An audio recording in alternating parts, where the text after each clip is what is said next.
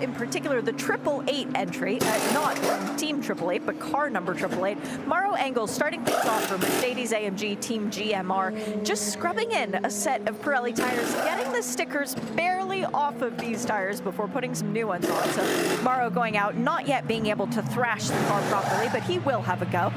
It's very weird conditions down here, gentlemen, because it's quite windy, in that the flags have not stopped moving, and the cloud cover is quite thick as well. We're not expecting rain today, but looking at the clouds, well, they might have some other plans for us.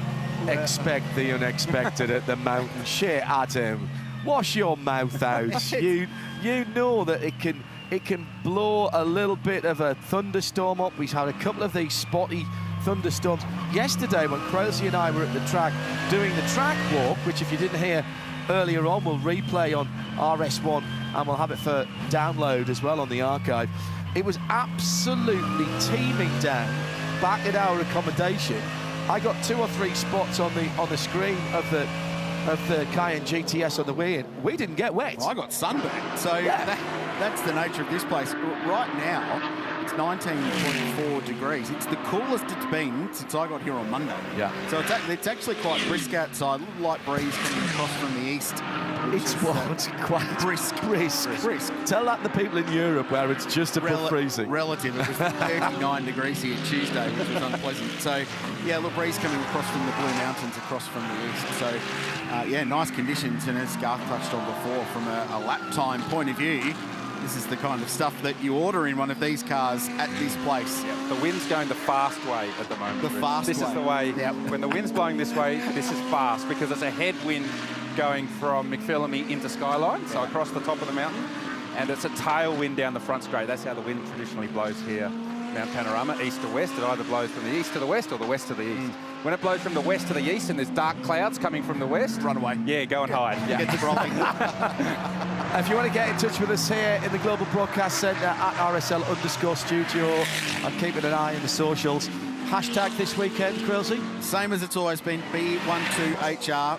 Use hashtag IGTC as well to acknowledge the fact this is the opening round of the Intercontinental GT Challenge, as it's been every year since 2016. So, Battle of the Brands, Porsche, the reigning champions, anchored off a win at this race last year, but BMW, Ferrari and Mercedes-AMG will all be fighting for that championship over all of basically the biggest GT3 races around the world. So the Spa 24-hour, Nürburgring 24-hour part of it. They're off to Indianapolis again for the 8 hours there at the Brickyard. So it's a big calendar for IGTC. At the end, one of the brands, and indeed one of the drivers, gets to lift the trophy. Curious to see the early stop from Mauro Engel and Mercedes. So they're effectively just scrubbing a set of tyres, and that is already prepping for Sunday. That's a set of tyres that will not go on that car again until Sunday, potentially late in the race. Yeah. So that's how far ahead teams are already planning this weekend. Literally the very first lap that car did this weekend is preparing for Sunday afternoon. It's amusing as well, Garth, how many people are saying, oh, we're just focusing on the race. We're not worried about qualifying. Oh, yeah. There you go. Here's case in point on screen. Just focusing on nice, steady laps. Scrubbing the tyres in. That's probably lap 3. Yeah. And I'm just one of the Ferraris, probably Chaz Mostert. Just checking the mirror width against the concrete wall on the exit of Reed Park. One of the Arise GT Ferraris, which is such an exciting addition to this race, and they were unbelievable for a first-year team in GT World Challenge Australia last year, and the performance they had to finish first and third in the championship. Chaz Mostert, Liam Talbot won the title, Elliot Sheep-Jackson was third. First year in, they did an outstanding job. Shea Adam back down in the lane. Mauro Engel's just come back in, and guess what he just did? Scrubbed in another set of tires, so you guys are spot on. That team already looking at the race. I didn't want to steal your thunder there, Shea, but I did figure they were coming back again after that first stop. Yeah. That's their plan, is to run a scrub tyre in the race. So when we say a scrub tyre, it's effectively when a brand new tyre comes out of the tyre mould when it's manufactured, it's quite shiny, and that's a little bit slippery for the first lap or two. So what they're doing is basically being more aggressive, so they can be more aggressive on the outlap after a pit stop. So They feel that with this tyre, that's a better way to go in the race. In quali, they'll be going out on a brand new tyre. Wherever you are in the world, watching or listening, let us know at RSL_studio. What is it? It's a 9:45 in the UK, 11:15 in Europe. I know there'll be a lot of people wanting to watch these early sessions, and sound and vision, of course, for the last few years. Hello to Mark Jancic, to Johnny P, Dan Vitali, all early in there. Thomas Rika saying G'day Straya. It's Straya, which is spelled S-T-R-A. Straya. I would like to know on the socials today, John Hindhoff, who in the other side of the world is going to do the full race. All right. So it runs across our entire day. So they're on another side of the world. Pull an all-nighter. All-nighter. Who's pulling an all-nighter? I would love to know that. And I can't offer you a reward for that, except my praise, but I would love to know, which is worth absolutely nothing. They'll get a shout-out. They'll get a shout-out, but I would love to know who is planning to pull. Our Crail is known to give a shout-out for various gifts and rewards. So, absolutely. I mean, the Richard Crail fan club was already getting around. I saw them last night. And they're good. I mean, they just said, oh, is there any chance Rich could come and see us? And, well, he is a busy man, so if we can make that happen, I'll see what we can do, but no promises. 9 minutes and 41 seconds. He can be tempted to events with some reckless brew. Yeah. Yes. Well, he doesn't like to just... what we have learned this weekend, John, is we'll appreciate, is he doesn't like to restrict himself just to one brand. He's more than happy to have various associations in the same category with various brands. So. Oh, yes, but at the same time, Garth, I'm very big on supporting local business. Absolutely. No, nothing wrong with that. Here's another close call up at the top. It's not nice, but barely on the curb. Oh, look at how much room there is, John. Yeah, what am I talking? Half a car there. He's only doing 220 k's an hour. Could have opened the door and got out the passenger side there. Open the door and check the width yourself. This is the 75 Express Kenny Bull car. This is again the car that a few years ago was pulled out of his apartment at the penthouse and came and raced. It's never finished worse than second. Well, it's won and finished second. Yeah, only ever raced at Bathurst. The Bathurst car. And it went back for the upgrade to Germany. So this is its third time at Bathurst. Third race at Bathurst. Never finished worse. It's only ever been first or second. So that's a pretty good CV for a race car. So it's been on the podium twice and got more frequent flying miles than any of us race cars. Pretty flown around the world a couple of times, but only ever raced at Bathurst. If he pulled it out of the museum for that strike rate, imagine what happens if it goes back as a two-time winning car with another podium. What kind of museum does that go in? The Louvre? I don't know. That slow-mo shot at the top of the mountain, that director, Brian Forshaw, he's just come off a particularly big summer at the tennis, so he's sped up his sporting activities in the last week or two, but was telling me that shot at the top is 16 times slow-mo, and we've only ever had 6 up there before. So wow. Super duper slow-mo up at McPhillammy Park. If we can shoot with looking into the windscreen and seeing the driver's eyes at 16 times slow-mo, we'll be able to see them changing their mind. Exactly right. Correct. We'll look forward to that over the weekend. Richard Crail, Garth Tander, me, John Hindhoff, and Shea Adam down in the pit lane. Pit lane's clear at the moment. First laps of the 2025 Meguiar's Bathurst 12 hours. Welcome along wherever you are in the world. And as has been the case pretty much everywhere I've been in these last 4 weeks, in this fantastic 4 endurance 4 weekends that we've had, there's a BMW on top of the times. This a 2024 car. We've been looking at the new Evos at Dubai and Abu Dhabi and Daytona over the last couple of weeks, but this is a 2024 car, and Augusto Farfus is on top of the pile at the moment. More on the times at the moment after we've checked in on the lane. I wanted to dive in and chat with Mark Griffiths because, Mark, you're back again with Team 19, same driver lineup that won the category last year. Did you think if it ain't broke, don't fix it? Yeah, correct. We weren't actually going to run, but then we thought you can't have 2 McLarens running around. Everyone talking about Chaz Mostert and V8 Supercar VS. So we had to come and see what can happen this weekend. But we have friends in those other 2 cars in the category, so it's all good fun, it's all good banter, and yeah, let's see what happens. I mean, a weekend out with your mates when you're running around in a Mercedes around Mount Panorama, it doesn't get much better than that, does it? Oh, if your wife was there, it'd be better. You need someone to cuddle at night. But she's enjoying spending money and shopping and eating food and just enjoying and doing what she does.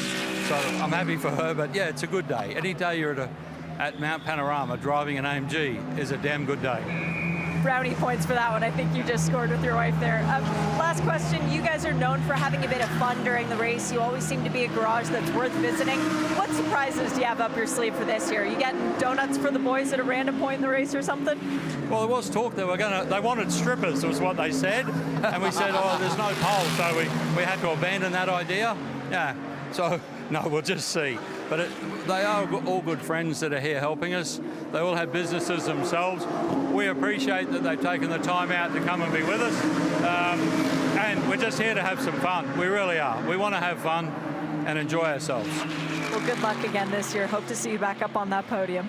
Thank you very much. That's Team 19 Mark Griffith, if you couldn't tell.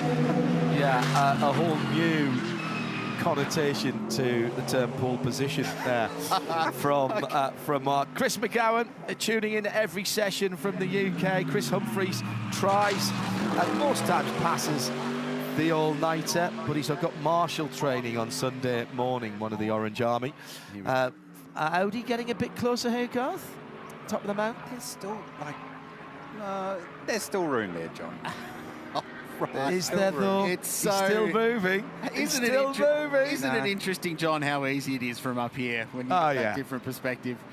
Yeah. Who's driving that car at the moment? It's number 9. Oh, Lee Holdsworth. Well, he's done a lap or two around here, so quite capable. He knows where he needs to position the car. Done a lot of laps in that car in particular as well. The longest serving trio of drivers in this race. I saw the boys this morning on the way in. They were all ready to go. Dean Fiore, Marczini and Lee Holdsworth. Mark's a ripper guy. Always a fascinating conversation with Mark, as it is with Mark Griffith. And hello to Sandy back home. I love that it sounds like it's a competition who can spend the most money this weekend. It does. Griffo was proudly showing off yesterday an app that he's got which controls his 2 remote-controlled lawnmowers. And he can track on his phone how much of his yard they've mowed. And he has named them Briggs and Stratton. Brilliant. That's what you're dealing with Griffo. He's a great character. And I love that Adam Christodoli continues just to come down and run around Bathurst in the GT4 car because it's hilarious. He was on a beach 10 days ago when that deal came together. Griffo said we weren't going to run, so clearly it was a late call. I don't think Christo even went home. So you have to ask yourself, does Adam Christodoli go on a beach holiday with his race kit? Well, I mean, all good racing car drivers have their helmet. Right, that's great. I'm not sure I've ever taken my kit to the beach, but you've got to be ready to go at a drop of the hat, Rich. Augusto Farfus, by the way, has just gone quickest in the number 32 BMW M4 from Team WRT. And if you're trying to spot the 2 Bimmers, one of them black, one of them white, their full BMW M livery this weekend. It looks stunning, those 2 cars. The white one is the 46 with the yellow on the side with the great man VR, and the 2 Van der Linde brothers will be with Augusto Farfus in 32, which is a really spicy combination. So a 2:02.9 already. Well, it's only 2/10 away from that lap we saw in practice last year, and that was lap 8 of practice 1 last year, lap 6. So Farfus on a very fast first sector on this one, so he might go faster again. Do you think Augusto Farfus is still running after Daytona? He's just driving everything as fast as he can to get away from everyone. I think so. Yes. Yeah, quite the eventful 24-hour for him, wasn't it? Yeah. There was I was on the air when that was happening. Yeah, I enjoyed the international communication that was popping out of the window of that car at various points as well. I think it was being pointed out to by Tommy Milner that Tommy was in first position. Yeah, he wanted to be. He wanted to be number 1. Yeah. Very. I mean, talk about Australianisms. That was very Australian thing to do. He was just getting himself in the mood for this week, wasn't he? Fair play to Tommy Milner as well. He was very considerate in his comments about Augusto, because he's raced with him for a long time. And then somebody's made a T-shirt of that. I know Neil Gardner, our artist in residence at RSL, has done a great pencil drawing of the incident. He even got himself a race glove, and he's done that as a commission for somebody. Tommy Milner has had some T-shirts made, and they're being sold off for the conservation of the American Eagle charity. So the big bird. Yes, so that was the big bird. A very Chevrolet thing to do. Isn't Yeah, it? very much. That's cool. Tommy's a good lad. And I agree. If you haven't seen it on socials, go and look at Tommy. Yeah, I thought that. I thought it was great classic. words as a race car driver. Absolutely. Understanding the situation and once the emotion had gone out of it. So, yeah, it's all online. Go check that out. Just put in Daytona 24-hour BMW Corvette. You'll find Yeah, it. it'll be right at the very top of the search results on Google, wouldn't it? We're just riding with Chaz Mostert in the Arise Racing GT Ferrari, so he's gone 6th at a 2:04.1. So Kenny Habul shown behind the wheel of car 75 Express at Sun Energy 1, and then 2:03.4 for Kenny on his first lap out, which is a very, very respectable lap time. That long-serving combination with Jules Gounon and Lucas Stoles.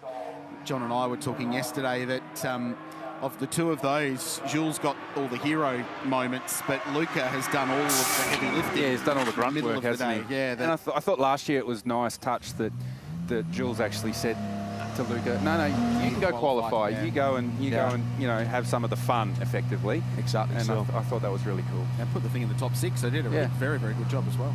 It's that middle part of the race that we were talking about on our pit walk yesterday, which if you didn't hear it, you'll be able to download it from radiolemont.com, along with all of our extra programming and early week programming from here at the 2025 Meguiar's Bathurst 12 Hours. It's that middle part of the race where, what did you say? Cromwell said he was buying a ticket to the last 2 hours. That is a great saying. I need to pay Neil the royalties for using that Yeah, line. well, we but credited you're him, right. I think. It's like being the midfield dynamo in a soccer team. You put all the hard yards in, and somebody else pops the ball in the back of the net at the end of it. But you've covered every blade of grass, and you need that.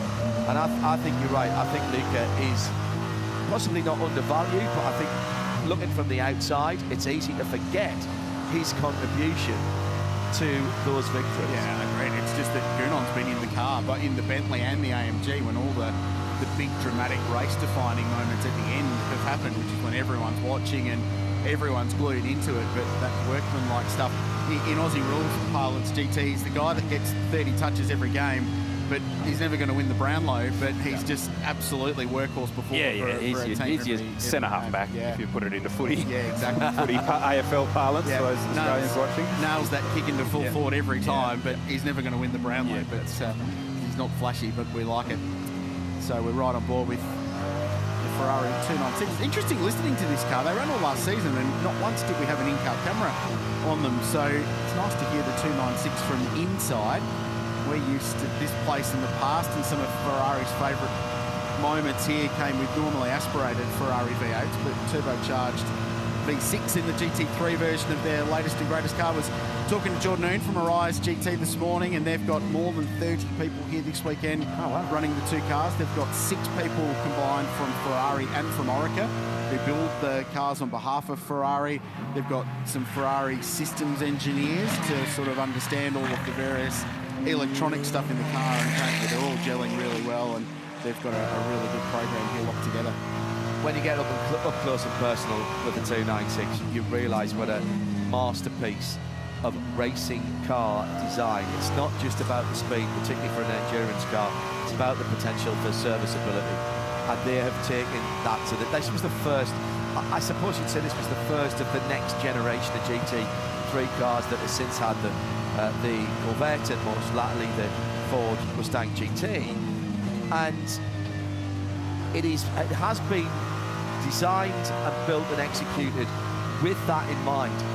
That V6, of course, that you're hearing, is exactly the same engine block that goes in the 499P. In the Le Mans 24-hour car, The 499 is a reference to the cylinder capacity. So the 6 times 499. And the swirl characteristics, the cylinder characteristics, and a lot of what's going on inside that engine might just have been influenced by some very clever people at Formula One who used it as a bit of a test bed. Bit of a bigger engine than they use in Formula One, but they used it as a bit of a test bed to work on some concepts for the F1 team. And it has been a really collaborative business with both the GT GT3 car and the 499 and the F1 team. I spent some time at Fiorano last year before Le Mans, and I was mightily impressed at how they had all gelled together to get the absolute best from everybody. Just add a little caveat to the lap time story that it's showing Chaz Mostert behind the wheel of car 26, but it is definitely Daniel Serra driving that Arise racing car. So I was talking about that lap. Kenny Newton, I'm not suggesting he didn't do it, but just a little asterisk on the end of that for the moment. While timing and scoring worked itself out at the start of the weekend, and the driver ID systems are quite complicated in these cars when they plug each other in, and there's RFID chips and buttons to push when they jump behind the wheel. So the teams will still be working it out as well. And there's different systems from different endurance races, so the international teams especially will take a little bit of time to work it out. But regardless, BMW number 32, we're looking at the moment, is still the quickest car regardless of who's driving it. And excitingly, it's new factory BMW driver Kelvin van der Linde, who shifts across from a long service at Audi, and with the changes in their GT racing program, has taken an opportunity at BMW and will represent that brand this year. And Garth, he's the kind of guy, and you've worked with him, he's the kind of guy you pay money to go and watch at this place in a GT car. And he knows one speed, does Kelvin van der Linde, and that is flat out. So much to the frustration of many team owners and team managers at various events, but that's why he is a gun for hire. And absolutely, when he became available, BMW snapped him up. Not only for the GT3 program, but certainly with a view to the hypercar program. And talking about BMW, it's great to see Valentino Rossi back. And he loves this place, doesn't he? I mean, he doesn't have to come to this race. He doesn't actually have to come down to the other side of the world at this time of the year, but just loves coming here and does a really good job. Like, I think the four-wheeled world underestimates just how good a job this guy does in a car. His race pace last year over the stint was every bit as good as the two pros alongside him. I say two pros, it's three pros in the car, because he is one of them. I just looked at that shot, looking at Valentino and that iconic helmet and the eyes, and 3 years in, it's still unbelievably cool and surreal that it's a thing. Yeah. 3 years into this journey of Valentino coming to this race. And only 4 years behind the wheel of a GT3 car. Yeah. In serious competition. He dabbled his feet in it a little bit with some friends at the Gulf 12 Hours, the 66 as it was. Then with Ferrari, I think I seem to remember him there. Yeah, it was Obviously, Ferrari, yeah. Yeah, and then he had a little test with WRT in Audi at the end of the season, and then WRT moved to BMW. And Valentino just put himself in Vincent Voss's hands and said, look, teach me. And you know, for a guy, and you know this guy, for a guy who's had so much success in his given sport, to come to another area of sport, it's effectively another sport. I don't want to support the sport, but it's another sport. It would be like somebody who'd been playing tennis taking up snooker, you know, and he's come there with no ego. And Vincent's told me he was a sponge. Yep. Just tell me what I've got to do. And he's good. He always has been good on four wheels. He did a Ferrari test many years ago. I caught up with Jeremy Williams, his crew chief, for many years in MotoGP at Yamaha, Ducati, and Honda. So he was effectively his chief engineer for a long time, and I spoke to him about, you know, Valentino's move to four wheels and GT racing, and I said, what do you think of it? He goes, I am not surprised that guy is as good he is, because even the MotoGP world, you spoke about it being a sponge and working hard, and he's got all the natural talent in the world as a motorcycle rider, but his work ethic was massive. And it's like, no surprise he's a 9-time world champion on a motorbike. Yes. So Jeremy wasn't surprised that he's taken to this like a duck to water, just because of the work ethic in the behind the scenes. And by the way, for those of you watching and listening around the world, this is the 2024 car, both of the WRT cars, because of the unique way in how the homologation years work here for the Meguiar's Bathurst 12 Hours. The Evo is not yet homologated for this event, so it's the 2024 car that we're watching the WRT guys drive at the moment. Adam, what have you got for us down in the pit lane? I found you at Jackson Evans, fresh out of a Ferrari. Still getting used to this, but Jackson, you've got possibly one of the strangest situations. 4 drivers in your car. You got stickers for the start of that session. Is that going to be your last time this weekend, potentially until the shootout or the pole qualifying session, you'll get new tires?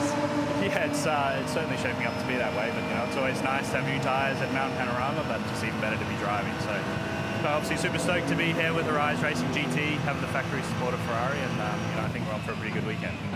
It's a team that you're used to, a co-driver you're used to with Elliott. Throwing Alessio Rivera into the mix is never a bad thing. And then Brad Schumacher, local hero. It's a really solid lineup, but with 4 drivers, does that mean that your practice time has just been cut effectively to nothing? Yeah, I mean, it's great to have those guys as my teammates. Like you said, I know Elliott well.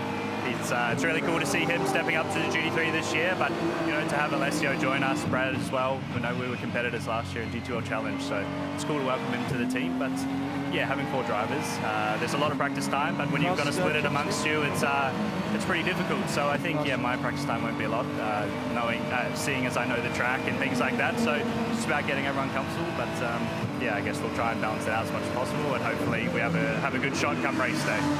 You've got quite a bit of sweat on your brow. It's not particularly hot out right now. 296, is it a warm car to drive, or are you just working that hard over the top of the mountain? I think the first few laps here always is a bit of an eye-opener, even if you've been here many times. So probably didn't breathe enough on that first outing. You know, just trying to go through the process of things. Yeah, it's not hot. I think it's going to be a lot hotter come race day, but you know, it's not a hot car. The air conditioning works well. I just wasn't making use of it. You've raced here a lot. Every time you get to go out for the first few laps of the weekend, does it take your breath away? Yeah, most definitely. It doesn't matter what car you drive here, it's always special. And those first few laps, it requires a lot of respect. You just need to build into it, and that's exactly what we did. So, you know, really happy to be back, and I think there's no track better in the world. Thanks for the chat, and good luck this weekend to the whole 36 Rise GT crew.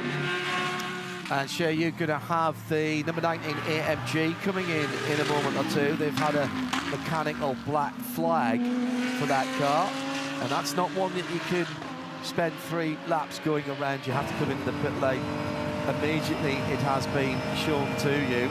Next time around, obviously you're not going to stop on the front straight and reverse back in. But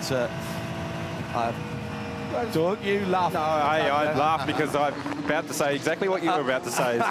Seen stranger things, John. Oh, yes. I was in a race once when somebody got a mechanical black flag and stopped on the start line. And I missed the back. Look up at the flag, Scott. Look up at the flag saying, what? What do you want? Yeah.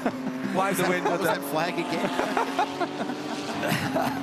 It's Valentino across the line. Got some traffic in the last sector of that lap, so no lap time improvement. The 46 car stays 12th to finish on Jackson Evans. Good to see him part of that program. I know he's a competitive individual and would have loved to have been in a pro car like he was last year in the Phantom Global Porsche, but he plays a really important role in that Pro-Am Arise Racing Ferrari, and Shay alluded to it, that he probably will sacrifice a fair bit of track time this weekend to make sure that Brad Schumacher and Elliott Shute can maximise their laps at Mount Panorama, because in a Pro-Am combination, it's not about the pros, it's about the AMs, because that's what's going to decide where your race ends up on Sunday afternoon. Yeah, as an average lap time over 12 hours, there's more to be gained by your AMs being seconds faster than your Pro being a tenth or two faster. So don't forget Jackson was here not that long ago in that car for a round of the Australian GT. Does that come down as well to the setup of the car, as well as working with the arm on the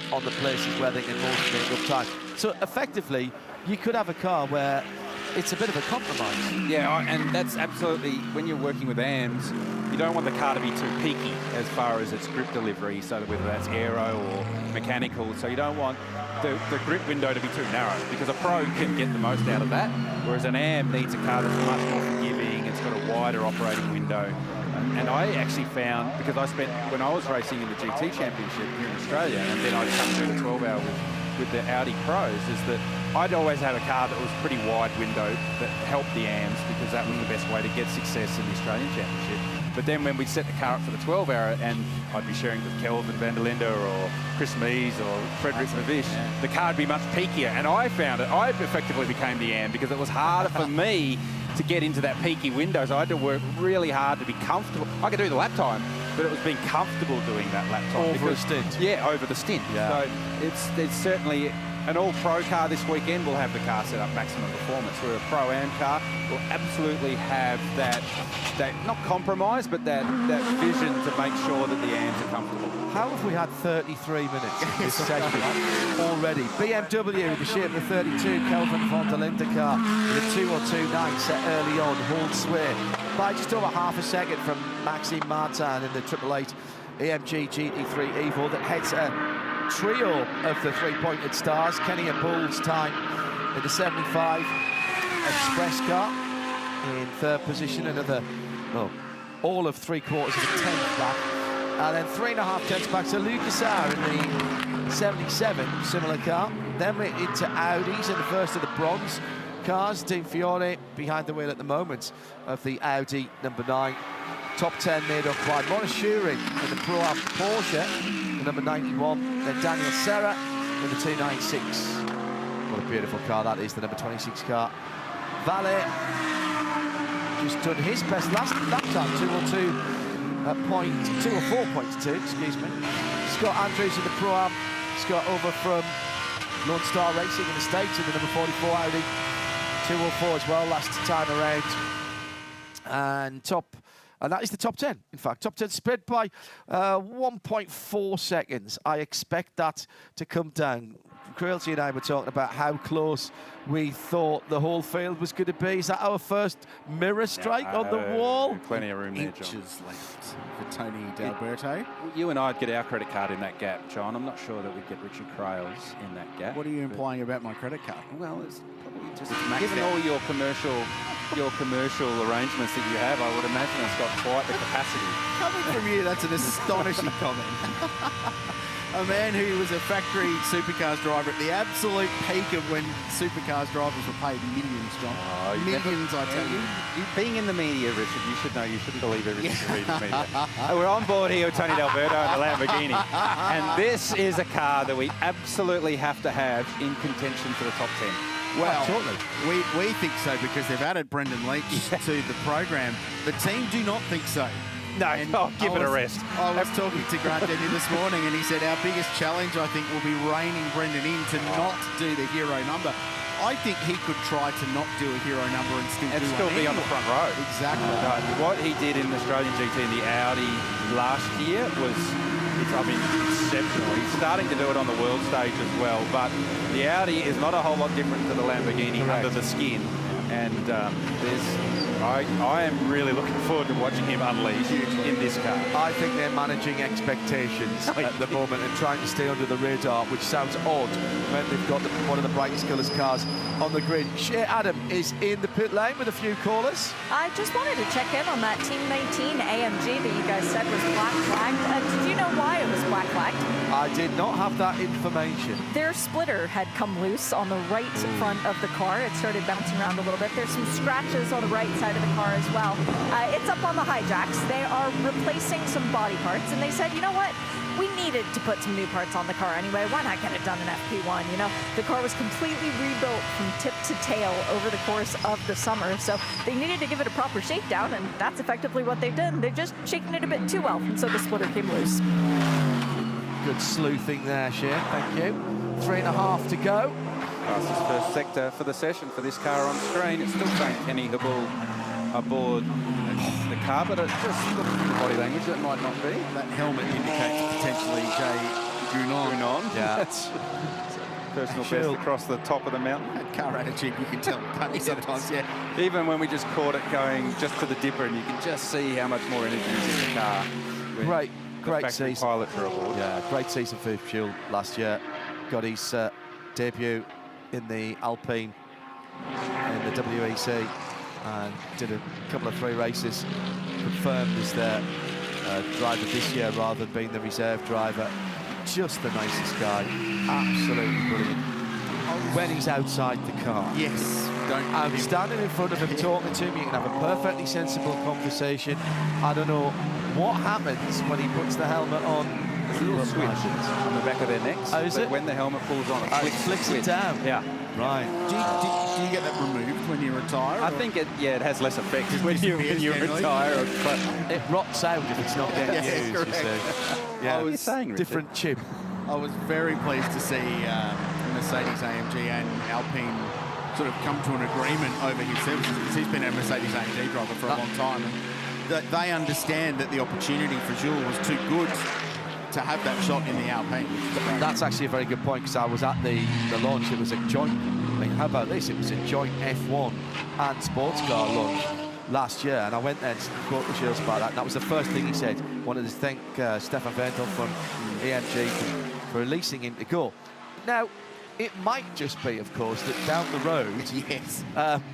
the brands with the three-pointed star have some ideas. I've seen a render of a concept of something that might possibly be coming down the tubes a little while away, but it's not going to hurt to have one of their factory drivers having some Le Mans hypercar experience at the top level. It feels kind of inevitable, doesn't it? Everyone else is going back to Le Mans, so why shouldn't Mercedes-AMG? Well, just lead towards something we're going to do on the race as well while we're talking about Jules Gounon, because a little initiative of our buddy Chad Nailon, who will be manning the Pirelli pit bunker, as he always does with great aplomb during the race. We are going to sort the top 5 greatest Bathurst 12-hour drivers. Yeah. Now, it's a pretty big task, but we, the 5 of us on air, have all gone in with our nomination. And Gounon obviously is in the factor, and I believe our colleague, Mr. Tander, has projected forward Gounon, so he's gone the easy option from an argument point of view, but I get that. So that's something to look forward to on Sunday. So maybe people on socials as well, hashtag B12HR, can start thinking about their 12-hour GOAT, as we're calling it, greatest of all time. Love to see people's nominations, whether they align with ours or there's something different. I don't mind. It's going to be a fascinating little discussion. And as We're going to start on lap 2, and the discussion will end on lap on the white flag lap. Yeah, depending on what Richard's scale, it could be anywhere, race ending anywhere between lap 250 and 300. Well, exactly right. But the discussion could go that long. I'm looking forward to it. And as the race goes on, we're going to make our own arguments for our respective nominee. Oh, right. And at the end of the day, we're going to rank them. Okay. That was, by the way, the fastest lap for the 75 Express in the hands of Gounon, 2:03.2. We should put a time limit on our respective arguments, because I could speak to the pros of my driver for a good 2.5 hours. So, well, I found it very hard to narrow it down between 3. Yes. And so I am going to have a little. You can't go off piste on this. Like, we've got round That's right. You've got to commit to your original nomination. Yeah. As the checkered flag drops. 5, but how can you just have 5? It's not there, is it? Checkered flag drops on the first practice session for the Meguiar's Bathurst 12-hour. And we should just have a little note there for Meguiar's coming on board this year in a multi-year deal. Bruce Morrison and his team from Motoractive here this weekend. Utterly passionate about this race, and they've got some really cool ideas too about what they want to do with their brand being part of this event moving forward. So we're looking forward to that, and it's helpful that from our point of view it rolls off the tongue nicely. I think the Meguiar's Bathurst 12-hour. It's not a complicated name to remember as the flag drops, and because we've got a lot of things to remember. It's all about making it easy for you, Rich. Exactly right. Yeah, all about you, Rich. All about lengths you. and pit stop times and all that, and if as easy as we can make it, simplify and add lights. Valentino Rossi improves on that penultimate lap for him to one more circuit at Mount Panorama, the 46 WRT BMW 2:03.8, and that means now that the top 10 are down to, it was a second and a half when I last mentioned, it's already down to 1.3 seconds, and that will close up. I really do think that we are going to see a field that is hyper compressed by the end of practices before we go to the pole shootout. Yeah, there are 15 or 16 cars that can theoretically have a driver and a package capable enough to be on pole, there's no doubt. And there were a couple of stories published in the media yesterday. Gounon said there's 7 cars that can win. Matt Campbell said there's 10 cars that can win. Yeah. So there's a pretty broad spectrum of... I don't think that's hyperbole. I really don't think that is anywhere near being, over egging the pudding. Chan Guven just put that car's the Porsche number 911 204.1. So there was still some performance out there at the end of that session on the Pirelli tyres. Yeah, it's nice and cool. No sun on the track at the moment, John, and effectively, that was an hour shakedown for the start of the weekend, wasn't it? And we saw some performance, certainly from the BMWs, who were on pole here last year, so clearly their car does like this track. And surprise, surprise, this car on screen that has won the race 2 times was in the top 2. So, Yes.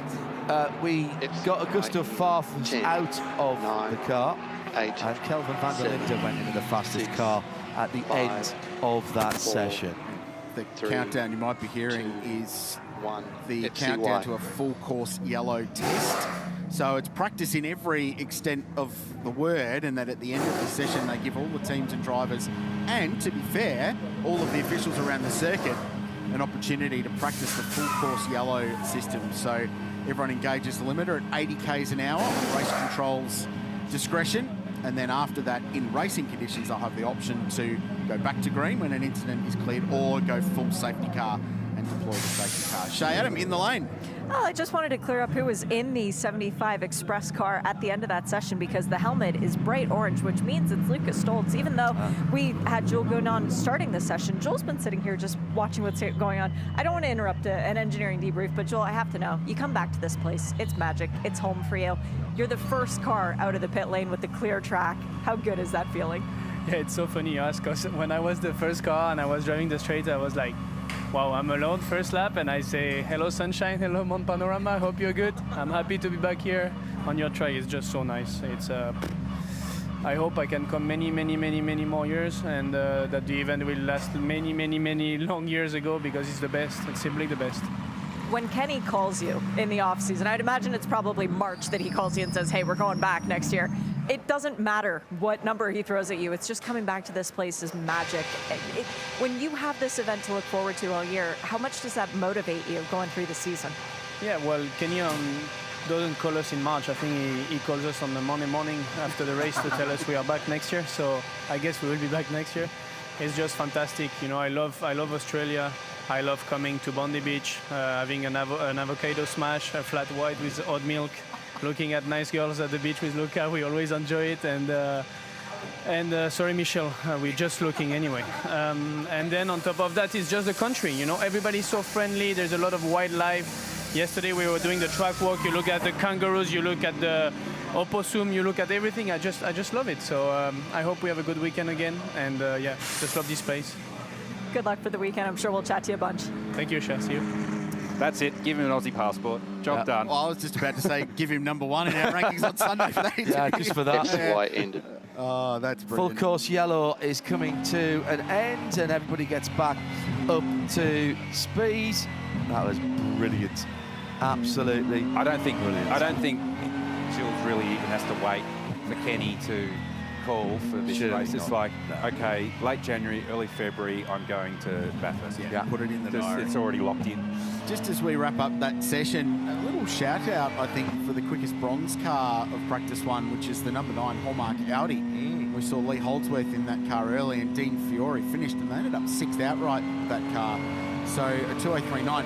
What they have in the bank with a bronze driver in that combination in the form of Mark Sini is there are 2 dedicated sessions today where only the bronze drivers, the AM drivers, can drive. So they know that Mark will get a heap of track time across the course of the day. We'll get 80 minutes of track time if they take it all. So that session was a great opportunity for Lee and Dean to get some miles in the #9 Audi. One of just 3 in the race, I should say, this year. One of 2 from MPC, but that's a great combination, and I thought that was a really stout little performance from Team MPC, and Lee Holdsworth doing that time early in the session. And same too for the Gaia Valmont Racing #44 car with its traditionally Swiss-looking livery. Sergio Perez and Marcel Zalura, and via the United States, but originally from Torquay in Victoria, young Scott Andrews racing in Australia for the first time in 10 years. 7th outright and first in the Pro-Am class in the second of the Audis. So really good performance for that team as well, who are full of enthusiasm and excitement about this race too, and some good laps for Scotty in that session. Feels like we had the checkered flag about 10 minutes ago. But the full course yellow practice has extended this session, but everybody down in pit lane now has come back to the front straight. Oh, hello, what's going on here?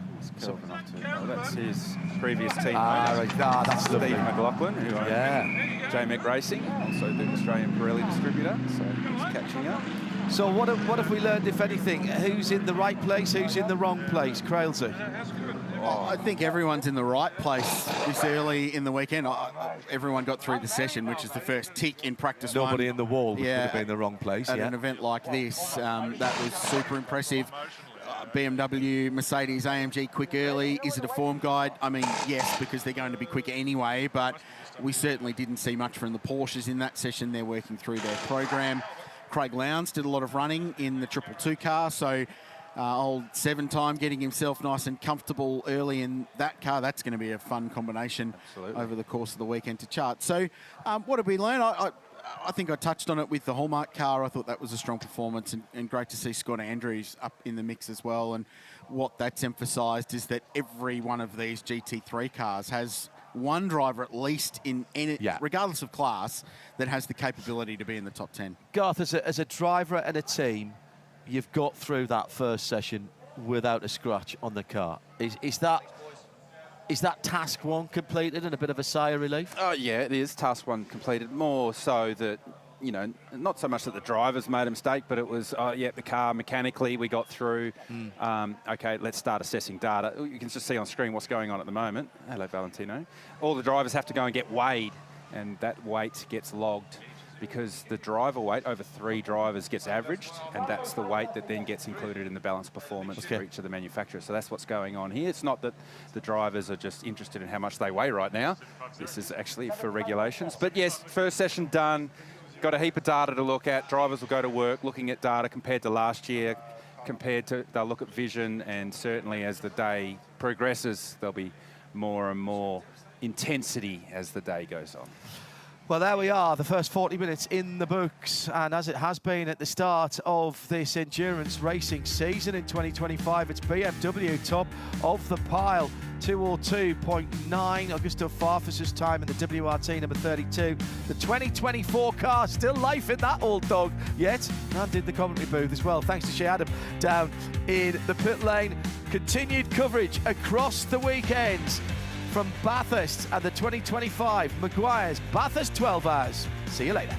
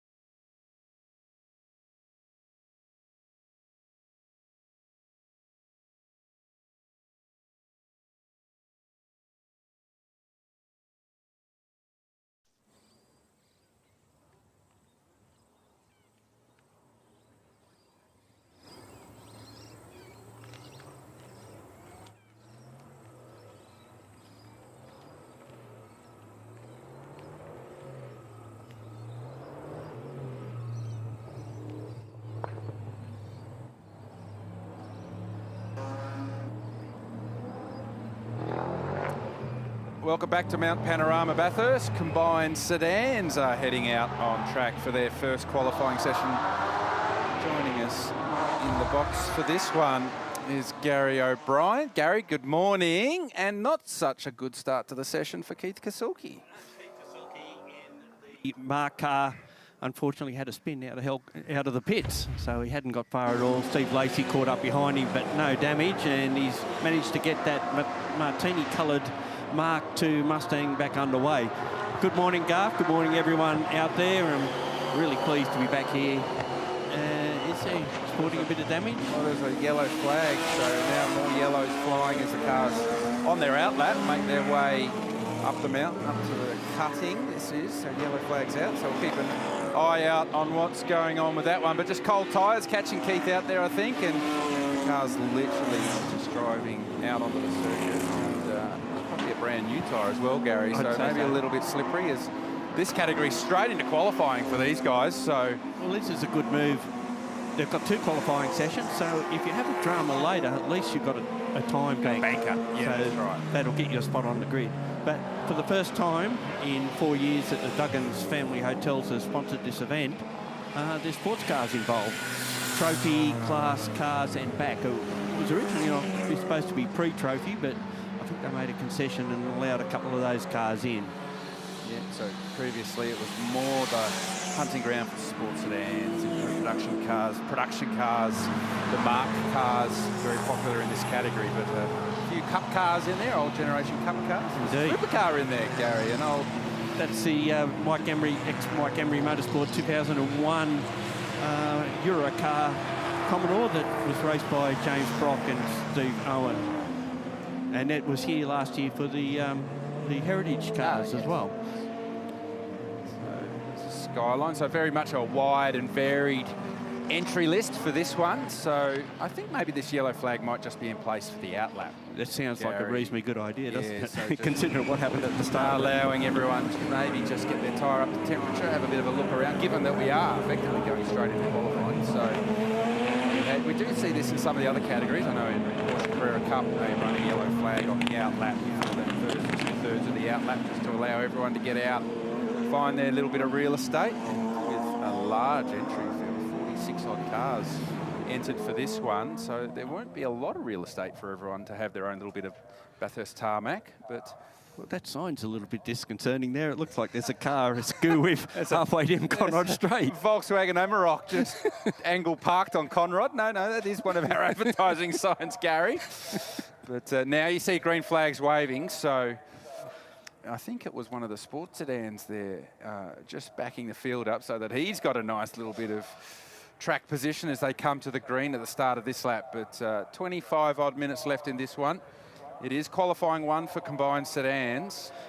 And look who's leading the way. It's no one other than Mark Duggan, who's actually the sponsor of the race. Well, if you're going to sponsor the event, Gary, I think it's fair enough that you get the best position to start the session from. But I think the race favourite just went past him in Jeff Taunton in that IRC GT SS.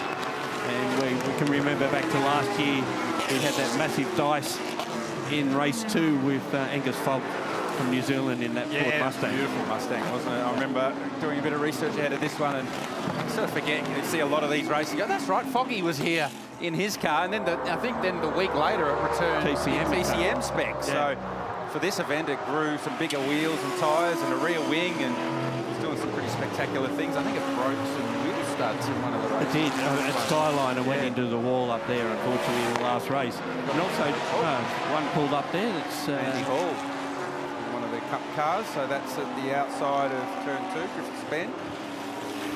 So that'll be a drama. There'll be local yellow flags out for that one, and doesn't look like there's been any sort of contact with the barriers, so maybe a mechanical here. 2004 Vic Sports Car Champion. He's Andy Well, his young son's involved in karting.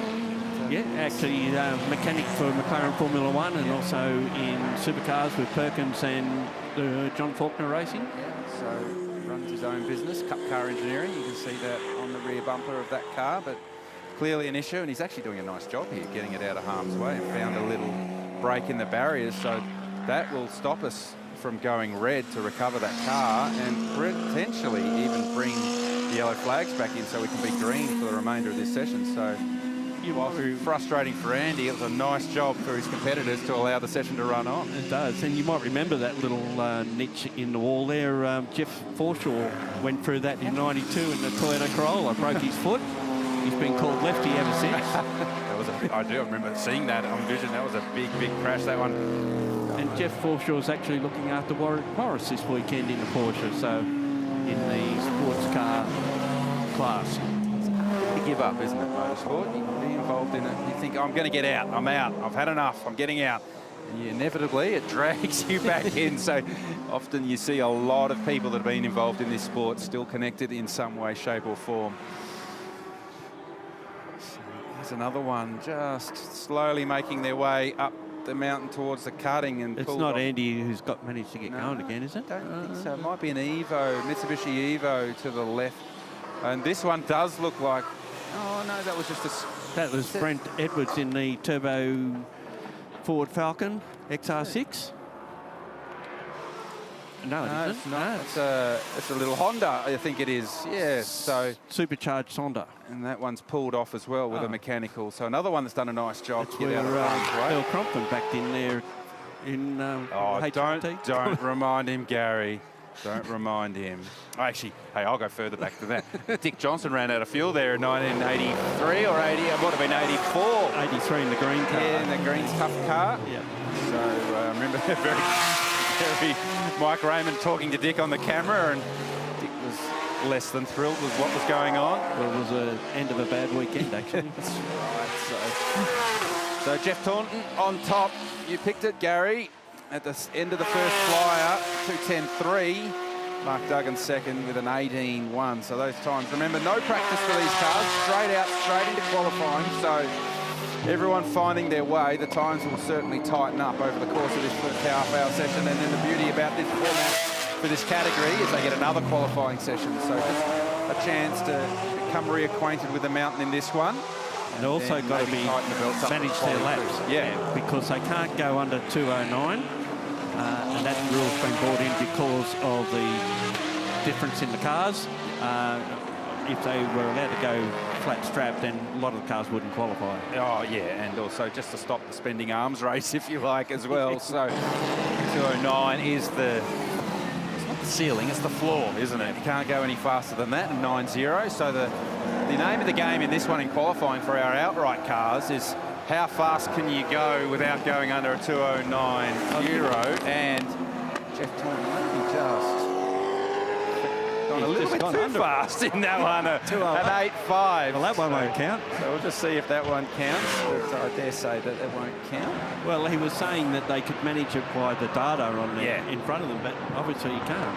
Well, I mean, having done some of this racing in the past where you've got a time limit, you can have a counter on your dash, effectively a countdown to the line, and it's hard to manage half a second when the adrenaline's going and you're in qualifying and you've got to try and button off for half a second. So while we're doing this, I'm just diving through this at the moment and just trying to see what that time is. Paul Boschett in second place at the moment in that Corvette with a Dodge NASCAR engine. That car's had just about everything replaced over the last couple of years, bar the rear tail light, I would imagine, because it's had a crash here last time it raced. Had a brake failure. He's had a lot of brake problems with it here, only here of all places. Well, I mean, why would that be a problem coming to the fastest track we have in Australia with concrete walls so close that why do you need brakes? So Jeff Taunton there, you see on screen, he's back right out of it, and I did confirm it's a 2:09.0 is the floor, if you like. Can't go any faster than that, so Taunton will have to reset and try and aim for that 2:09.001.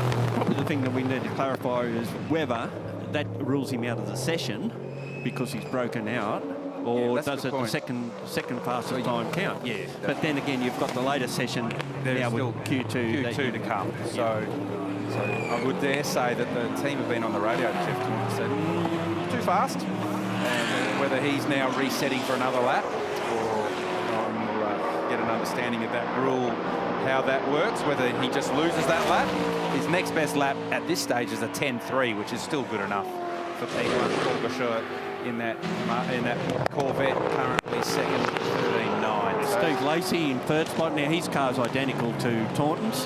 And Steve, along with his wife, Bronwyn, of Ripple Speed Motorsport, they're the people that have run this event for over 10 years. Oh, so no, Taunton's backed it off, but there's a very graphic reason as to why he's backed it off. He's had a walk touch. Well, no, whether that, I think the wheels come loose here, Gary. So see, he's got a green. Yeah, so he shortcutted at Skyline to stay out of everyone's harm's way. That's what you can see on our timing screen. You can see on the ticker on the left of your screen at home, it says shortcut. And you can see that that right rear wheel has not sitting as it should. So he was very lucky to get that lap in, or those 2 laps in early, because normally if a wheel's going to come loose, it comes loose straight away. You can see it, yeah, and there it goes. It departs. So you can see where it's been rubbing on the bodywork, and it's cut the tyre down, and now that wheel is off, and sitting will find its way and rest in the gravel trap down at the exit of Conrod at the Chase. So And it stayed on its tread. It stayed upright, so it was well trained, that tyre, but they'll have to go and get that one. So I dare say that will red flag the session for a period of time, because we don't need our marshals running out into that particular sand trap to get that wheel. We don't want that wheel sitting there. Should anyone else find their way wonder there. if he's had a touch with the wall and it's broken something in the rear. Just trying to look. So the bodywork damage is from the wheel rubbing. You can see here it's already been rubbing for a while. Jeff was doing all the right things, trying to back it down, but the wheel unfortunately came off. So as to how and why, the team will go to work and try and understand that, but I'm not sure we will see Jeff Taunton again in this session. There won't be too much damage to the car as he drags it back into pit lane, but whether the damage to the actual thread on this rear hub. Well, as it pulled the studs out, yeah, what's it done? Any of that. So that's what the team need to assess as he gets the car back into the lane. Well, it wouldn't be studs, it'd be knock-on, knock-off. Yeah. Wouldn't it? Well, they'll be locating studs. It would be, so it's just what's actually happened and how that's come to be. I think actually the bodywork's come off as well, so. And the Mark team going down there to have a look at it now. Yep. And given the speeds here and that side of the car, you don't need to just rush and throw another wheel on it. So there we go. What's happened here? Studs are still there. So the locating studs are still there. The wheel nut is not, and it's more so whether there's been damage done to the actual thread when that nut's come off. So the bodywork looks reasonably intact. And we stay green. Stay green so far. So good news for the other competitors as they get their eyes in. Still Paul Bouchert in that Corvette is down to a 12.4. Danny Studdert is a 13.3. He's in the new IRC M GT, which is the Camaro-looking car. Those cars, long-time competitors in the actual 12-hour as well in the invitational class. Yeah, not the more like this one rather than the new one. The Mark II. Yeah, Jeff Emery drove that car here at Challenge Bathurst and did a 202 or something. Yeah, right. Yeah. So they're quick cars. Yeah, they're certainly quick cars, as Jeff Taunton has got out. Just explaining what took place. Actually said, I'm just listening in. He said, I could feel it, something at turn 1. So we did pick him up early in the lap when he was going across the top of the mountain. He was touring slowly. So lucky that he did back off. When he felt something at turn 1, he did back off and didn't stay full noise across the top, because if that wheel came off across the top of the mountain, then that was a drama. Another one has parked up on this run-up mountain straight, and that is a Mitsubishi Evo, the 57. That's Ed Kramer's car. The Evo, he and 2 of his mates are also running Evas in the chassis class. That's Stephen Thompson and Michael King, both running in that class. Actually, Ed Kramer was leading a Sydney 300 and had a gearbox break at the last corner on the final lap. And coasted it back into the pit rather than across the line. Across the line, no, rookie error. Still 14 minutes to go in this one, and this is that car that we were talking about Danny Studdert is driving. Beautiful looking Camaro body IRC. Jeff said it was the best car he's ever driven in his life. Is that right? Yeah, I've been teammates with Jeff Emery in the Audi GT3 car, so he's driven some pretty cool cars as our Jeff. So high praise from a 3-time Australian GT champion in Jeff Emery. Fastest sports car at the moment, Andrew McPherson in the Porsche GT3 Cup R car, sorry. Yeah, so that's an early generation GT3 Porsche. And of course he's been racing in Asian GT for the last 5 years and finished 3rd in the M class in 2024. Long-time competitor in the Porsche product in Australian GT, Asian GT. With Ben Porter, I might add, as well. He was co-driver. Catch a replay of cars heading down to Forest Elbow, and that won't be the first car we see locking inside front into Forest Elbow, and definitely will not be the last. Easy to do there. Yeah, Mark Griffith in the C63. So he's just jumped out of his GT4 AMG car. That's probably got a tad more mechanical grip than this one. Not as much grunt, probably, though. No, this thing is very much a point-and-squirt car for Griffo, the 19 C63 AMG. This is in the sports car class, and people might ask the question, but the C63 in production cars as well. Yeah. It's a four-door version of this car. You can see the rear wing on this thing. So there you go, another inside front lock for Griffo into turn one. So potentially A brake bias a bias issue. adjustment or a corner weighting issue for that car that they'll get on top of ahead of practice two. As you just see on the timing screen now, Andy Hall's popped up into position 10, so he's obviously got that car going again, that car that we saw parked up at turn two. So he did well to get out of that spot, because it's a bit of an uphill and it's not a great road, is it? Vision as well would have been a bit tricky as well, so he would have had to do a tricky merge as he rejoined out of turn two, but he's back on track and setting some times. Fastest chassis car at the moment looks to be young Blake Tracy, 17-year-old, who's joining the race academy this year in Trans Am and won a string of Excels titles. Australian Excel champion, New South Wales ex-champion, Excel champion as well. So he's his father's BMW Chev powered and done up to look like a fire engine. Oh, as you do. Yeah. So in honour of the Bushfire Brigade in Victoria. yeah, nice.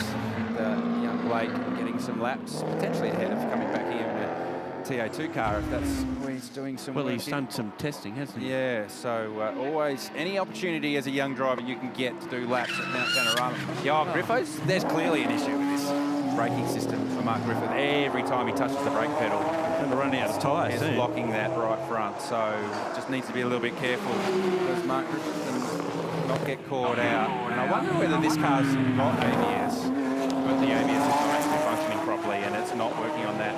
It's the left front. So Griffo just pulling over to the side on Conrod to let those faster cars by. Mark Duggan in behind him in the 2012 National Sportsman Championship winning Aston Martin, Chev powered again. Then in the hands of Terry Barley. That car, isn't it? Well put together car too. And great sponsorship on it, by the way. Yeah, not a bad brand. I mean, I wonder if that's cash or product. Probably product. Either way, if, Well, if it's product, it's not cash going out of your hand. It's Duggan Family Hotel, so I would suggest it's probably product. As a fair portion of motorsport sponsorships are these days, it's product in kind to help businesses. So it's not uncommon, as you say, Gary. It's my preferred amber fluid. Preferred hydration choice, is it, Gary O'Brien? When I've been known to have one or two occasionally. 10 minutes left in this one. Jeff Taunton had that 2:08.5 taken off him, but still is on pole with a 10.3, which was his next best lap. Paul Bouchert, who's made his way back to pit lane in the Corvette, currently second with a 12.4, and Danny Studdert third in that IRC Camaro-bodied car, a 13.3. Mick Growell, who is doing pretty well in the second of the IRC MGTs. He's come out of TA2 and production cars, both in Mustangs, different ones, of course. And, of course, he's in there in fourth spot ahead of Duggan, then of Steve Lacey, McPherson, Keith Kosaki, who's recovered well from that early spin. Yeah. Andy Hall, as we mentioned, in ninth. Jordan Roddy. You normally see him in a Jaguar XJ, either the Sports Sedan 1 or the 85 Bathurst winning car, running around in Group S or in Heritage Touring cars. So good effort by him. Then we've got Tracy. John Hollinger, he's making his debut in this class as well in an IRC car, and we normally see him not building gearboxes. Gearboxes, yes, that is the Hollinger of Hollinger gearboxes. Hugh McAllister in position 13. That's a TA2 car out of Asia, but it runs a Coyote engine and it also has a sequential. So box, yeah, it's not eligible for TA2, but it is TA2 originally. Spec, if you like, sort of spec. So and Michael King in the chassis Evo 8. That car won the Improved Production Championship in 2018 and 19.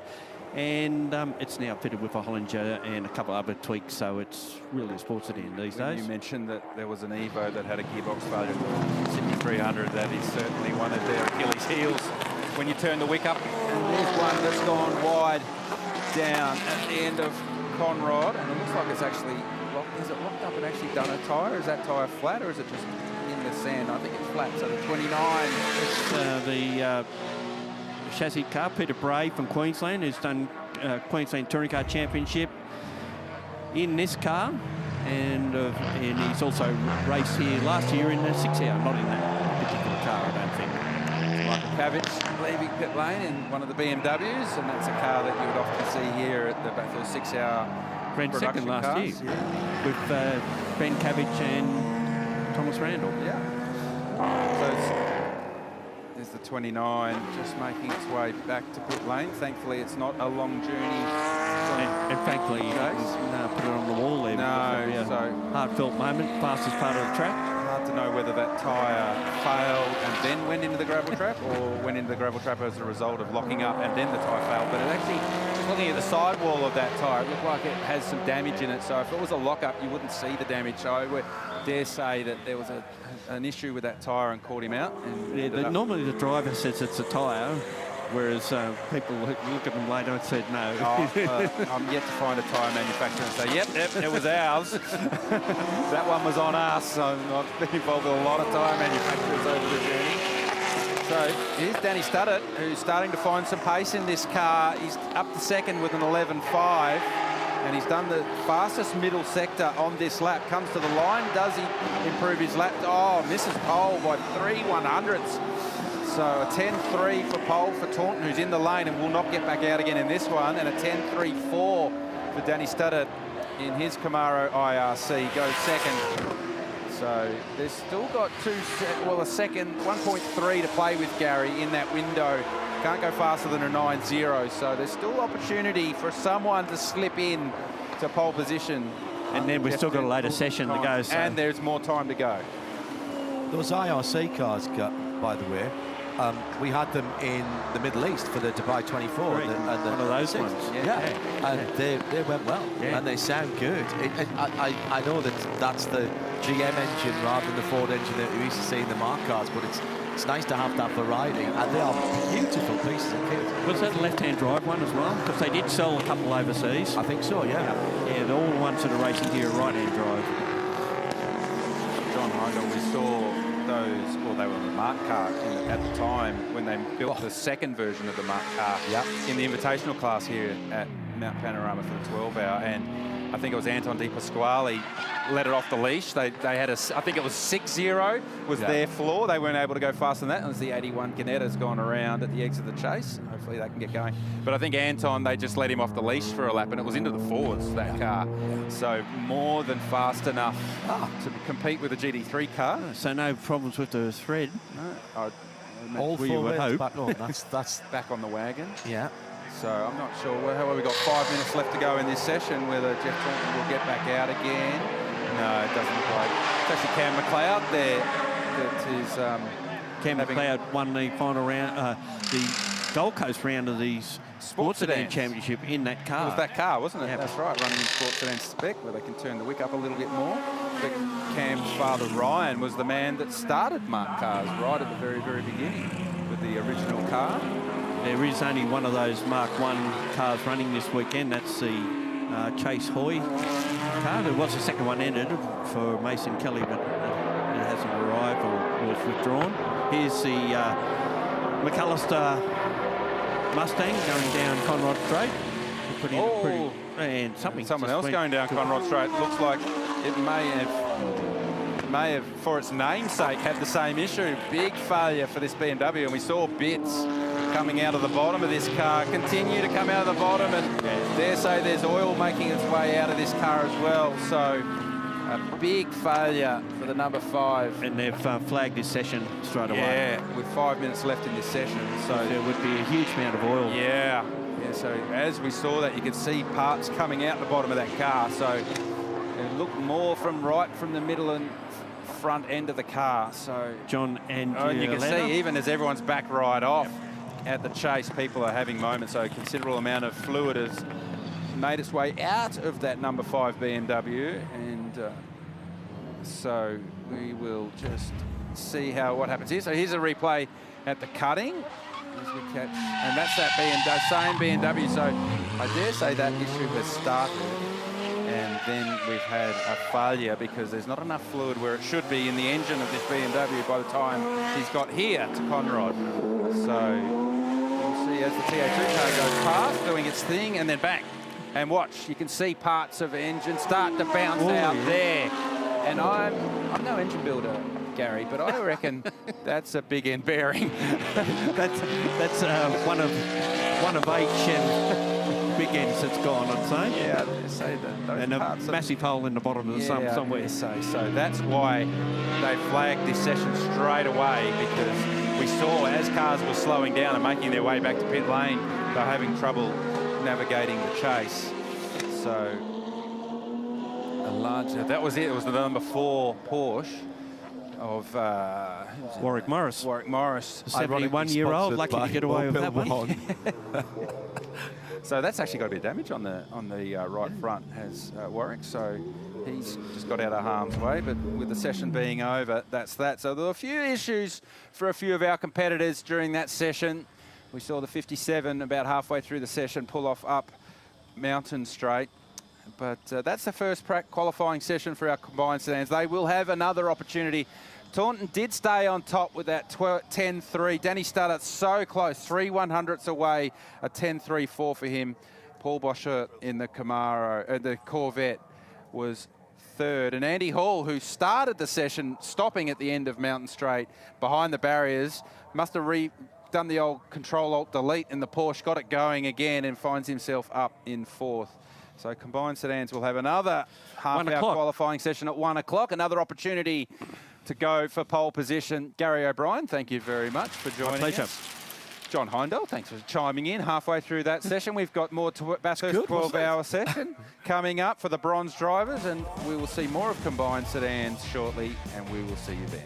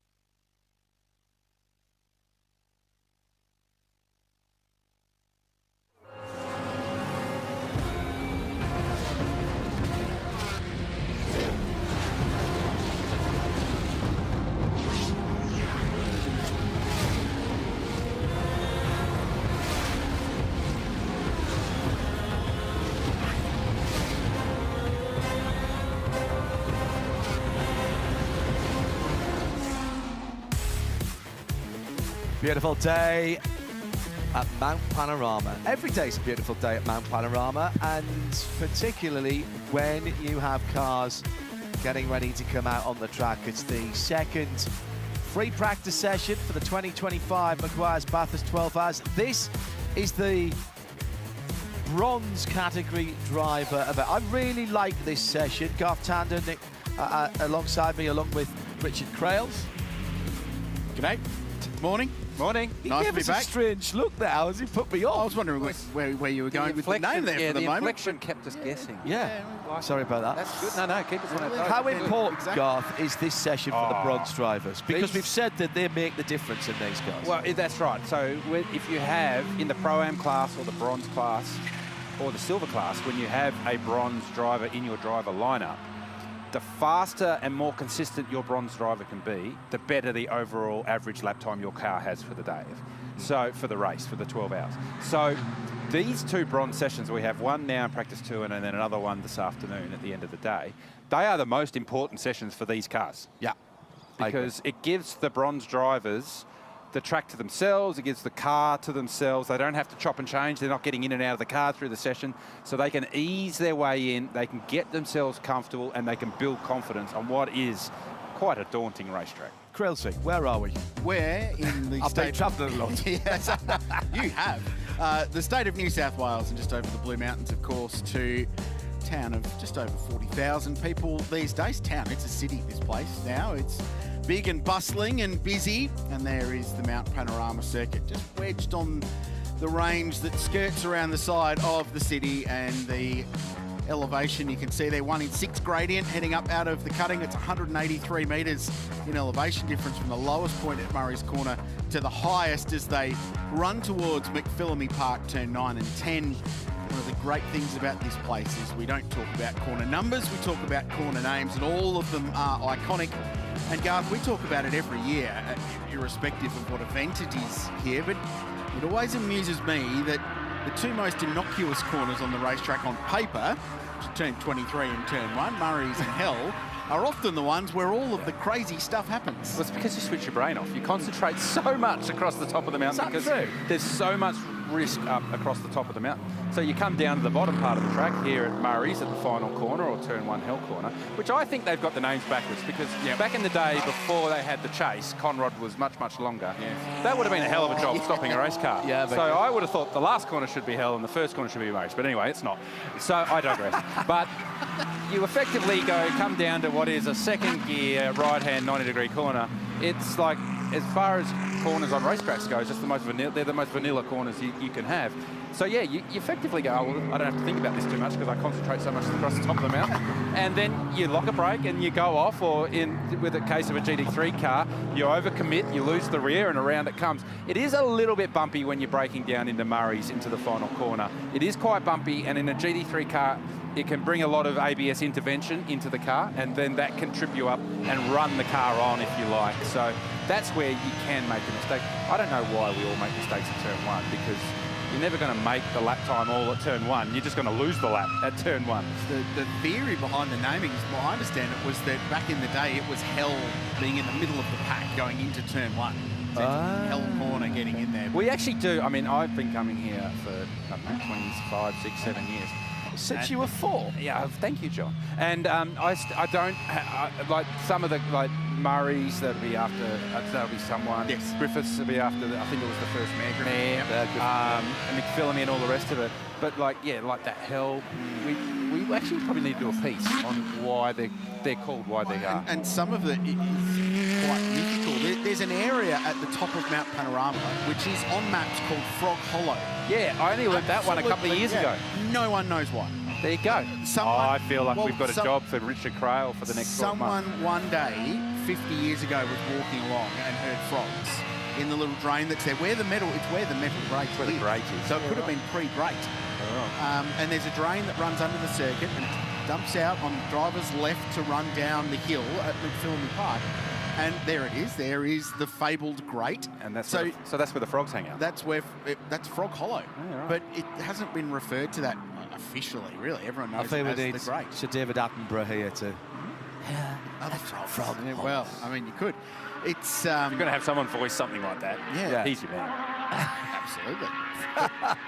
Yeah, Reed Park, Solomon Park, just around this area, and Walter J. McPhillamy Park, Yeah. who's the man that gifted the Bathurst Regional Council, the Bathurst Council at the time, the land at the top of Mount Panorama where they could build their Scenic drive. scenic drive in 1936 in the middle of the Depression to provide engagement and employment for unemployed people. So it was almost like a work experience program to start. It was jobs for the unemployed. Yeah, it was a public works program. Do you think anybody at that point thought that years later? Oh, you know, absolutely. They thought they that knew when they built it. They knew when they were building it. They got it through There was a racetrack as a just over the scenic other drive side, wasn't over there? the back. The Vale Circuit. The Vale Circuit. Yeah, I've never been down there. Oh, we're going for a drive tonight. Okay. The Vale Circuit, I don't know, they looked at that and then they built, we need something equally as mad, so they built Mount Panorama, the Vale Circuit. But I've seen pictures where on the Vale Circuit there's motorcycles going down one side of the road and hay bales whilst traffic is coming the other direction, albeit under escort, but hay bales between motorcycle racing and the traffic coming the other way. Yes. Right, so we're doing that, are we? We're talking 1930s as well, so their OH&S policies were slightly less refined. Let's talk about what happened this morning, fellas. For those who are just joining us, we had a BMW on the top of the pile, which is not unusual in this 2025 endurance season. This is one of the 2024 cars. Again, just if you're joining us now, where the homologation works for Bathurst and for the Meguiar's 12 hours, you don't always get the evolutions that have been homologated at the end of the previous year. They tend to come the following event. Well, and the reason behind that, SRO holds a massive group test in Europe where all the brands bring a car along with all the latest trick upgrades, and then they spend a couple of days with one driver going, right, we're going to equalise all the performance, which is the balance of performance, and then they sign the documentation saying, right, that car is homologated, it's good to race. But because this event's so early in the year, that occurs after the 12 hours. So we basically run 2024 spec in 2025. Yeah, we're always a year behind, aren't we, on homologation? So time's a little bit off the pace at the early of this one, and the reason for that is right about here in one of the support categories that just preceded this session that we're going to dance, there was the engine failure of all engine failures coming down here into Conrod, and that car deposited all of its liquid contents onto the ground at the chase and made it very slippery. So it'll take pretty much all of this session for the chase to clean up. It was a very pretty E36 BMW. Oh, that's a shame. In blue. Did it have an electrical problem in that the rod hit you? No, I think on the way out. I think the crankshaft came out and knocked the distributor off. So it was quite the electrical failure, that one. It's quite interesting watching GT here identifying bits of engine parts. Yes, I saw some big end bearings. That's how big an engine failure it was. Oh, no, seriously. Shea Adam is our fourth voice in this second session of the weekend. Good morning again, Shea. What stories do you have to tell? Hello, gentlemen. Well, on the topic of things that happened this morning, I want to bring your attention to the 183 JMEC Racing Team MPC Audi. The R8 was out on the circuit. Ricardo Fellow was the driver this morning. Encountered a slight gearbox issue coming back into the pit lane, which has resulted in the crew thrashing about furiously trying to get the car repaired in time for this bronze session because they are applicable to run. They have one Mr. Liam Talbot who can run in the bronze session because he's a bronze driver, got no laps this morning and wasn't planned to get laps. More importantly, it was Brock Feeney who was going to be the third driver, or the second driver in the car this morning, I should say, but the third driver of the group that I've not yet mentioned.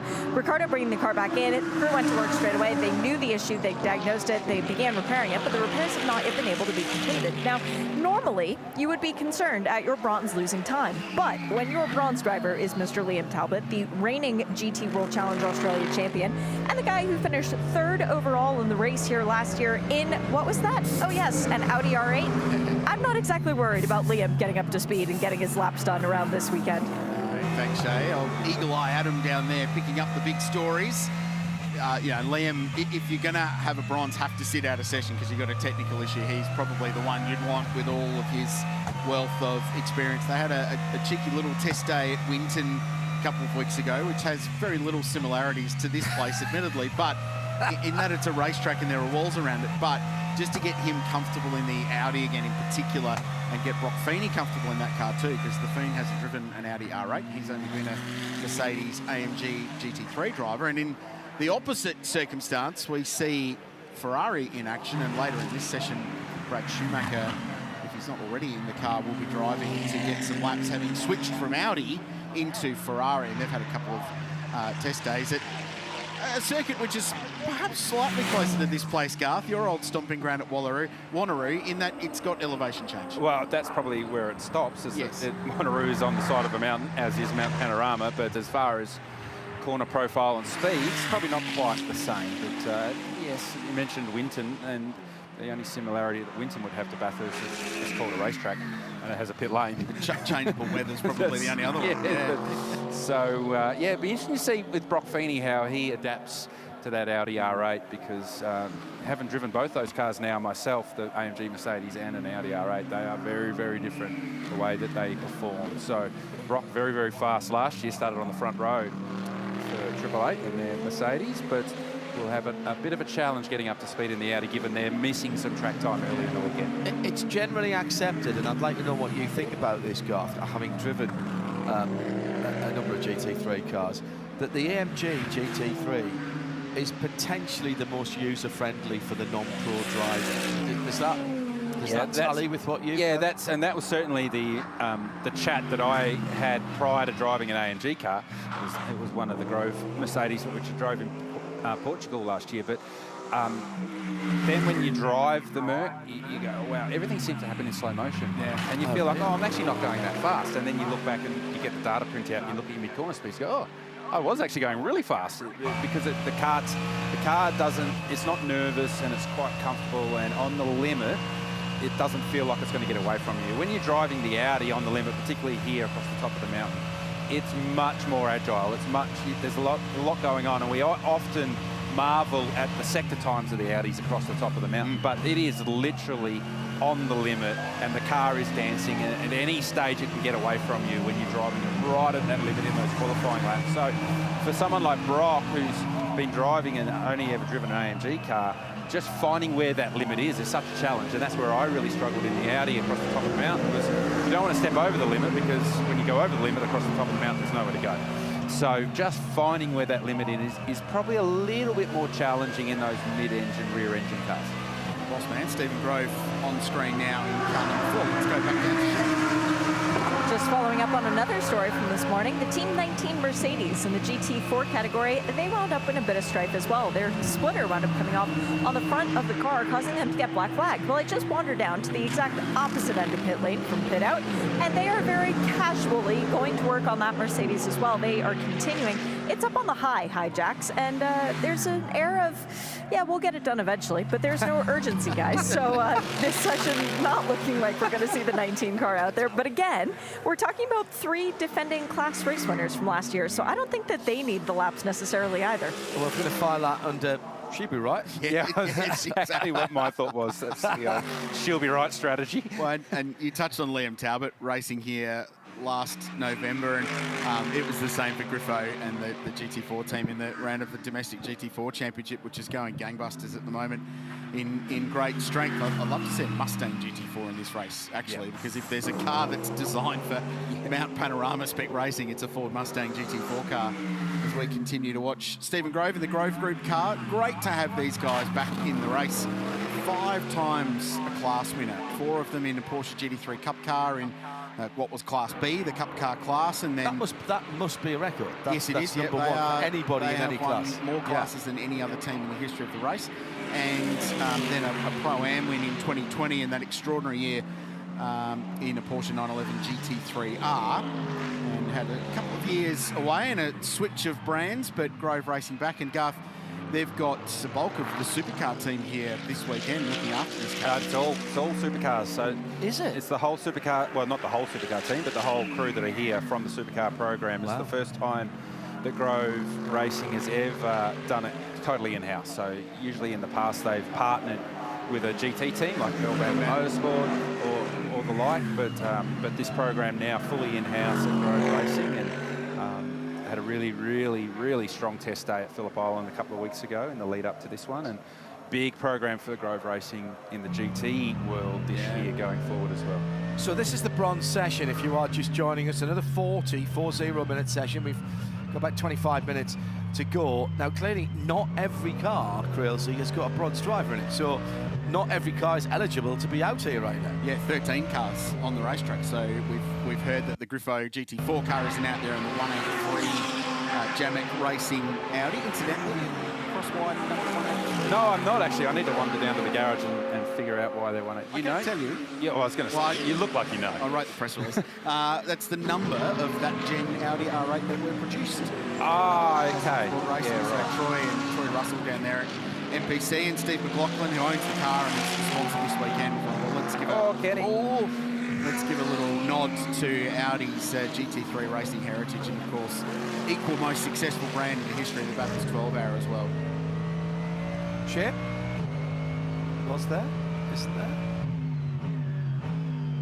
My ears were deceiving me. I'll follow up on that. Over 300 in total of all the versions. The last chassis was delivered not so very long ago.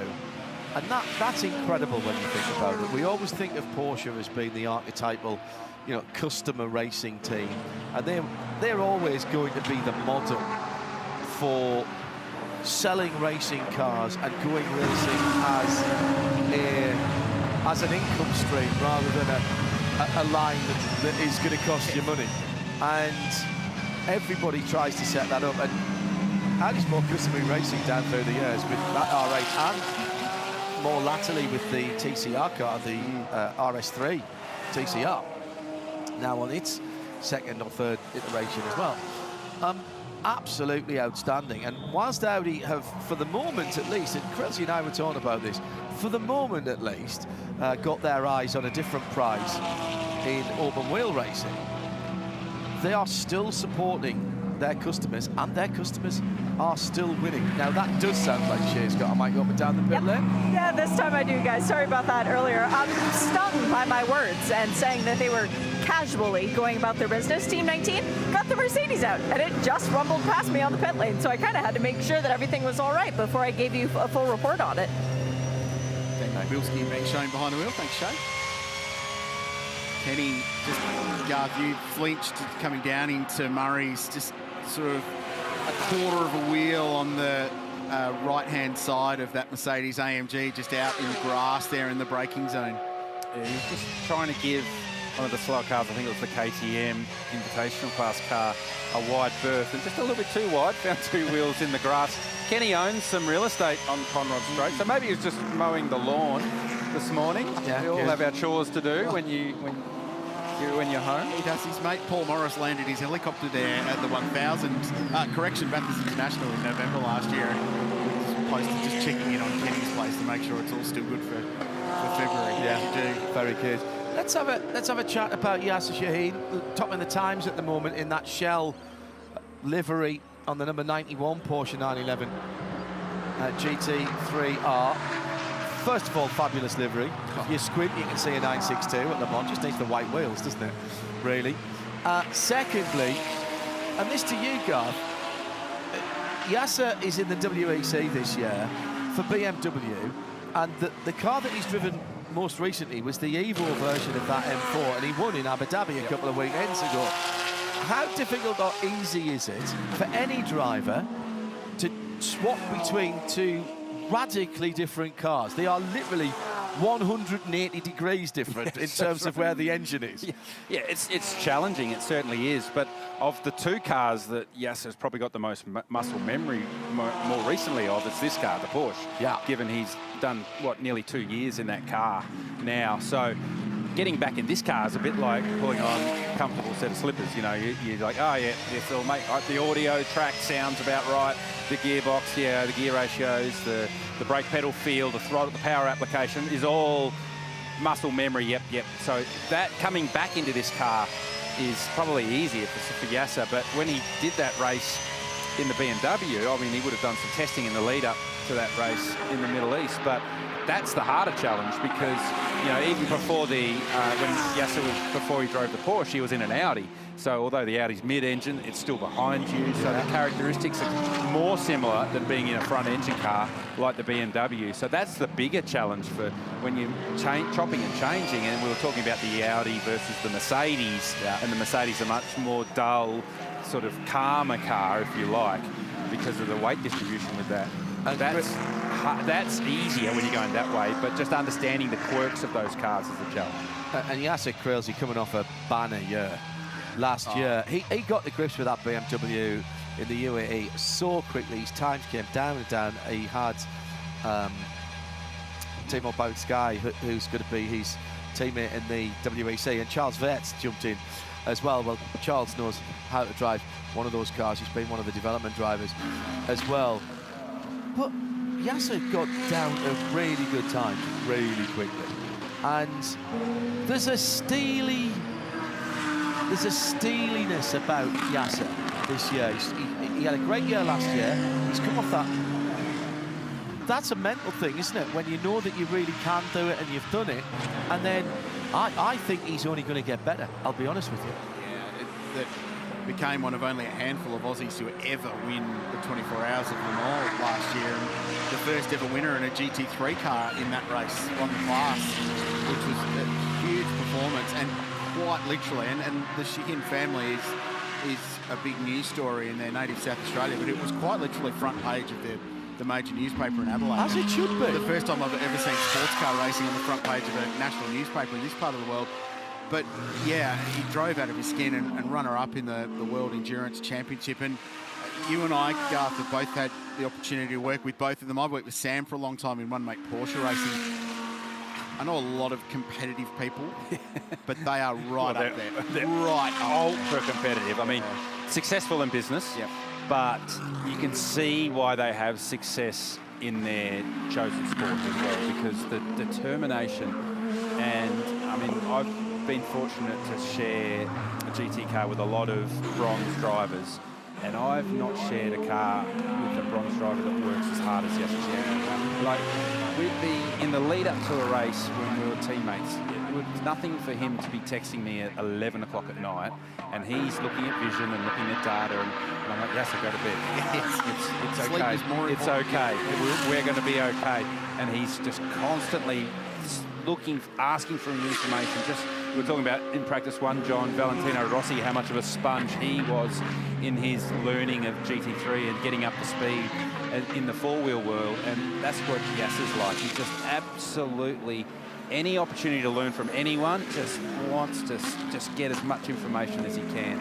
So it does not surprise me that he has had success, the success that he had. And I remember after Le Mans, I texted him, as it would have a million people, and just said, mate, that is absolute reward for the work that you've put in over the last 3 or 4 years. The other thing, we'll come to a very nice lap time that's just been set by an Aston Martin, but the other point to that is both of them are ferociously passionate about motorsport, and I mean, they've invested an enormous amount of their own money in the racetrack at Shell V-Power Motorsport Park at the Bend, but they get the history too, and they love the history side of it, hence the Shell livery nodding back to that. And we spoke to them last night about that. So yeah, we had to.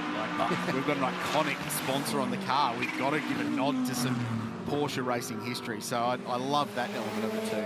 And we've got another iconic livery that's just jumped to the top, actually, with a little segue there.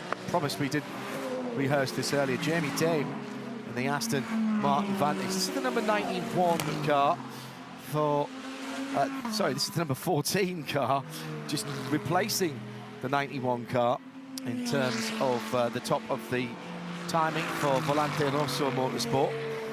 And a 2:06.590, that's 6/10 on the rest of the field.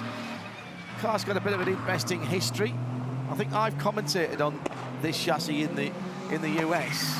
Been through a couple of hands since then. It isn't the very latest model, but it's still a superb looking car and works really well with the Etruscan orange and sky blue of Gulf Motorsport.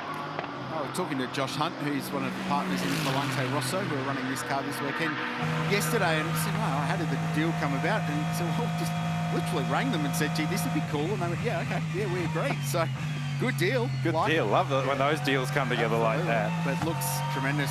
John Garth and I had the fortune to call this car's first race in Oz last year for the team at the Phillip Island Grand Prix second, the round of GT World Challenge, which is a racetrack I know you're desperate to get to and have yet to visit. But yeah, they're chipping away at this. It's very early days in the program, but they've been testing in the off season and they've started to unpick what this car's about and how to develop it. They'll go to an Evo spec for that car after the 12-hour for domestic racing, and we saw last year at Spa how good the Evo version of that Aston was, with ComTU Racing winning the 24 Hours of Spa for Aston Martin last year, and a pretty dramatic finish to that race. So it's a car with a lot of potential. We have seen this shape Aston Martin Vantage GT3 here before, back in 2020, in that incredible year, and they, to be quite frank, weren't that competitive that year, but a lot of water's passed under the bridge since then. So looking forward to seeing what they can do. And we're pretty confident, we don't have the full stat, but we're pretty confident it's the youngest ever average age for a full GT3 pairing in the race's history, because it's about 22 years of Well, age. Rich, that's I'm very disappointed in you that you do not have Yeah, that I'm stat disappointed at in hand, myself, because Garth. you normally, if there's a question to be answered, you're our man. So you have got a job to do this afternoon. Even as Head we're of practice speaking, street. you know that Shea is doing the arithmetic on that, aren't you, Shea? You'll work it out down in the lane. Well, yeah, and I'm also thinking back to the year when Erebus was running Austin Cindric in the car, and I seem to remember that being a very, very, very low average age as well. But I'm just kind of giggling right now, guys. Quillsy's on it already. All right. Shea, he's got the laptop out, so. Go get him, Quillsy. I'm standing here giggling because I'm in the Grove Racing Garage, and I've seen many, many times over the years when a dad is standing behind watching what his son or daughter is able to do in the car, watching the telemetry and the onboard, being proud, saying, yeah, good lap, good apex, you're making it work. Well, now I'm watching Brenton Grove judging Stephen, and he is so proud of his father and what he's been able to do. Very smooth hands from Stephen as they have a live onboard video. And I just want to try and dive in with Brenton really quick. I know it's cruel to take you away from the screens when clearly you're so entrapped with what your dad is doing out there, but this Mercedes, I've associated you with a lot of different brands on the mountain. How comfortable is the Mercedes to drive here? Yeah, it's fun. It's a very confidence-inspiring car, especially for myself and Steve. We don't drive all the time. We don't drive as much as the pros. So for us, when we go back to work on Monday, the next time we jump back in the car, we've still got the confidence we had when we left. So that's quite fun. And for him, it's a lot easier to drive than what the Porsche was, which means he's not having to try as hard, which builds the confidence, and it's just a nice flow on from there. You've brought Fabian Schiller to the track this year. Him watching the screen just as eagerly as you are, trying to figure out the track. How hard is it with so many short, sharp sessions to figure out the mountain? Yeah, it's very hard. I'm lucky I've probably done almost more laps than anyone else that's driving with us, so I'll probably do the least amount of driving, but for me it's how do I help Fabi with the track and help Steve with the car and the track. So anything I can do to help everyone else, I'll do, because whether I've been driving or watching the supercar team and our drivers, have seen a lot of laps around here. So, yeah, hopefully I can pass on some of that knowledge and help the guys out, because at the end of the day, it's a team sport and we need to make sure everyone's comfortable going into the race. What's it like when you literally take off the team hat and put back on the helmet? It's been a lot harder than what it is now. We're lucky that with the supercar team and the employees we have a very big resource base. So I was pretty clear to Couchy, our team principal, before we came, that I don't want to know any problems. I don't want to know if you have to buy parts. Treat it like it's a supercar weekend and just run it for me, because we'll deal with it on Monday. And it's helping me with my driving quite a lot, because normally people would come to me asking stuff, and now I'm just a driver here having some fun. So it's cool. Enjoy it. We're glad to see you with the helmet back on, Brenton. Thank you very much. They're having too much fun. It's as simple as that. But you know what? What I like about this form of racing, and we can take it all the way up to WEC and Le Mans as well, actually, and IMSA. You have got people who are living everybody's dreams. They're living their own dreams, but they're representing, you know, a fair chunk of everybody who's here at the circuit, who's watching and listening around the world. If they had the wherewithal and the potential for investment, there'd be a lot of people who go, thank you very much, I'll have a GT3 or a GT4 car, and I'm going to go and do some of the greatest races in the world. And that's what GT3 has done, that you can go and pick and choose some of the best races in the world without necessarily having to commit to a full championship. Yeah, I mean, that's right. And the beauty about GT3 is this, you know, if you're driving an AMG Mercedes at Bathurst this weekend, you can take your helmet and your seat, jump on a plane and drive an AMG Mercedes in the Middle East or in Europe, and it's all the same. The buttons are in the same spot. Yeah, it all sounds the same. So you don't have to ship your car around the world. You can do a deal with local teams, and we've seen that here in Australia, and Australian teams doing that in Europe as well. So that's what's great about the GT3 model, if you like, is it's the same car the world over, effectively. And if you're a successful business person that's worked hard and had success in business, and you've got the funding and the desire to go and do some cool races, you can. Because there is this structure where you can have bronze drivers teamed up with a silver driver like Brenton, who's a younger sort of, you know, executive that's not a full-time driver, and then you can have a Fabian Schiller in your car that's a gun for hire. Yeah. So you can effectively go and, there's one of Ross Gunn jumps onto that oil from the earlier one, category that dropped it earlier, but gets away with that one. Always hold your breath when that stuff happens. You really do. Particularly in practice. But, you know, you can, there's an opportunity for everyone in GT3 racing to find where they stand and be competitive. And there's a race for everyone as well, in that you can go and do races where there are no all-pro combinations as well. So you could go and be the big dog as a bronze driver and potentially win outright. And in IMSA, they've got the bronze cup, of course, and that gets you an invitation, potentially gets you an invitation to Le Mans. Jamie Day went even quicker before he dived into the pits this time around. Got it down from the 2:06 earlier to a 2:05.1 in the Aston Martin, number 14. That's a handy lap time, because I just pulled up this corresponding session from last year, and it was Liam Talbot in the Audi that went fastest with a 6:1. So Jamie Day going a full second faster than the corresponding session. And we know how good Liam Talbot is around Bathurst. Yeah. So augurs well for that Aston Martin team. People joining us all the time, Creelsey. Any major changes to what they're going to see and what we're going to be talking about in terms of regulations, qualification, and indeed the race on Sunday? Well, how long have you got? I could sit down and do a detailed analysis on Give us the executive summary, please, Richard. Honestly, there's actually quite a lot of consistency year to year this year. So there'll still be a few things that will be tweaked via bulletin. So there's a minimum pit stop time for a fuel and tyre and driver change pit stop. We've had that before. Yeah, we have. They'll just issue that time via bulletin a little bit closer. But they were in the past. There was a mandated number of those. Yes, and where that's changed. One of the changes for this year is that if you're just doing a lightning tyre change, go for it. It's as fast as you want. So if you're doing a late race, just give us some fresh tyres and go, then you can do a lightning fast pit stop. As soon as you connect the fuel coupler, that's when the minimum time kicks in. So there's some flexibility there with the strategy. In the past, we had the mandated,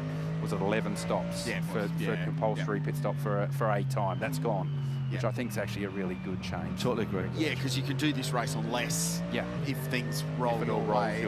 If they're fortunate safety cars, for example, you get a safety car with 90 minutes to go, you roll the dice, fill the thing up, and see how you fill it up, and then you can come in and grab some tyres if you feel like you can get that done and not lose track position. So there's some flexibility in the late part of the race. Another thing that I like they've got rid of is the minimum 32 or maximum 32 lap stint rule as well, which we've had in the past. So now if you want to go and save fuel and save it and you can stretch 32 laps to 34 or 35, and that buys you some flexibility in your strategy, then that's a good thing. And I agree with that, because you should be getting a benefit for being able to do that.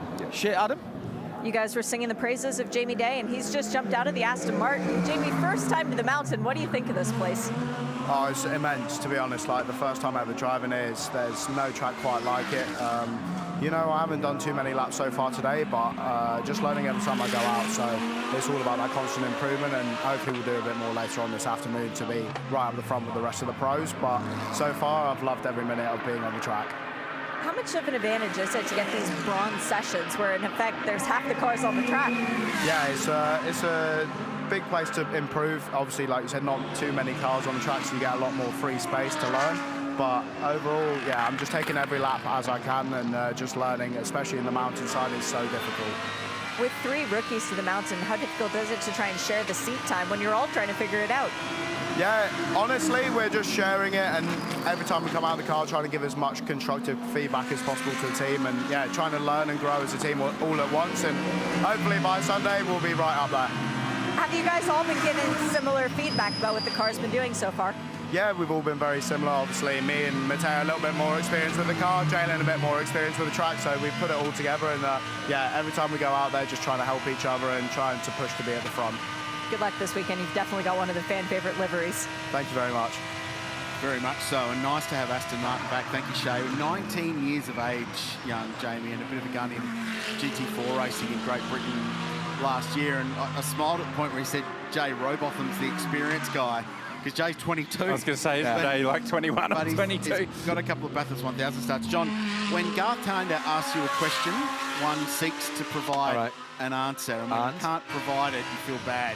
So the man demands these things. So well, I wouldn't say it was demand. I asked the question. No, it was demanded an answer. So I have found one for you. Thank you, Richard. Second youngest driving combination in Bathurst 12 history. The youngest driving combination was in 2015, which was the car that Shay mentioned, the Erebus Aston Martin. Well played, Shay. No doubting her now. So hang on a minute. So hang on, before you go on, Crail, you just spent 20 minutes on Google working that out, and Shay off the top of her head went, nah, it was that Erebus car with Austin Cindric. Yep, no, that's right. Yield to Shay. Oh, well, I think, John, what we've learned out of this little experiment is when we want to know something, we go down to pit lane. Always asked it. That's where I'm going as well. And by the way, Jamie, that we were just talking to there, recently taken into the Aston Martin family even more. He's been given their supported young driver status. Shay. I was about to give you guys a very good update, and unfortunately that update has been taken away from me because I saw Liam Talbot with his helmet on and the Audi looking like it was very close to being able to go out for the J-Mac crew, and Liam's taking his helmet back off. So it looks like the gearbox issue will not be able to be fixed before the end of this bronze session, and they actually have a new gearbox housing sitting on the floor. I think that's the one that came out, actually, if I'm going to be wagering a guess, because there are some rags on it. And that's not typically what you see when a gearbox is about to go in, but yeah, the 183 not likely to get out for this session. Thanks, Shane. A vague recollection the same thing happened 12 months ago. I was about to say the exact same thing, I feel like. And last year it was a sensor, and it's actually quicker to change the whole unit than just try and dive in and change the sensor the way that it is. So I'm not a betting man, Richard Crail, but I'm going to go down to MPC Audi after this session, and I wouldn't mind betting that it's the same issue that's taking place. So when it's a sensor thing like that, then you've got to calibrate the sensor. So I dare say that they've gone, yep, Liam, get ready, throw your helmet on, and they've gone to check the calibration, and it's not, one brain is not talking to the other brain, and the gearbox is not working. So that happens a lot in this booth, actually. We need to be recalibrated. Speaking of, I need to put a full stop on. Oh, God. Let it go, Rich. You were beaten. I will not. Edge to first slip, mate. I'm sorry, there's no review. Mate, it didn't even go to slip, went straight to the keeper. There wasn't even a diving spectacular catch. It was a real straightforward, silly nick. Line and length. Austin Cindric brought the average age down of that Erebus car. Doesn't matter how it was 16. 16. Hasn't he gone on to do some cool things though? He was only 16. The other drivers that year were Nathan Morgan, Session Touring TCR Racing in Australia. Simon Hodge, who just won the Gold Star the year before in F3 racing, and newly minted engineer at Premier Racing in the Supercars Championship this year. So it was a good little combo. Once again, the time is ticking down. We're inside, getting down towards the last minute. Let's talk about the GT4s. They've three of them. They've all been out. Last session it was McLaren, Mercedes, McLaren. This time it's Mercedes AMG from the two Artura GT4s. Nothing in it though, really. Quite beneficial for the AMG guys to fix their GT4. She'll be right, and they were right. It's going to be all right because they're currently fastest in GT4 by half a second over the McLaren. Anthony Levitt is behind the wheel of the 24 car. Tony coming out of production car racing, bunch of Bathurst 6-hour starts in a big Mercedes C63 sedan. I think he made his debut at that SRO round at Phillip Island in that car and did a very good job. Very good job. And then came here in November. Yeah, so it's gone on with it, which is great to see. Yeah, he told me the other day that this is... Oh, that was a big moment. That was a really big moment for the Aston, turning into Griffins at the end of Mountain Straight. A couple of wheels wide, and the car had a really big wobble, getting it turned in. It's showing Jamie Day behind the wheel, but we just heard from him, so I'd say it swapped over. Potentially Mateo Villagomez now behind the wheel of that car. But that was a hairy little moment. I saw also this car had a little moment on the previous lap on the drop down into the grate. So was he over the line? Yeah, I think was. Just lucky that little bit of tarmac there. That's your braking. driveway, It's actually the braking marker at the end of Mountain Straight. That little driveway there. So That will have, I think, caught his attention, gentlemen. Yeah. Checkers flag is out, by the way, for the end of this session. Got some demo laps coming up for those of you here at the mountain. I know tuned in on the FM frequency around here as well. 103.8. Have I made that up? Looking at you, girls. 87.8. That's the second question. That's the second question we've asked here, John. That wasn't even out the back of the hand, that one. Below par. Ask me something relevant, like has there been an Ecuadorian race in the Bathurst 12-hour before? Richard Crowell, has there been an Ecuadorian ever compete in the Bathurst 12-hour? Garth, you know what? There hasn't. No, so okay. Mateo Villagomez is much. the first, and he's behind the wheel. What about in the early days of the 1000? I don't believe so. 60s and 70s? No one made it out from... Not a massive motorsport hotspot. No. It might be an emerging market. Oh, I'd like to think so. And if you're tuning in from Ecuador, please let me know. Welcome. At RSL_studio, hashtag B12HR. 103.9. 103.9. Just next door. Someone's texted that to him there. Yes, That's Shay. Did Shay text that up from pit lane? it was the great Mark Horsburgh who listens in while he's out on the circuit. One of the great photographers on the planet, let's be honest. We, hello to everybody listening on the FM. 103.9. 103.9. We had Belize tuned in, somebody in Belize tuned in at Daytona, and that started the things going of who was in the most odd place, and so we'll do that again this weekend. I reckon we could roll that out again. Yeah, we can. Back in the early days of the live stream of this race, we were big in Bratislavia. Oh, right. Yeah, we were. Yeah, right. Don't know why, okay. but we were. A lot of VPNs based out of Bratislava. Apparently, yep. Eastern. There must be some loophole there. Very good. Full course yellow coming up, as you can hear from race control. 7, 6. The same test that we saw at the end of practice 1. Yeah. The bronze drivers get the opportunity to have that test as well and course yellow. practice their full course yellow. I do like the fact there's the countdown into it now, rather than just coming out and everybody going, all right, have I slowed down enough? Did I slow down in time? Gives you the opportunity to get down, look at what's around you, make sure that you're not going to inconvenience, and then get on the button. But that countdown doesn't go directly to the drivers. Right. That countdown, the engineers in pit lane will be getting that, so they will be then relaying that countdown. So they'll be hearing race director David Stewart doing the countdown, and then the engineers will be giving that same countdown to their drivers. So the drivers do get a countdown, but it is relayed through the team. I want to know if we get somebody. We had Burundi as well last Burundi, week. Yeah. Big motorsport scene there. So David Stewart, right of screen, back corner, white shirt. So he's the DRD. Middle of screen there in the Motorsport Australia chair is James Taylor, who's the race director, full-time supercars race director, and he's been race director of this race for almost a decade now, and alongside him will be Craig Baird, driver standards advisor. Rob Thierry to his left in the Bathurst 12-hour shed. Hello, Jimbo. JT. Hello to BT, better half, who celebrated a birthday recently as well. Just moved up to the Gold Coast and within view of the Gold Coast street circuit. A little sea change. Speaking of great street circuits, there's one of them. So practice 2 in the books. We're halfway down in today's schedule of 4 sessions. Practice 3 this afternoon, we'll see some pit stop practice. It's a hot pit for that one, which means they can do some refueling. It ends with Aston Martin quickest for the first time on the mountain since 2019. That's a good result for Valente Rosso. Kenny Habul was second quickest in the bronze session. Yasser Shahin for Porsche in third. Theo Konduris, the Canberran, his brother James in that car with him as well in Mercedes AMG. And rounding out the 5, the Ross Gunn Heart of Racing by SPS Performance. Mercedes AMG GT3. Some cool demo laps coming your way next. John Hindhoff and some more support racing over the course of the day as well. Yeah, absolutely. And in GT4, it was Mercedes, McLaren, 19, 24, and 25. I like to see things in numeric order.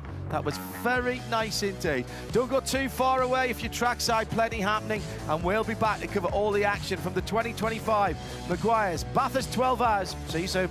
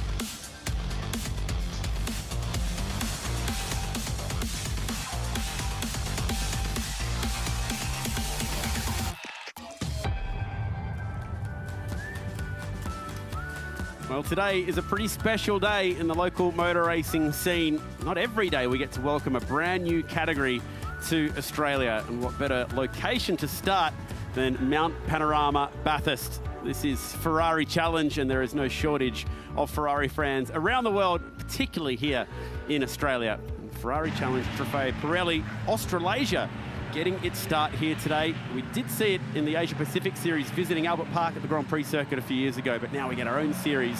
And this is the first of 5 stops, which will spend plenty of time here in New South Wales with a couple rounds at Sydney Motorsport Park. It'll also visit Phillip Island down in Victoria and the Bend to wrap up the series in September.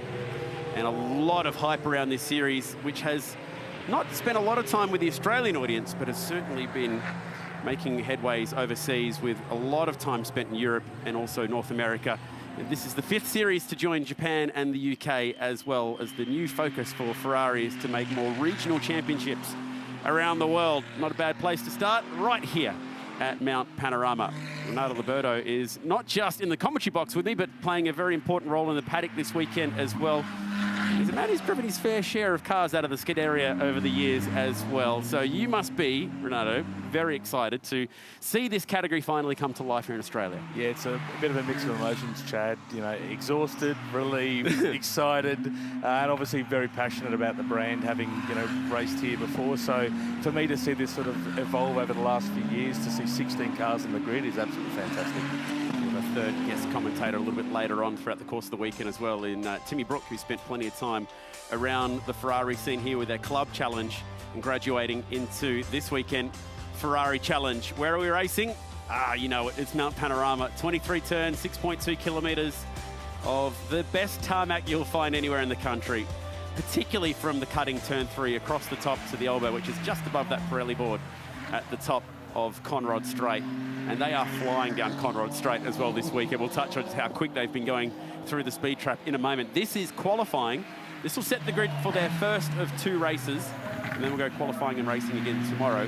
30-minute session, followed by a 30-minute race later today. Ditto that again tomorrow. You get a couple of sets of Pirelli tyres.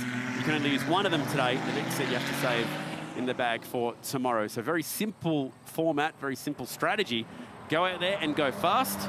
And I think looking at the practice times from this morning, everyone's still very much getting to learn the car and the track. So I'm looking forward to, Renato, this session as these drivers just take an axe to the timing screen. That's right, and we sort of spoken to the drivers. Obviously, there's quite a number of fresh names here. There's also some experienced drivers within the group, and our driver coaches supporting them. So we sort of said approach Quali 1 today as a bit of an extended practice session.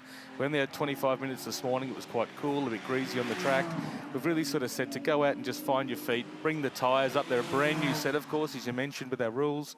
1 set of tyres for Quali 1 and race 1 today. Another set go on for tomorrow's Quali 2 and race 2. So green tyres, some of them still learning the track. As you know, this place is pretty daunting, and these cars are not slow by any stretch of the imagination. So it's really about building themselves up, and I dare say some of the drivers will bank an early time on a green tyre.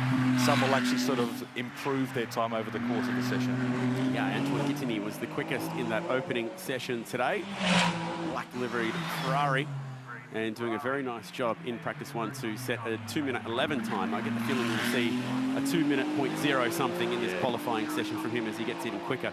Put quite a bit of distance on the rest of the field earlier today as well, so a really strong start to his weekend. Been working with Josh Buchan as his coach as well, who's working across the Zagami stable. And of course, having guys like Josh and Tim involved from a driver coaching point of view that have done a lot of laps around here, they can obviously, when we did the track walk, it was a full circuit walk, going into a lot of detail, really talking about where they can try and find some cheap time around here, but also where you want to stay away from. As you mentioned, there's a lot of concrete up the top, the middle sector of the mountain, and really just sort of making sure that we've got the guys in a safe space, particularly as they're still learning the track for some of them. And with the arrival of a new series comes the new car as well, which is the brand new Ferrari 296 Challenge model. It supersedes the 488 Evo, which we do actually have a few of those older model 488 Evos in the field as well. It's the 99, which is the top flight of the category in the Pirelli class. Dives down the inside of Jim Pollicina in car number 7 as well. And that's Ernst Kirchmeier, who's come all the way from Austria to be racing here this weekend. 2-time Ferrari Challenge champion from around the world as well. So a lot of experience that Ernst will bring here to the mountain this weekend.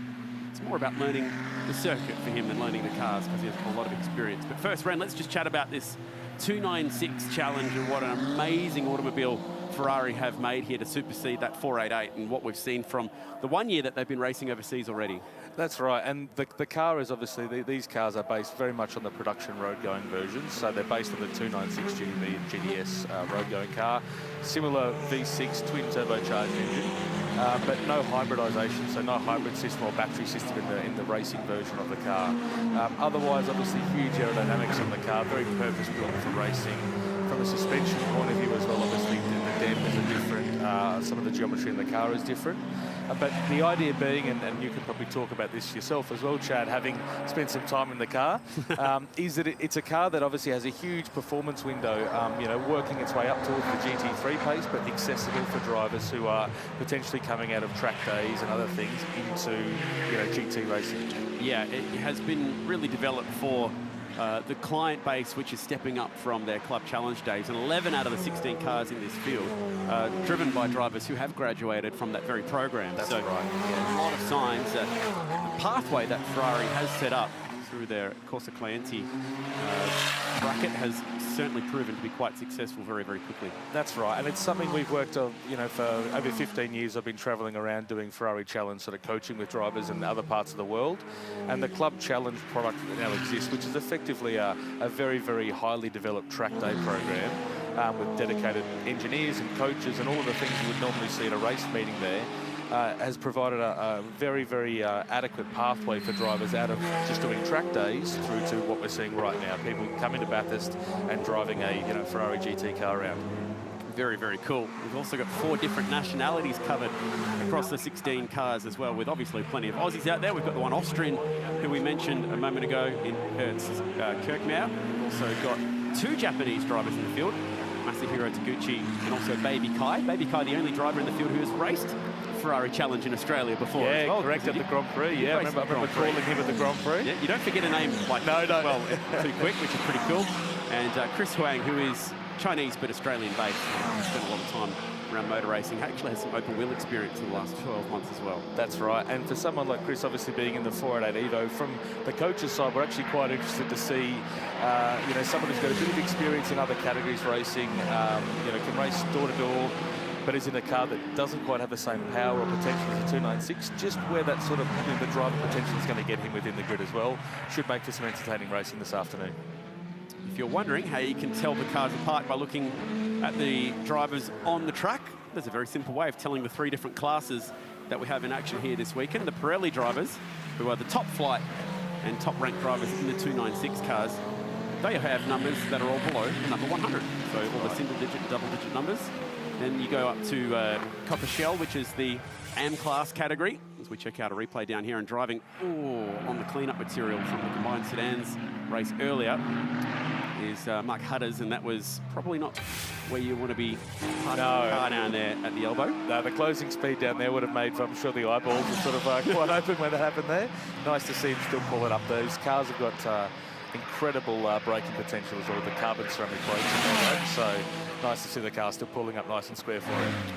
Kirkmeyer's on a good lap here, 127.9 through that second sector. He's going to hit traffic at a really awkward time, and maybe we did a good job to get around the traffic and miss the cleanup material down there at the elbow, but certainly had to lift and take an alternate line for a moment, so it might cost him a little bit of time. And in my experience with the Ferrari Challenge Europe, as well, of all the regions, the European drivers are the most aggressive. You know, when they approach traffic, they want to get through it and get past it as quickly as possible. And it was nice to see, you know, the Tony Balden there in the 111 car, giving him some space. We did discuss with our driving standards advisor, Steve Owen, about that kind of, you know, if someone's on a quick lap, how we avoid them and try and, you know, share the road with everybody else. So it's nice to see that kind of working.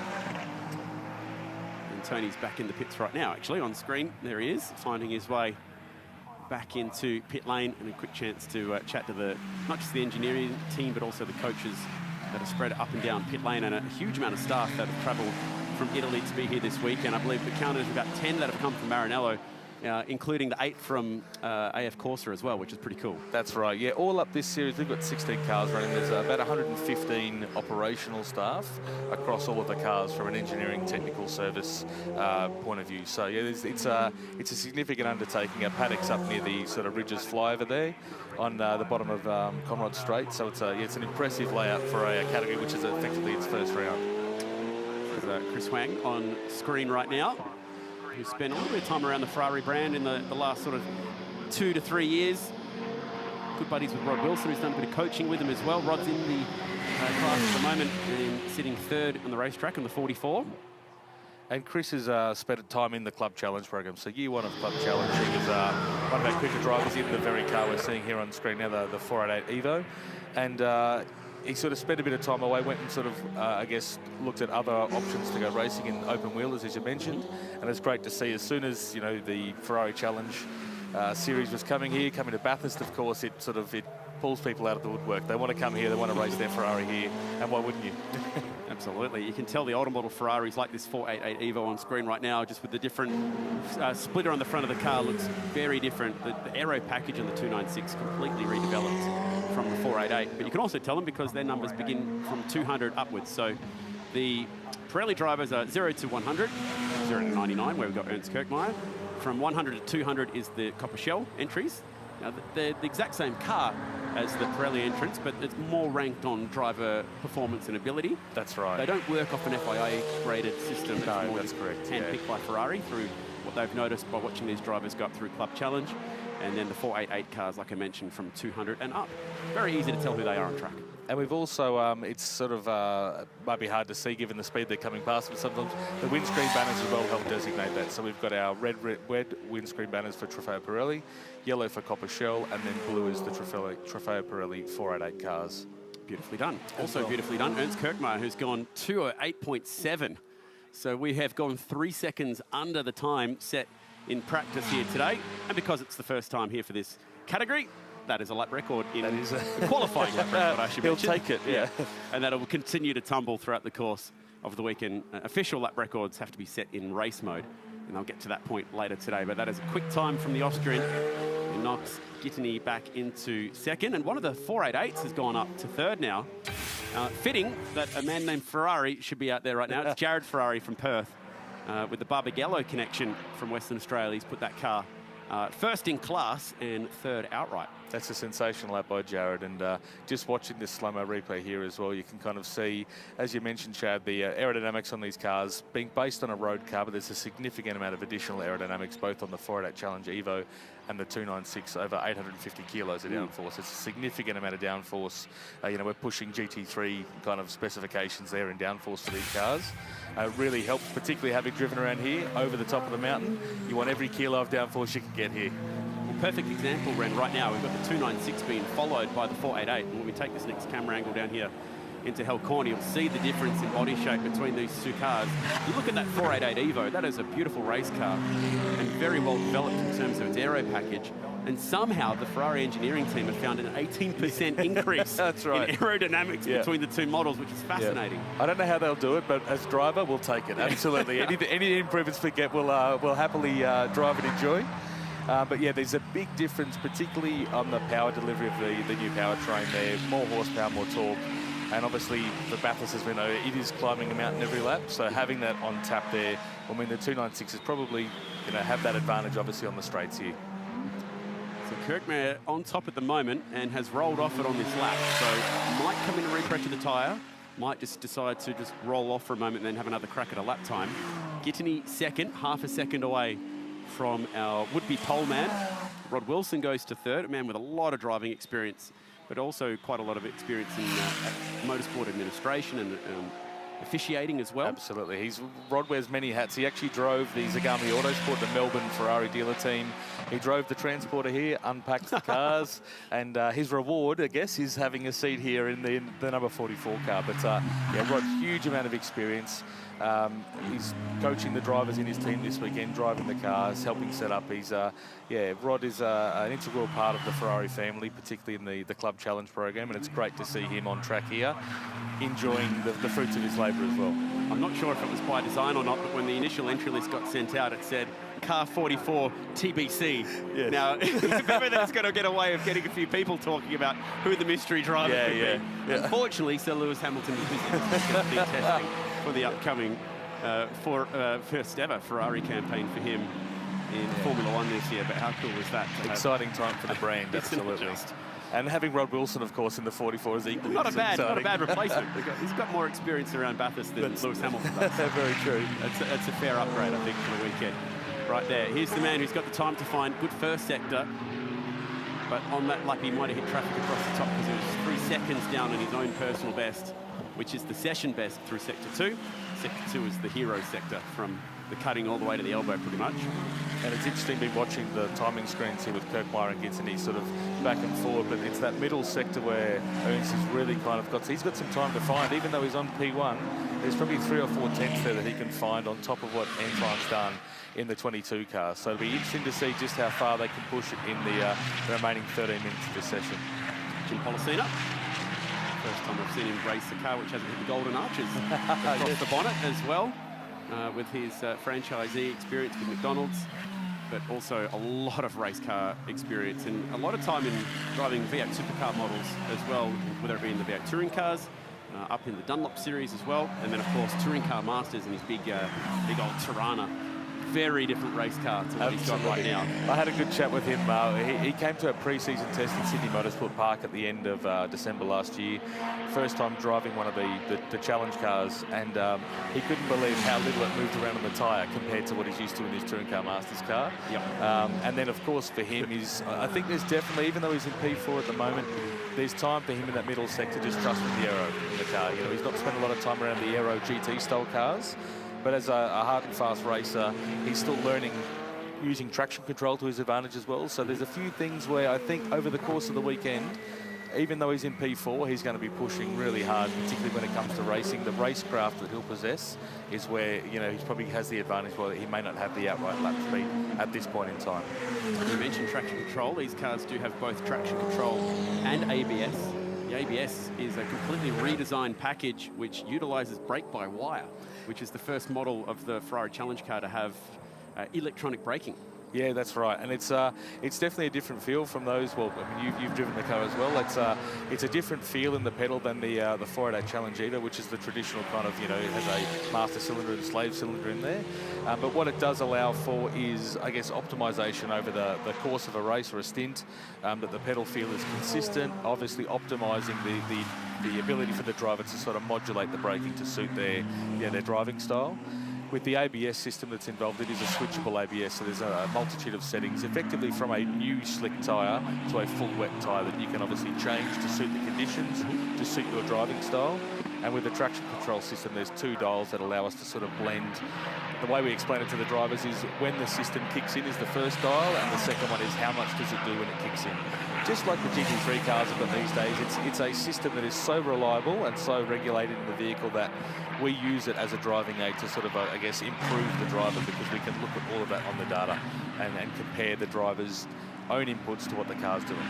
My understanding of both traction control and ABS was that the less you can rely on it from the driving point of view, the faster you will go. Exactly right, yeah. And there is a quick kind of, on the dashboard, there's actually a sort of a status light, if you like, that is sort of growing. The bigger it is, the more the car is intervening. So it's a very quick feedback loop to a driver of how much the car's taking away from them. Obviously, when you look at data, there's no hiding on data these days in modern race cars. Everything's exposed, but it does give them real time a feedback of what the car is doing as well. So Kirkmeyer and Gittany both go back to the pits. I'm curious to see if we'll see them again in this session, because it's turned into a bit of a 2-horse race for pole between the two of them, and then they do have a comfy buffer back to the chasing pack. So put your team engineer hat on here for a second, Ren. If you're Gittany, do you go out there and try and chase that half a second for pole, or would you rather save this Pirelli tyre for the race and make sure that you've got a bit of rubber to fight? It's a good question. I think as a driver, I want to be the first pole position in Ferrari Challenge Australasia. That's obviously a title that no one can ever take away from you. From an engineer's point of view, I'd be looking for another 296 that I could get a reasonable tow out of up the hill. Yep. Would be my next thing. And then I'd be really working with my driver coach in pit lane to find me some space, some breathing space to try and make that lap count. Because as you touched on before, The middle sector is obviously where there's some time to be gained, but if you're going to hit traffic, it'll just it'll ruin the lap. So there's a little bit for them to take in. I think 9 minutes, there's enough time to go and have another crack, I would think. But it's just whether or not those looming clouds we can see in the camera as well might have a bit of a play in the outcome as well. Yeah, or maybe even some more cloud cover as we take that wide shot of what the weather is doing right now. Could even bring a little bit more speed out of this racetrack. It certainly isn't bathed in sunshine, but it's a little bit glary out there. There's a little bit of UV on the racing surface at the moment. Some thicker clouds could just bring about that little bit more speed from the circuit. There's the other factor as well that these drivers need laps out there to get more experience at 1, Bathurst, and 2, the car. So for Gidney's done 8 laps here. I think he did 10 in practice here today. So 18 laps is a good start, but how much more time can be found by just getting that experience? Exactly right, and obviously Antoine in car number 22, being an Australian guy, has done some of the Challenge Bathurst running here before. So he has come here and done super sprint style driving, so getting laps in cars here. Same as David Trewern in car 127 in P3. So whilst he's not an experienced racer, they do have laps here. They've all obviously got onto very high quality simulators to kind of get some mileage on the simulator as well. But you can't beat miles around the mountain. It's exactly what Steve Owen said in the driver briefing. Stay out. Even if you think you've done your best lap, stay out, circulate. You'll start finding inches of bitumen you weren't aware that were there before. Yep. You'll start learning what curbs you definitely want to stay on and off, and really just getting a feel for the bumps that you sort of you know you can take and where you can gain some time. We mentioned how appropriate it was as we check out the Pirelli speed cam going through there for Cheng at 289 kilometres per hour. We said it's appropriate that we had a man named Ferrari out there. It's similarly appropriate that we have a driver named Enzo out there. This is Enzo Cheng in the 117. And again, Enzo is obviously new to sort of the national racing, but as a very experienced track day driver with some very high-end sort of track day machines that he sort of regularly gets out in, being coached this weekend by another name, Ben Porter, that's familiar in the GT paddock. Yep. So there's some very experienced drivers helping these guys sort of, I guess, lift their understanding of the vehicle on a world-class track like Mount Panorama Bathurst. And that was a good lap as well, and it's good enough to take him to 3rd, and also I believe first in class. It is too. He's just gone above Dave Trevern's time to be first in class as well. So that was a good lap. You can actually see the way that car was squirming under brakes down at Murray's, just leaning on that ABS system. Signs from the outside that he was pushing hard. Absolutely, and as you probably have seen, we've seen from the camera here, the glowing rotors, they are running a carbon ceramic brake package in both the 488 Challenge Evo and the 296 Challenge. The difference being in the 296 Challenge, you mentioned the brake-by-wire, but there's actually a car, it's got a CCM-R. It's a new compound rotor and pad they have in the 296 Challenge, and they sort of operate in a slightly different temperature profile between the two. So the 488s, you actually probably see at the bottom of the chase, really glowing. Middle of the day, they'll be glowing red hot like the Formula One cars do. The 296s, if someone is really pushing hard, we're going to start seeing that happen. And I do expect our sort of couple of guys up to sort of top 3 or 4, we'll start seeing those brakes glowing red hot by the end of the 30-minute race. Nice. Enzo's pushing on with it here. He's got some clean track ahead of him. As soon as I say that, I see another car flash through the screen, but he might be able to get them down Conrod, depending on where he catches them here, because it was a good first sector. How quick did he go through sector 2? Here comes the number, and it's another improvement as he gets knocked back a spot by Dave Trevern, who found red, green sectors to go up to 3rd. Spent a lot of time in sector 3, and maybe he's just sort of piecing together, the run into the chase. It's we're talking some decent speed there. I think it just saw a 288 k an hour sort of for David through there. So they are carrying some good pace, really understanding how late they can brake there. And of course, that dust on the track's probably a bit unsettling for some of them if they catch themselves there unintentionally. Yeah, well, he went so shallow down there to get through on the traffic, which is what caused him to just maybe lose a little bit of time in this last sector. About to find out. Is it good enough to get him back up to 3rd and first in class for Enzo? No, that little moment down there at the chase cost him the better part of a second or 2. Meanwhile, further up the road, a little late on the brakes potentially, and very, very close to running out of road at turn 2. So nicely done in pulling that car up. That's Masahiro Taguchi, one of our Queensland drivers, flying the Japanese flag, of course, on the vehicle. But yeah, just finding his limits. He actually has a coach from Japan that he has brought over for the event, who works within the Ferrari Corsa Cleansing program. So familiar with the cars, familiar with the program, but obviously with the language as well, obviously helps certainly give him some additional feedback on the car. It's the beautiful card of Tony Belden going across the top. And there is a wicked shot of that new aero package in front of this car. That sort of double winglet at the end of the split up. Much more aggressive front aero package than what we saw in the 488 Evo, which is where it generates all that grip. And all the high-vis on the outer edges as well, just to make sure we don't step on anything Smart. in the pit garages as well. It really does help. But yeah, it's a very impressive aerodynamic package in the car, particularly in that rear splitter area and the rear diffuser. There's about 17 elements in that rear diffuser section and rear bar.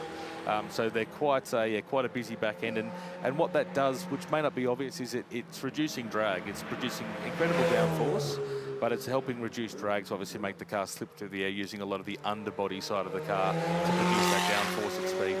So he's going quick. Dave Treverne's got himself wiggling along nicely down to a 2:10 now, as Mark Hutters goes inside the 2:10 club as well. So we've got now a little bit of speed in the racetrack, and some of these drivers who were outside of the 2:10 bracket in practice, they've found chunks of time out there, Randy. Hey, absolutely. I mean, that's very impressive. Obviously, Mark Hutters, you'll notice as well, carrying the car number 1.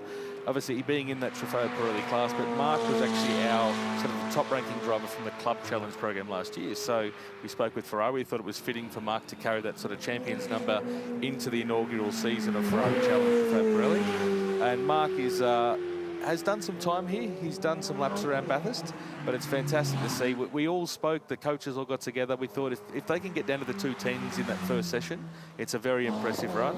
And it's great to see so many cars getting to that 2:10 or close to it, but also under that benchmark lap as well. Here's an impressive run. Hopefully he doesn't get the traffic interruption in the very last corner to be close. Gets the power down. Is this enough for pole for Gittini? Yes, 2:08.0. Great lap time. Fantastic. Perfectly executed with the traffic at the end of the lap, Ren. 288 kilometres per hour through the trap down Conrod. And a very, very quick middle sector as well. That's where he's made up a big chunk of time there, nearly 4/10, I think, in that middle sector. Great to see that all came together at that last corner for him as well, so close.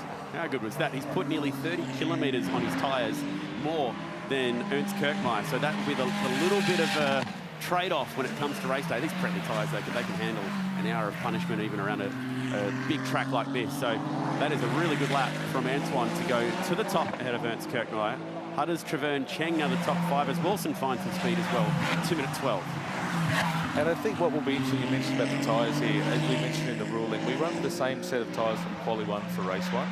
So there will be an hour's worth of running on the tyres at the end of the race. And what will be interesting to see here, Kirkmeyer, who's no stranger to Ferrari Challenge, how he manages those tyres in the race. I think there might be a bit of a sprint sort of mentality for some of the drivers here because it is only 30 minutes, but you do need to think about managing that tyre for the longevity, and if you need to attack at the end of the race, you still want to make sure you've got that front tyre there to give you that confidence to sort of brake that little bit later and obviously turn in when you need to try and make a manoeuvre stick as well. So it'll be really interesting to see how it plays out this afternoon in race 1. You're looking forward to that one coming up after 3 o'clock as Enzo's got the wiggle on here. He needs to find about half a second if he's going to get back to the top of his class, which is being led by Dave Treverne's 2:10.8. And sector times here are going to get him very close to his first 10 of the weekend. Still watching as well, Jared Ferrari's done a great lap there. P7 outright, but in the 488 Challenge Evo as well. So that's a fantastic lap by him. He's getting to the 2:12s. Just sneaks into the 10s with a 2:10.9. Good lap time. Now that's under the quickest time set in practice here. So they are bridging that gap very quickly to Antoine and Ernst at the front of this field. What will also be interesting is, of course, we run a rolling start process as well for our Ferrari Challenge. So much like the GT cars here, they'll be here for a 12-hour rolling start. And that is obviously brings in a little bit of strategy with how they bring their tyres and brakes up to temperature for the start of the race. Again, the more experienced challenge drivers from the other international regions coming in. It'll be interesting to see how they strategize around that versus how the local drivers who have not done so much of the sort of sprint racing format will sort of work the car as well.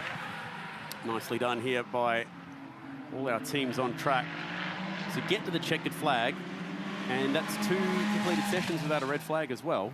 So beautiful start to the weekend, and clearly everyone's been paying attention to the driver coaching as the 105 that time. Taguchi really leaning on the ABS. I did hold my breath for a second. I was about to say I feel like it's a proud dad moment actually, and then a little bit of a pause there. But great to see, as you say, all the cars to get through.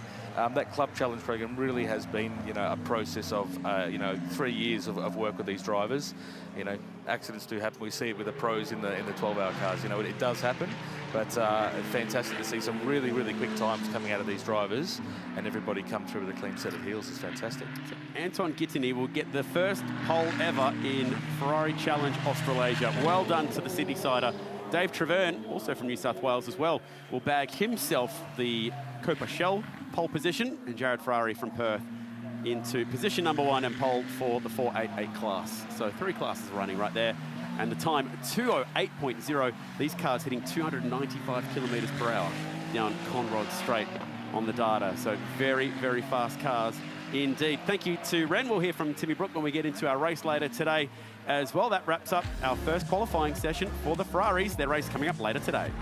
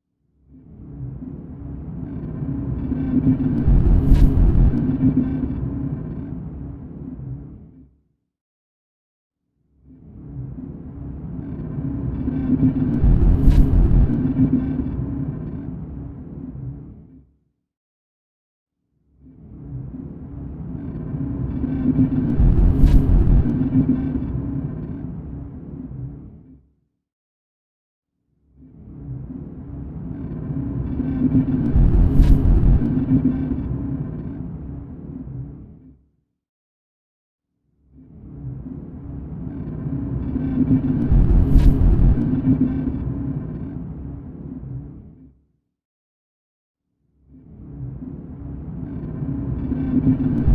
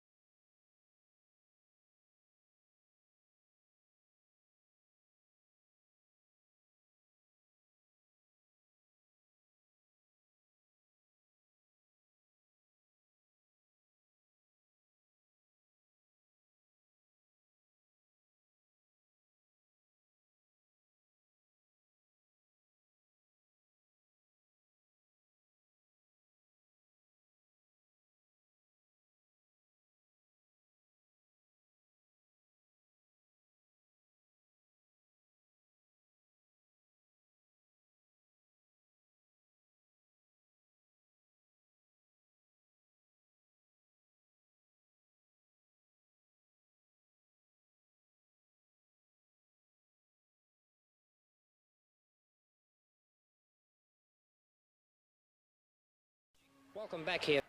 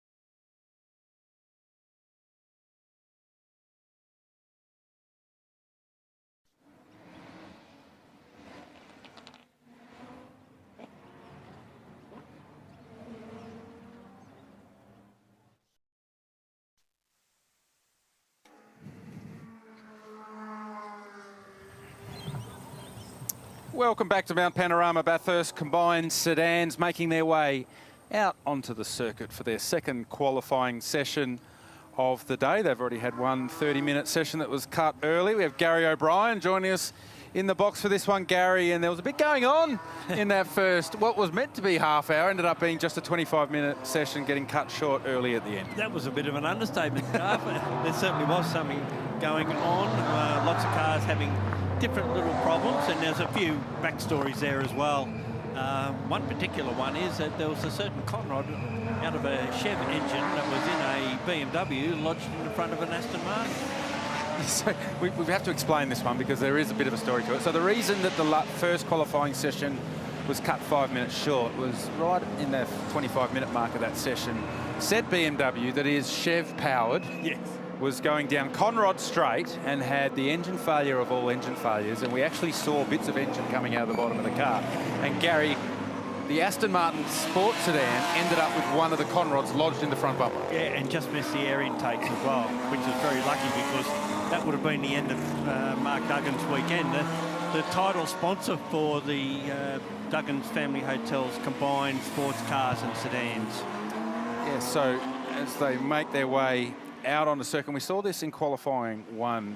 Cars remain under yellow flag for this outlap, and because it is such a big field, the 45, 46 odd cars in the combined sedans here this weekend, we just want to get everyone out on track first before then we can start pushing hard. So no passing, no taking off into the distance, try and keep the field condensed on this outlap, and then as they make their way down Conrod Straight, the green flags will start waving and everyone can get into it. So as we mentioned earlier, there were a few mechanical issues in qualifying one, and that was an important thing. It was qualifying one. So the first time these cars were on the track this weekend was straight into qualifying. So hopefully all those little niggles have been ironed out, and we can have a really strong qualifying two that will set the grid for their first race this afternoon. Yeah, I noticed too that the cars are actually in order of their qualifying one times. So that's why we see the two IRC cars up the front and the Dodge-powered Corvette in third spot. All told, 17 sports cars, 10 space frame cars, and 18 of the chassis cars. 45 in total. And as you said, there's a couple of little gremlins crept in the early one. One of the early people to stop was the Honda Civic supercharged car of Charlie Viola. Charlie Curry, I should say. Wasn't revving past 4,000 revs, so they stopped it on the track. Ed Kramer was another one in the Evo 9. Tyre delaminated very early, and he just had to pull up. He had no other option. We've seen a couple have wheel issues. The number 29 Commodore out of Queensland of Paul Gray had a puncher going into the chase, and our fastest competitor, Jeff Taunton, had a nut come off a right rear wheel, and eventually the wheel departed the car. But all good now and ready to go. Andrew McPherson in the iMac Porsche GT3R hadn't driven a car for 18 months. He's got two of them, believe it or not. As you do. As you do. There's only three. Here's the man on screen now, making a big send down into Murray's. Yeah, fuel pump issues and fading brakes was his issue, but he thinks he's got them both fixed. So I reckon that car is going to be right in the mix at the end of this session as well. No worries with the confidence on the brakes at the start of this session for Andrew McPherson, who dived down the inside of Stephen Lacey into the final corner as the field went green. So what's happening right at the front of the field now is everyone's trying to get a lap done really early in this session before they catch the slower cars and get caught up in traffic. So Steve Lacey says, I see what you did at the final corner, and I'll raise you a bit of horsepower. Up Mountain Straight, gets the job done in turn two. And already Danny Starter's gone ahead of Jeff Taunton too. So they'll have to watch their P's and Q's because they don't want to break into anything under a 2:09. And we did see that with Jeff Taunton in the earlier session. He did a 2:08.5. Just didn't read the end of the lap correctly. And this is in there because of the 130% qualifying regulation. In other words, it'd probably knock out quite a few cars if they kept it there. And I think also what it does is it stops people having basically a spending arms race and just going out of control. So the floor, a bit of a drama there for the Duggan 58 Aston Martin sports sedans. Smoke. You can probably just see a little bit of a hole in the front there. Yeah, they got some race tape on it, I think, Gary. But there was some heavy smoke coming from the rear. It looked like from that right rear hub in the Aston Martin. So we'll just keep an eye on that one. Just look for it in left-hand corners, I think, if there's going to be any problem. Too bad there. So he's backed out of it, though. So Stephen Lacey, I think, getting around him as well. So Taunton's back right off on this first push lap. Studdett's up the road and putting his best foot forward while he has a bit of track position. You mentioned the lap time of a 2:09.0, and that's the floor, if you like. You can't go any faster than that. So the name of the game here is to do a 2:09.0001. That's, if you can do that, you're pretty much guaranteed pole position. And then, of course, you can't break out of it during the race either. Yeah. So that's something that the drivers will need to manage. They'll have at their dash, their electronic dashes set up in such a way that they effectively have a countdown for them so they don't break out. It's a lot like the lap dash stuff that you see in some state-level motorsport where you have a breakout time. So Duggan's brought the Aston Martin to pit lane. So that's a shame for that car. Duggan family home supporting the combined sedans this weekend, as they have here for many years. 4 years. Yeah, so here, Ripple Motorsport runs this, Ripple Strip Motorsport runs this event. They've been doing it for 10 years. It even started out as regularity. Now it's well, that's what I was saying. Like the 2:09 thing is effectively a bit like a regularity where you set your lap time and you're not allowed to break out. So we've got Taunton. Yeah, both in the pits early.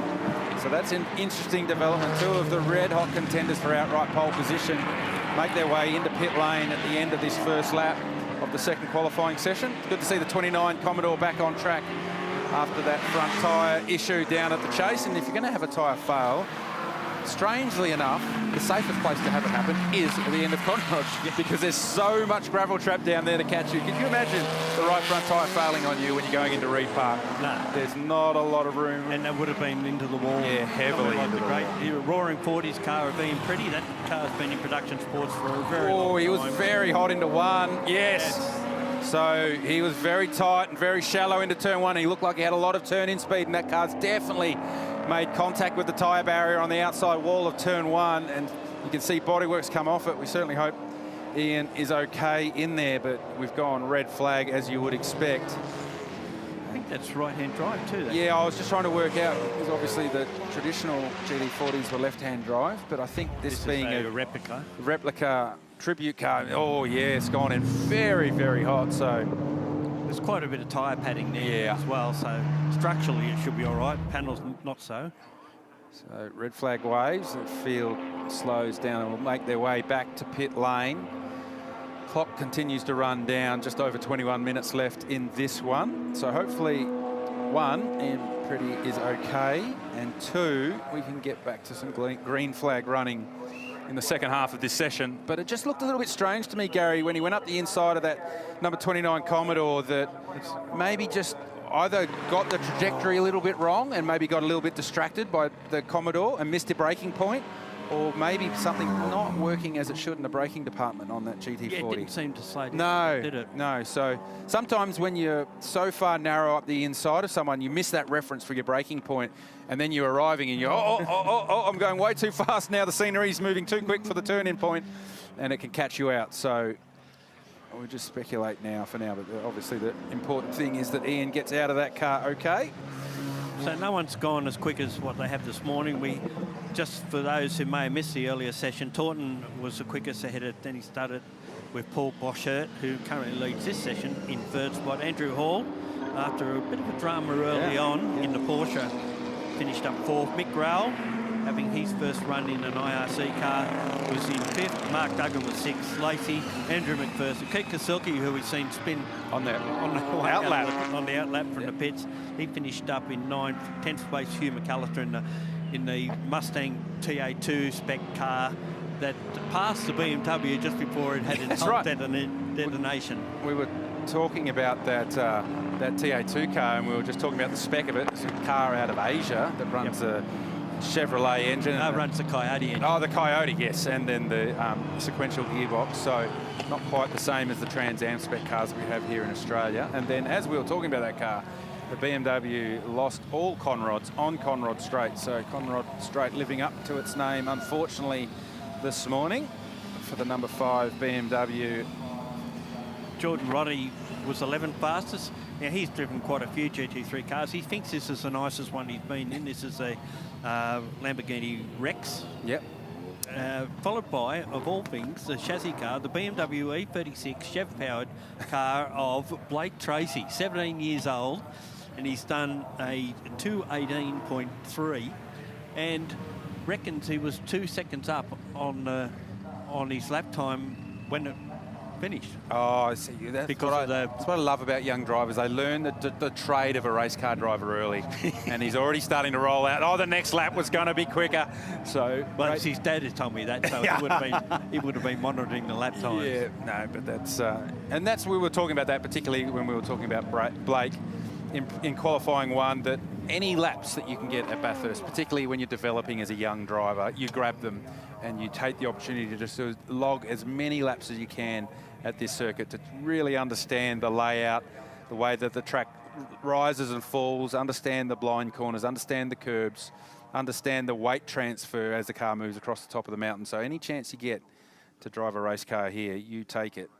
Must give a shout out to Cameron McLeod, who missed out on the drive in the 12-hour at the last minute, basically, and he's up there washing cars, cleaning cars, and helping out wherever he can, giving a bits of advice that he can. He's been here and he's done quick laps here, so he knows his way around. Absolutely, good shout indeed. So the field has made its way back to pit lane as we clean up the drama for Ian Pretty and his GT40 replica down there at turn 1. The clock will continue to count down for this one as we want to make sure we remain time certain for the start of the Bathurst 12-hour sessions that will remain for the rest of the afternoon. Other cars of note in the top half of the field, John Hollinger, who makes all those U-Butte gearboxes. Yes. He's having his first run in an IRC MGT. This is a new spec car, the same as Danny Studdett's car. He's just ahead of Michael King in a Evo 8, which was originally a improved production car. Won 2 New South Wales State Championships, and he's put a Hollinger in it now. I wonder if he seen John at the time. And has done a little bit of other work to it. So that car's quite a bit quicker, and it's now logged as a sports sedan. We saw one of the Evos earlier in practice have a few issues. So that was a tyre delamination. Yeah, tyre delamination. And so one of the other Evos said they had one just about to go at the end. Well, that's interesting, isn't it? So that's something that the teams will need to keep an eye on, understand they're running the right tyre pressure, the right camber, because the loads for the tyre here at Bathurst, given the speed across the top of the mountain, is significantly more than you would run at any other circuit for these competitors. I wonder if that was because, I think it was on, both cars was on the front, so maybe it's being four-wheel drive. Might have something to do with that. Yep. So, plenty of people here today. It's great to see so many people here at Mount Panorama enjoying day one of the Meguiar's Bathurst 12-hour. We've already seen 2 GT sessions for the 12-hour itself outright. Ferrari Challenge making their debut here at the mountain, and some very fast lap times from those cars and combined sedans who have been, as you said, Gary, a real stalwart of the support category here at Mount Panorama. Yes, someone's going through the... Who's there? The BMW fan. Program. Valentino Rossi fan, potentially. Program's available over in the merchandise area at Harris Park. Very good read, put together by V8 Sleeve. We don't need to give him a shout out. Enough self-promotion. He does enough self-promotion, does that man. It's good to see the boys here having a good time up on top of the mountain. And plenty of people settling in for what promises to be a great weekend. It's a good roll-up today, isn't it? It is. We were just looking at that during the lunch break, during the resident access. And plenty of people here, plenty of people over in the merchandise area, plenty of car clubs. So that's great to see. Ian Pretty just getting himself out of the car. Actually a tricky car to get out of. So it's good to see the medical crew just assisting in, making sure everything's okay. Well, being a true replica, it's only 40 inches high. Yeah, that's right. You'd have problems. Yeah, I know. I definitely wouldn't have got a drive for Ford in the late 60s, early 70s. But good to see the medical crew just taking their time and making sure Ian's A-OK. It was a big hit. Like, that car went in quite fast, and people, I mean, we talk about the speed at the end of Conrod Straight and the end of Mountain Straight and the speed that you carry across the top of the mountain, but You get boogieing down into turn 1 here as well. It's well north of 200 kilometres an hour before you jump on the brake pedal, and that would be a very light race car. That and he would have been GT40. setting up for a very quick lap then too. First, everything's warm, ready to go, and then that happens into the first corner. Another interesting car here is Dimitri Agafos's Subaru Integra WRX STI. That car's raced here in the 6 hours, done production car stuff, but it's now been tweaked a bit. So it's not quite production car spec anymore. Improved production, you might say. Apparently 3 seconds a lap quicker at Sydney Motorsport Park than it was previously in production car form. 3 seconds at SMP would probably equate to about 5 seconds here, Mount Panorama. So that's what's great about this category, isn't it, Gary? You can have a production car or an improved production car, but if you want to just add a bit of horsepower, add a bit of performance to your race car for the weekend, you can do it on this weekend, making sure that you don't break below that 2:09 lap time. Yeah, I remember the twice winning BMW in the 12-hour back in the production car days. That came here and raced in a different spec one time, and then they took it back. Yep. So the Peter O'Donnell car. Or even last year, case in point was Angus Fogg, who turned up with his beautiful car Mustang from New Zealand that was New Zealand Touring Car Masters spec, and then he ran it here in combined sedan, and all of a sudden it grew this massive big rear wing, had a big front splitter on it, had bigger slick tyres on it all around, and his lap times were incredible in that car. And then a week later, a week later in Tasmania, it was a TCM. Yeah, back spec'd it to Touring Car Masters and raced it down in Tassie, so it was great to see Foggy over here. We've got a real cult following in New Zealand. He does. Well, he's racing he's been racing the last 3 or 4 weekends in New Zealand. Yeah, I think it's not Central Muscle Cars anymore. It's got a different name, but it's similar to our TCM. Yeah, and it's peak motorsport season in New Zealand. Their season runs over the summer months, as opposed to in Australia where we have summer off. It's a bit warmer here, so we have summer off and fire up the first major motorsport event of the year in the Australian motorsport calendar. And I'm sure all those people on there are just checking out what Richard Crail's been up to with his social media, given that he is... Is the fan club here this week? Oh, the fan club are here. They accosted us in town earlier this week and begged us for Rich to make an appearance so they could get some autographs. Someone should take him up to the top of the mountain. Yeah, he'd get mobbed. He wouldn't be able to get around. It'd be worse than Valentino Rossi getting around up there. Speaking about Valentino Rossi, there's a little potential bike rider in the future. It's great to see so many fans here. You see he hedged his bets. He's going to ride a motorbike around, but he's got a Hot Wheels T-shirt on, so I'm not quite sure which way he's going to go. And people taking advantage of the merchandise area as well. Down the bottom of the mountain, get your coffee and sort yourself out there. Good shot of the Ridges That's Hotel. where you're staying, isn't it, Gary? Up on the top level? I'm in a house built in 1928 or something. Actually, I think Richard Crail usually has the penthouse booked out every time we come to Mount Panorama at the Ridges. So, as you can see in the foreground there, with room service. Oh, it's got his own butler. In the foreground there, you can see the campground that's behind the pit paddock area here at Mount Panorama, and that, when I drove in this morning, it is pretty much full. Yeah. And, you know, it was only felt like 3 or 4 years ago, it was only half full for the 12-hour weekend. And this event continues to grow and grow. And a lot of people come to both events. They don't discriminate. They'll come to Bathurst for the 12-hour. They'll come to Bathurst for the 6-hour at Easter. They'll come to Bathurst for the 1,000. Oh, that's a shame to see. Oh, that's messy, some significant damage to the front of that Roaring 40s GT40 replica of Ian Pretty. The good thing to see was Ian got himself out under his own power, and no doubt he'll be off to the medical centre just to have a good look over, make sure everything's as it should be for him. But we certainly saw Ian jump out of that car okay. Just over 9 minutes left in this session as we're counting down, so it'll just depend on how easy it is to extricate that car from the gravel trap. Because the last thing that the recovery crew will want to do is any more damage to that car. It is a beautiful race car. I remember watching this car at Sydney Motorsport Park 10 years ago. Yeah. And it's been around a long while. Amazing piece of engineering. So if you ever get the chance to hear it, when it comes off the throttle, it's a real crackle, doesn't it? Yeah. Great, yeah. It's a really nice car that they have continued, Ian and his team have continued to develop over the years. Of course, Scott Fleming's driven this car on many occasions as well. Yeah. We've seen Scott run around in improved production in the past, as well as Group N in Cortinas, Lotus Cortinas. So, oh, she's still in gear, so maybe the last thing Ian would have been interested in is making sure the car was right. He was, I'm out of here, I'll make sure I'm okay. So and just try and drag this car out and then get her up onto the flat tray, and hopefully the team might be able to get it back on track. Probably not today, maybe tomorrow if they've got the bits and Ian's feeling up to it. I think it might be done for the weekend, this one.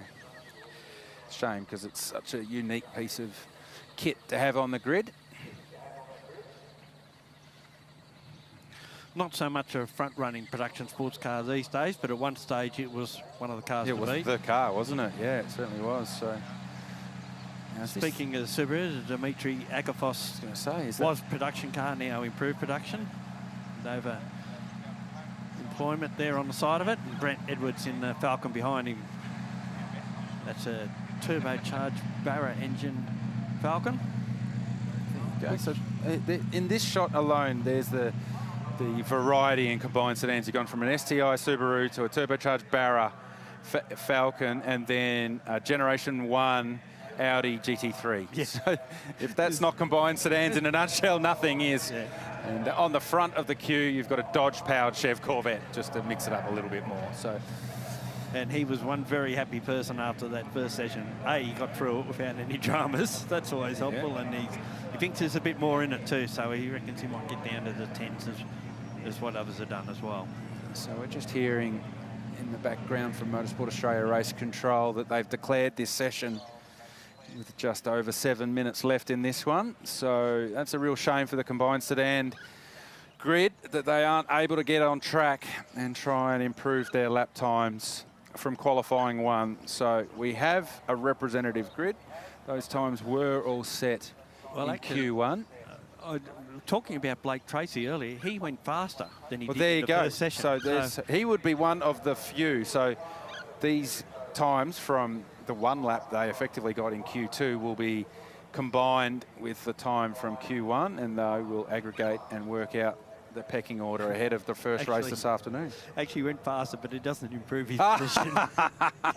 You know what he should have done when he said he was going to go 2 seconds faster? Actually go and deliver. John Warwick Morris there. That car was in, caught some of the damage in that BMW detonation as well. Yeah, we saw the front of that car have some damage to the right front, so he too wore a bit of shrapnel for that run down Conrod Straight at the end of Q1.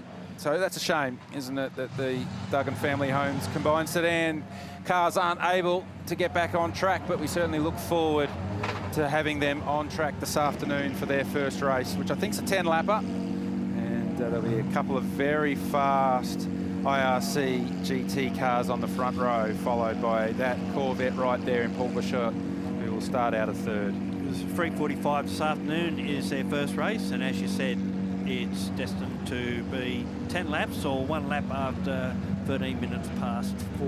Yeah, making sure everything stays on schedule. So if they do have to run long, or you have a certain time already in the schedule, whilst they didn't get a chance to go fast on track, they're actually arguing about track position, trying to get back into the paddock. You can take the race car driver off the racetrack, but you can't take it out of the cockpit, that's for sure. So that's it for combined sedans. Unfortunate they weren't able to go fast. The good news is that there was a bit of contact with the wall, but Ian Pretty got out of that car okay, and they will go racing for 10 laps later on this afternoon. We look forward to seeing you then. Gary O'Brien, thank you very much. Thank you. We'll catch you when we go racing.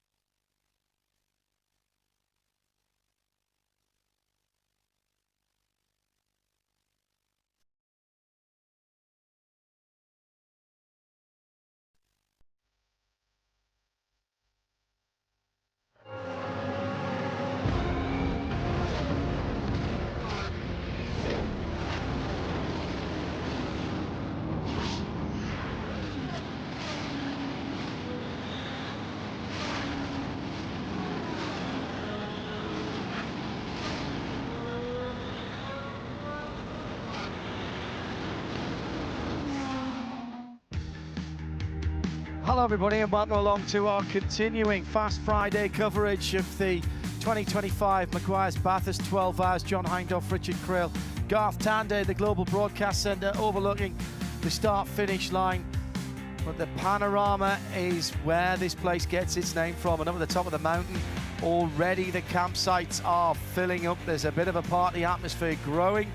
Just been out to Harris Park doing a little bit of filming for Sunday, and the atmosphere is growing. A very, very knowledgeable crowd here as ever. Thanks to everybody who we've bumped into and said hello.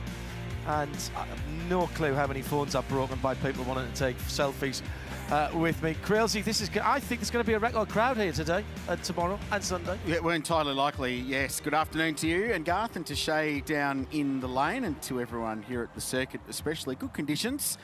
Quite overcast, as you can see, just on 24.5 degrees C at the moment, up from 19 when we rolled out for practice 1 at 8:30 this morning. So by the standards of the week that we've had leading into this, it's quite a cool day in this part of the world. Highs in the high 20s expected for tomorrow and for the race on Sunday with a bit more sunshine. So today's a little bit of an outlier in terms of conditions. 1, open pit exit, please. Race director James Taylor gives the command to open pit exit as we start for practice 3. So this is the third session of the weekend. It's for all drivers. As we saw the bronze only session earlier on this morning.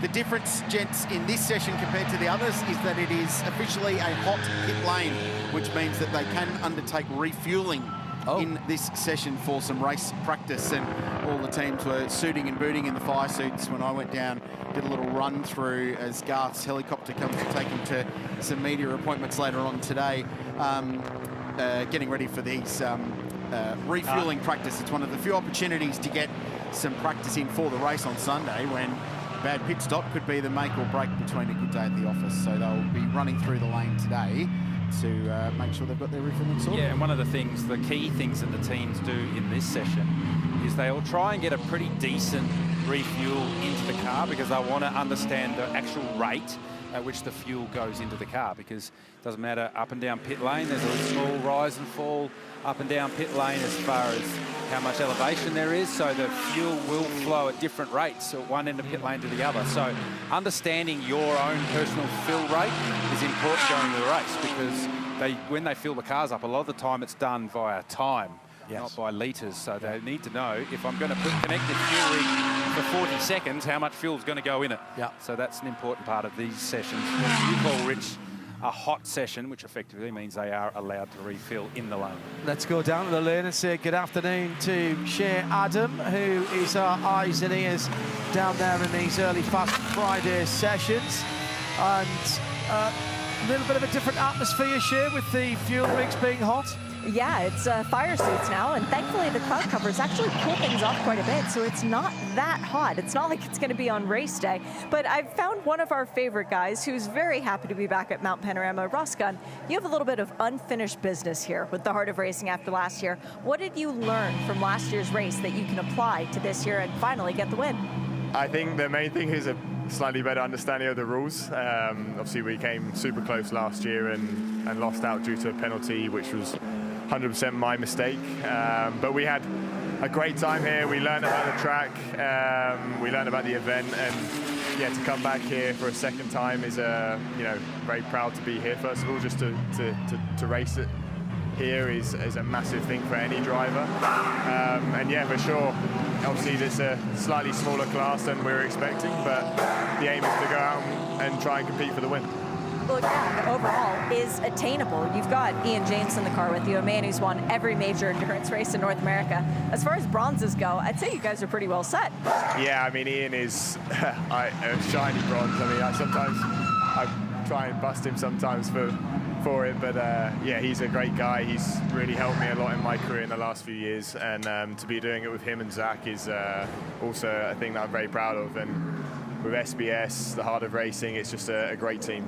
Well, and I wanted to ask you about that because it is Heart of Racing and it is SPS. When you get two powerhouse teams coming together like that, what's it like to work in that environment?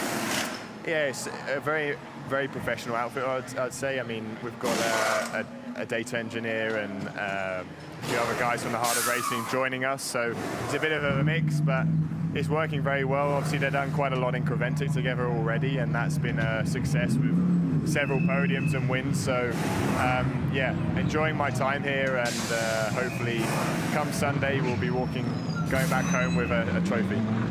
What's the part of the racetrack that you were most excited to get back out on?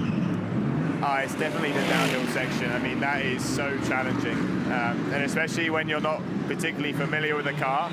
Obviously, I'm an Aston driver. I have been for many years, and I'm very proud of that as well. But to come into a new car, it definitely takes quite a few laps to get comfortable with the downhill change of direction that you have. So, yeah, that's probably the biggest part. Well, and I know it's the middle of the night for your family, but hi to your family back at home. Good luck this weekend, Ross. Thank you very much. And we see Shea Adam for the first time for those of you watching around the world. Just a quick reminder, by the way, for tomorrow, and we've got one more session a day, first of all, but for tomorrow and Sunday, if you are outside of Australia and New Zealand, then the YouTube will continue for you with the Saturday and Sunday feeds. It's free, there will be no interruptions, and whether you're in the US, Europe, the UK, you can tune into that. We will not be asking you for any money or indeed any information. There's no registration, it is just there. So get your favourite beverage, get some popcorn, some snacks, throw some snacks on the barbie or whatever you do, and settle in for Saturday and Sunday for the 2025 Meguiar's Bathurst 12 Hours in glorious Technicolor. If you're looking at the Team GMR car, it is absolutely right. Literally Technicolor with their amazing test pattern livery that they're rolling out on that Mercedes AMG this year, which is a spectacular field. I've got to say, it is a remarkably well presented grid. It always is, but the quality of livery and production along the pit road here is quite extraordinary. We just had a brief shot of the Superbarn Supermarkets AMG before we jumped on board the 75 Express Racing entry, Kenny Bull's car. Brothers James and Theo Konduras starting their 12th Bathurst 12-hour together.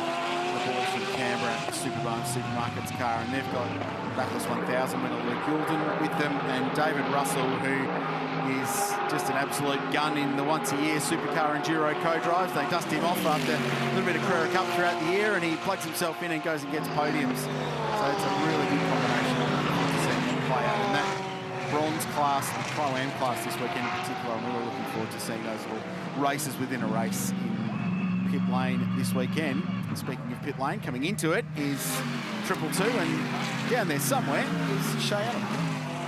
Standing right in front of their box, waiting for them to come in. I'm seeing a lot of really interesting things about to happen, guys, because there's driver change practice going on up and down the pit lane, and it's not just driver change practice, but, for example, Lucas Toltz just brought in the 75 Express Mercedes. He's handing over to Jules Gounon. They scrubbed in a set of tires with Luca, and now they're scrubbing in a set with Jules.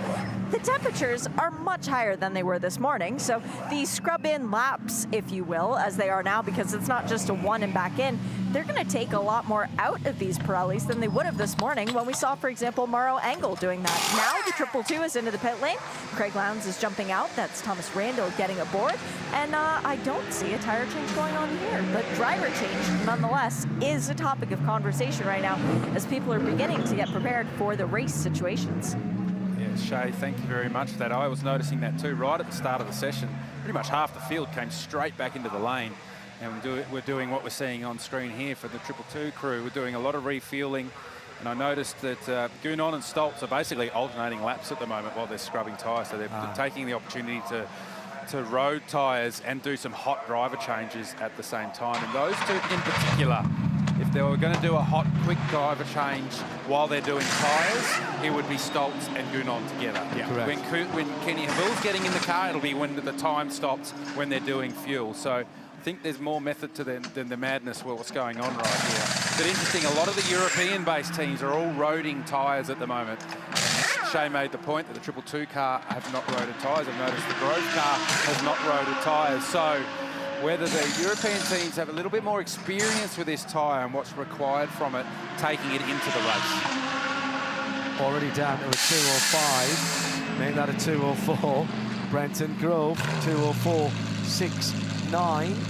We do time to 4 decimal places here, and it's been required. We've needed it, that's right. It has been required on occasion. So you might think, I won't go down until we need it, but it's there, should it be required. Lucas R pops up in a second in the number 77, the Craft Bamboo Racing AMG. Chan Guven, Turkish driver. He's just actually dropped down to 4th in the 911 because Daniel Serra has popped up the timing screens in the Ferrari 296 GT3. Factory Ferrari driver in the number 26. Bumped into his co-driver Chaz Mostert on the way up here, and so good mate said, "Yep, no dramas. I've done 6 laps." But he's pretty comfortable. No drama at all. Exactly. He's good. And just leading some laps, so he's not been here since 2020. Quite wide on the exit of the Tour de Gazoo Racing dipper there for young Brock, who gets his first crack at Audi R8 LMS on the mountain. Just the noise of that V10, normally aspirated V10, shared between the Audi and the Lamborghini.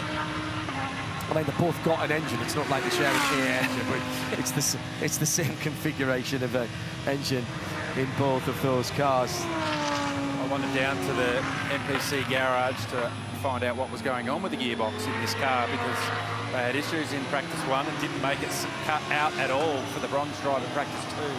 And we did speculate up here in the box that maybe it was a sensor issue, which caught this team out last year. It was not a sensor issue. It was definitely a mechanical issue inside the gearbox, and they did have to change the entire box because of a mechanical issue with that one. So certainly looks like now that's all fixed, and Brock Feeney can get his first laps at Mount Panorama aboard and out. Even when we took the on-board shot of him jumping in the cockpit of that car, it looked strange. Yes, it just looked strange, so seeing Brock in this car. Yeah. We've seen him in GT cars, that's no problems, but just getting in an Audi is just something a little bit different. Yeah, twice qualified on the front row the last 2 years. I think the combined margin's something like 0.2 of a second. He's been second over the 2 years. We're awesome efforts, and it's taken pretty mighty laps to get Poland to beat him. So I'm keen to see how quickly he gets up to speed. He had a great year last year in the Repco Supercars Championship with Triple Eight, did Brock, only beaten by his teammate Will Brown.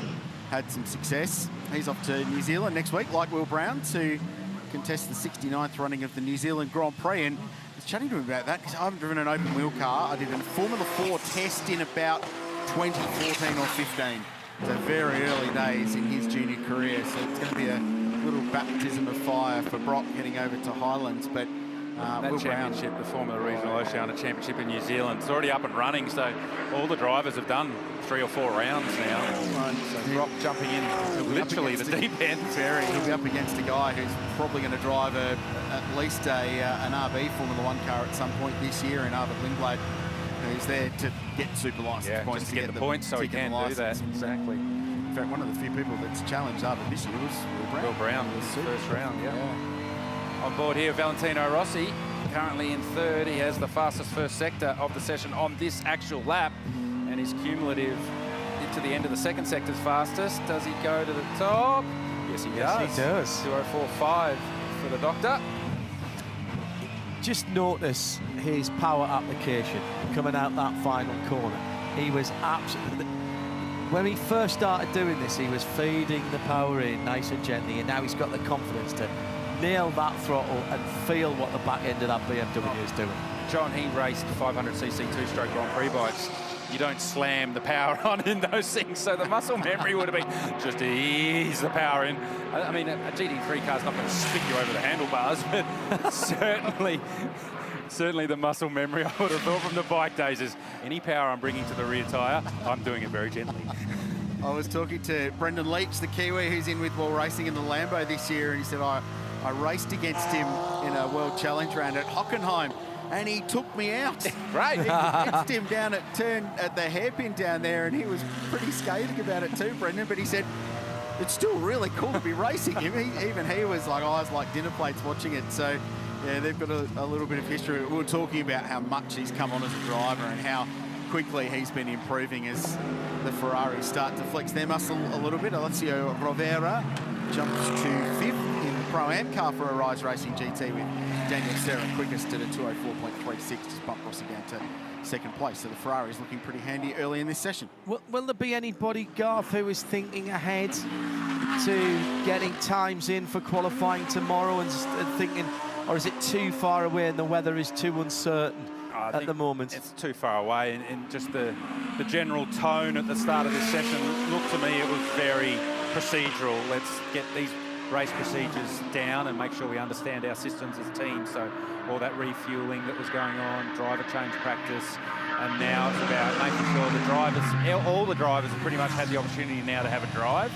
So now they've all had time to look at data, look at vision, refine their technique so that they find their way. I mean, if you look at the first two real sessions from last year, it was a 2:02.7 for Van der Linde in the first session last year. And then it was out to a 3:06 in this corresponding session last year. So they lost a second, effectively, through the day. And I think that's just because people, one, they want to make sure they have got a really solid race car. And two, they don't want to fall foul of the BOP police. Yeah. You don't want to go too fast too early. Oh, Feeney lost the rear on the entry into one. Brock discovering the grip limit of an Audi R8 relative to an AMG. The other interesting thing about today is that there isn't really that end-of-day glamour happy hour session because it's an AM bronze driver only session. So in those ideal conditions at the end of the day, which is when qualifying will be tomorrow, the Pirelli pole battle, it'll be the bronze drivers doing the driving, and they ain't the ones that are going to be in the pole battle tomorrow. So you don't sort of have that quali form guide from today. Not that they really want to show their hand this early anyway. Mountain Straight, just watching the Mercedes go up there, the 222 car, and Scott Taylor Motorsport machine just bouncing a little bit. I was watching when the demo laps were going on, and the Aston Martin, Tony Quinn's Aston Martin Vulcan was out there, and that was popping the rear wheels off the ground there. It was so tight. I don't remember it, Garth, being that bad there in previous years. It's almost, you know, at some race tracks when they put a tunnel underneath and it changes the surface. That's exactly what it reminds me of. Well, it's certainly getting worse over the last couple of years. The bumps up Mountain Straight have been getting worse and worse, to the point where traditionally you'd come out of Hell Corner Turn 1 and you'd pretty much just go straight to the left of the track and go over the hump on the left side of the racetrack. Yeah. But the bumps have got so bad over there now that you basically come out of Turn 1, stay on the right side of the racetrack, get over the crest, and then drift across to the left side, because the bumps have got worse and worse. And that's only happened in the last 2 or 3 years. Like I said, I've been coming here for 25 odd years, and it's never really changed the amount that it has changed in the last 2 years. So that's certainly something that the drivers that have got more experience here, that you sort of find these little quirks about Mount Panorama.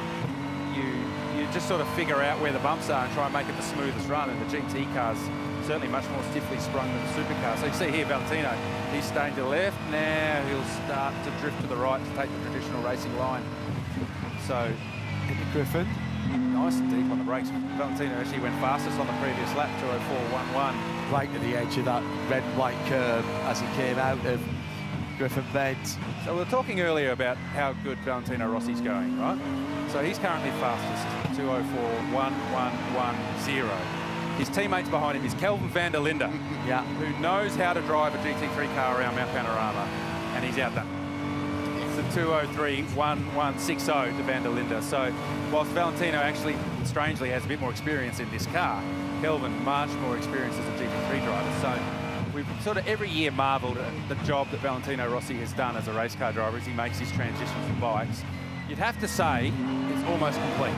It's almost there. Now he's not a bike guy driving a race car. He's a race car driver. That's a very, very good distinction. So we can't go down into those 3 figures now, 4 figures. 0.0050. That's why at a 6.2k lap.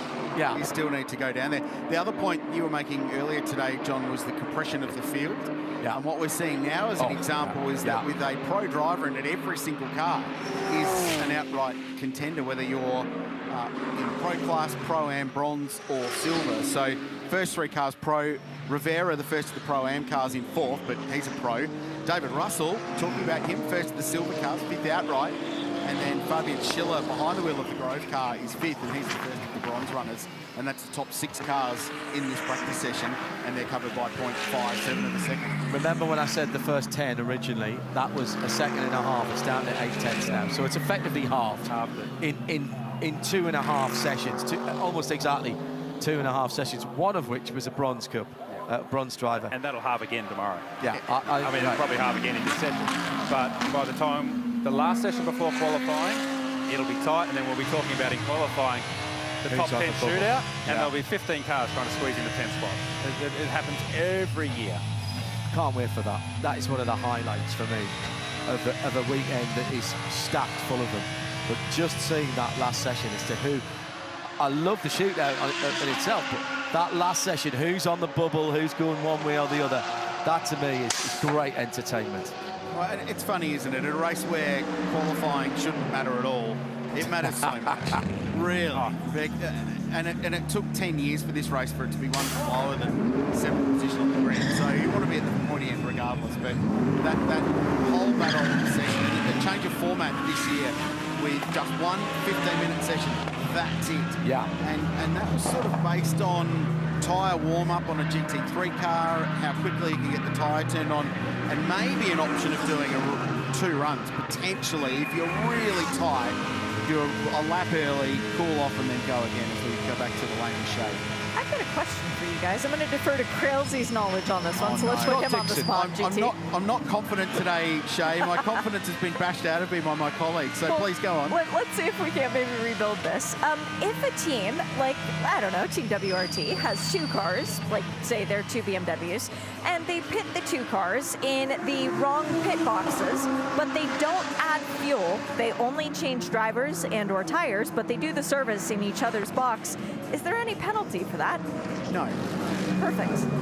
It's all about the fuel rig, isn't it? Yeah, because that's exactly what just happened. The 32 stopped in the 46's box, and the 46 stopped in the 32 box. Then we had Valentino Rossi get out of the 46. That was a driver change over to Lello, Raffaele Marciello. And in the sister car, it was Kelvin van der Linde who got out, and Augusto Farfus who took over. I'm going to linger in the garage and see if Rossi comes back, because I really want to know how he's so smooth around the mountain. That was a really good lap he put in. Yeah, Shay, as long as you're stopping in your team's pit box, I think it's all good. But yeah, the timed stops are based around driver changes and refueling, and it'll be 80 seconds, by the way, will be the time from... That is the number, just been confirmed, okay, yeah, from pit entry to pit exit. So 31 second, 32 second transit time here, isn't it? 32. 32 second transit time. So it's 50 seconds, basically. Standstill time. See, they've done that again. They've just basically pitted in the order that they've come in. So the 46 BMW is in the 32's fueling area, while as the 32, the black car, is in the 46's. I think that's okay, so long as there's no fuel. Also, this is not a competitive session either, so I'm sure if there was something going wrong there, that they would give it, they'd be given a tap on the shoulder by one of the officials. Going back to the old Group C days at Le Mans, and I was very fortunate just to see the tail end of that. When that was a fuel formula, quite clearly you had to be at the right fueling spot because you had a fuel allowance card for the whole race. And you could see it counting down on the little counter, the litres. Tom Walkinshaw, who has a great link to this race and to this racetrack as well, of course, from his driving days as well as team ownership and management days. Tom Walkinshaw with the Jaguars one year very cleverly nicked a bit of fuel for the car that was leading by every time either of the other 2 cars came in, and you drained the fuel into the catch bottle. Yeah. He put it back in the leading car as well, and he got away with that. It was never spotted at the time. Very unlike Tom. Can't believe that would have happened at all. No. Having driven for 7 or 8 years. Yeah, exactly. We spent a lot of the time in the grey with Tom Walkinshaw. I think it's fair to say that Tom Walkinshaw, the great Scot, was a character. Yeah. Presence. When anyone asked me what was Tom Walkinshaw like, the thing that stood to me is he could walk into the room and he commanded it. He had presence. And certainly a very canny operator. Let's go with that one, John. Very canny. Well, knew the rules and knew where the grey areas were. 16.5 minutes only to go in these sessions, these 40-minute sessions, Krills, here, going by like the clappers. I had a thought that I was about to say something, and I'm going to push it over to one side, and I'll say it at the end of the session. But plenty of laps being turned is what I'm about to say. Oh, okay. See what I was saying? Yeah, I know where I swerved there. No, that was a big swerve. I'm glad you took that little deviation. Yeah. Thank you. Thank you. 16 minutes to go. Raffaele Marcello now behind the wheel of car 46, but they've been rotating through the pit lane. Brock Feeney, predictably, has jumped up to third in the Audi and then peeled off into the lane. So a 2:04.25 for Brock within a tenth of the fastest time. Top 5 cars now within 2/10 of a second.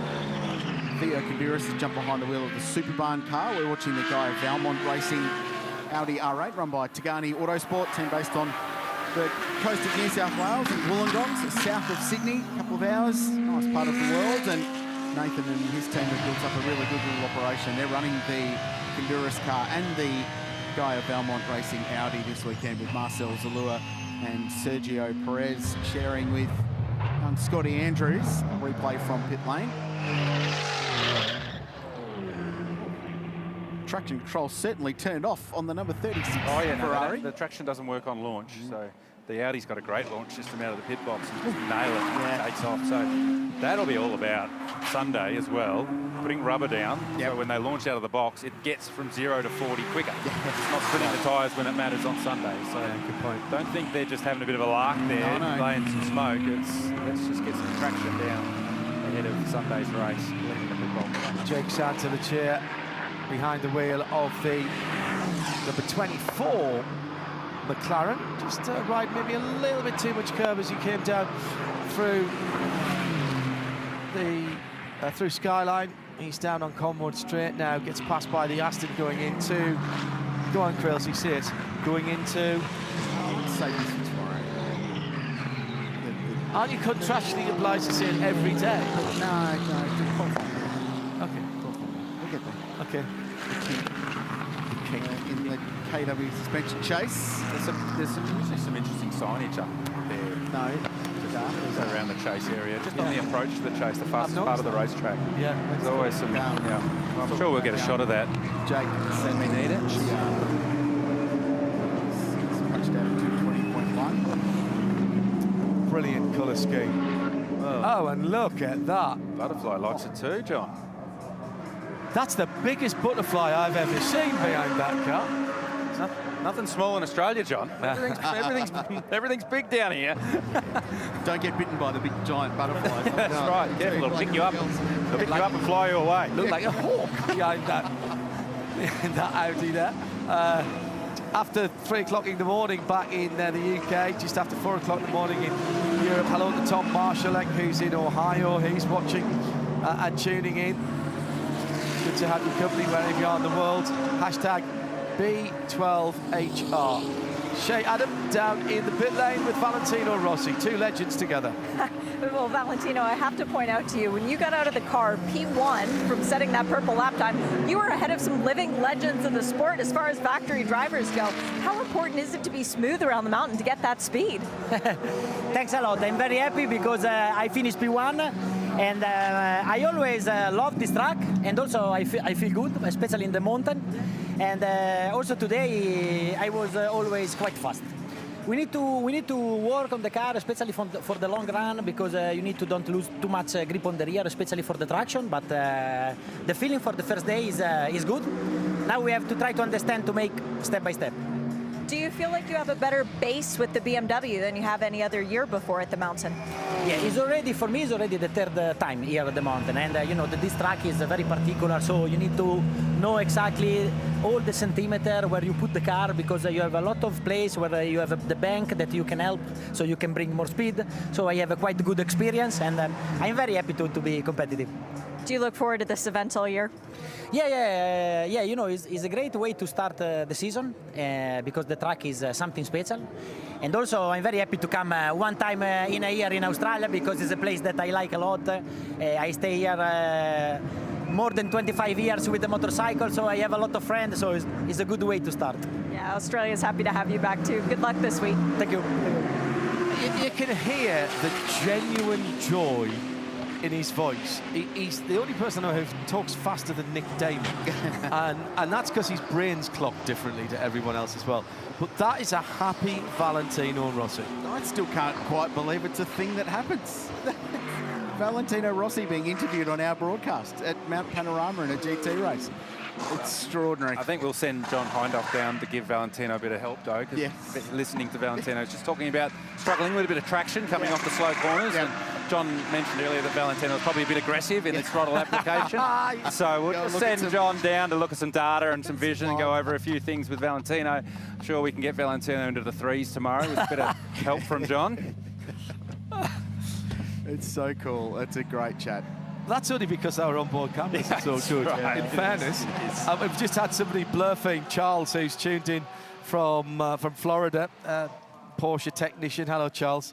He was just commenting as well on how great the onboards are. Australia, for those of you who have long memories or are just old like me, Australia is the home of the onboard camera, and this place in particular is the home of the onboard camera, the moving onboard camera, the multi-cross to bring in the America's Cup skipper, the Prime Minister, somebody driving around the circuit. This place is full of history, not just for the racing, but for broadcast history as well as it goes on, and it all comes back to here, this technology that we're looking at now. Well, almost 50 years later, this race will be on the 7 network around Australia on Saturday and Sunday, and that was the organisation that were the first to do it. Very famous commentary from that Salika. John Williamson. Being held up by fast cars. Yeah, down and being destroyed by them down Godrod Straight, but. And of course that incredible area with Dick Johnson where he was just a walking one line, wrestling the big Falcons across the top. Still remember as a kid listening to that thing, how cool was that? Yeah, laps of Amaru was like running a marathon around your clothesline. Handling like a dog on lino. Pretty incredible stuff. Dick has recently, as in the last 3 hours, been Spirit of Ford Award, I think it was. He's in the United States, fairly sizable news coming out of that part of the world in the last couple of hours, but great to see Dick recognised for his contribution to Ford globally. Absolutely, correctly as well. Icon of our sport, and the XD, the green stuff car is sitting over in the National Motor Racing Museum as well. Always worth, if you're here listening to us or you're planning on heading up, put some time aside to go and see Brad and the rest of the team in the National Motor Racing Museum. They have got something quite spectacular in there at the moment. That's all I'm going to say. He sat in the 84 car. Oh, 05. 05. Mate, kid can... Do not wash those clothes. Getting out was another story. That might feature on Sunday. It will feature on the broadcast. Yeah, I thought it would. Yeah, that's quite... The two big bangers in there. So the Moffat 77 car's in there, isn't it? And the big bangers are in there. So if you talked about two cars that epitomised Mount Panorama Bathurst in the touring car era, it's those cars. Totally agree. The Moffat hardtop and the last of the big bangers, the Dayglow orange Commodores, like that was Bathurst as a kid growing up. Likewise. And that's really what got me switched on to it, because we got on a programme on commercial television in the UK on a Saturday afternoon that was called World of Sport, and we would get a highlights package, maybe a 45-minute, it might have been a 50-minute highlights package, but we wouldn't get it until January. So the race would have run in October, but of course that's right in the middle of the football season, everything like that. And when there was no horse racing and that going on that we used to cover on TV in those days in January, because the ground was too hard or too wet or both, then Dickie Davis, who was the presenter, would very suavely say, "And now motor racing." They call it Australia's great race. Did you know results by January? Had the Post caught up by that point? Or? Well, I mean, you would have known it if you'd been looking at the comics, if you'd been looking at the weeklies. But it was still always worth watching because of all the things we're talking about, because the production values were so high. and because the racing was so brilliant. And it was condensed into, like I say, 45 minutes or an hour. It was brilliant. A couple of results-related things just quickly in this practice session. A few little timing changes. You've noticed that on the totem left of screen, Maro Engel went quickest for GMR, running the 888 today and this weekend for the first time. That lucky number for that part of the world, for that team. Just 200ths quicker than Brock Feeney, who's gone up to second in the Audi. And Lauren Heinrich has gone third in the Pro-Am, the Bend Porsche, run by EMA Motorsport, with a Manti support there again this year. So very good lap for Lauren, who's making his Bathurst debut this weekend. 10th of a second back. That's the quickest we've seen the Porsches go today so far. 46 is still fourth. Lello Raffaele Marciello doing some laps at the moment, just doing some longer runs, and so too Augusto Farfus, his teammate, in 5th place. And 5 manufacturers in the top 6, covered by half a second. Okay, so that's what we were talking about. The squeeze, time-wise, the squeeze is on. And tiny mistakes in the qualifying in that single shoot-out qualifying session tomorrow, Garth, is going to be really costly. All right, so what we got left, 5.5 minutes. On board here with Jules Gounon. He's got a pretty clear track ahead of him, Garth. Absolutely. So when you're in these sessions and you look up Mountain Straight and you can't see anyone up the road, there's just someone entering turn 2 now at the end of Mountain Straight. So you know you're going to get a reasonable run, at least in the first sector. So just watch how Gounon attacks, particularly the kink here on the approach to the cutting, flowing speed in. So just rolls it back to about half throttle, doesn't actually lift off. And the reason they do that in a GT car is you want to keep the floor as stable as possible. The floor generates so much downforce. So when you lift off, the car changes its pitch. So you just go back to half throttle, so you de-pitch the car more gently. Same here. So you he wouldn't have rolled out to 0, he would have rolled out to about 15–20% throttle. Same again there, you can just hear, like, it's almost like the engine's idling in the background. And that's because he's just keeping a little bit of throttle up in that high-speed section of the circuit. You can hear the car scraping heavily. There's another one at the dipper. The AMG Mercedes run the car very, very low. That's how they get their performance, by the car bottoming on the ground. And it annoys you for the first lap or two, and then you forget about it. It's just noise in the background. And that amount of scraping indicates there's a little bit of fuel in that car. Because they do scraping quali trim, but that was quite a lot across the top. And it's a good lap, don't get me wrong. It should be in, if not the high 3s, the very low 4s when he gets down towards the final sector. We'll bring this one home and jump to Shea. So just one big braking point. And again, that's another corner. You don't realise how uphill it is in the braking zone, the compression and then uphill in the braking. Fire the car out to that exit curb. Perfectly timed traffic in front who dives across to pit exit. So Jules had a completely clear lap, 6.2 Ks. The timing line is directly under the bridge, and it's a 2:04.2 so it puts on up to 6. That's race pace stuff there. That's absolutely driving the car in race trim. And I think you're right, Rich, about the fuel load that car has on. And you can just see, even when he braked into the final corner here over the bumps, car wasn't moving around a lot. And then when we tune in tomorrow and we're doing a bit of qualifying prep and then qualifying itself, watch how active the cars are over the bumps, how much they dance around into that final corner. There was none of that going on aboard Jules Gounon, number 75 Sun Energy AMG Mercedes on that lap. Let's head down to Shea Adam in the lane. Last 3 minutes before the checkered flag. Shea? I've just seen 2 more teams that are scrubbing in rubber very late in the session and late in the afternoon to be doing this. The Heart of Racing SPS car came in.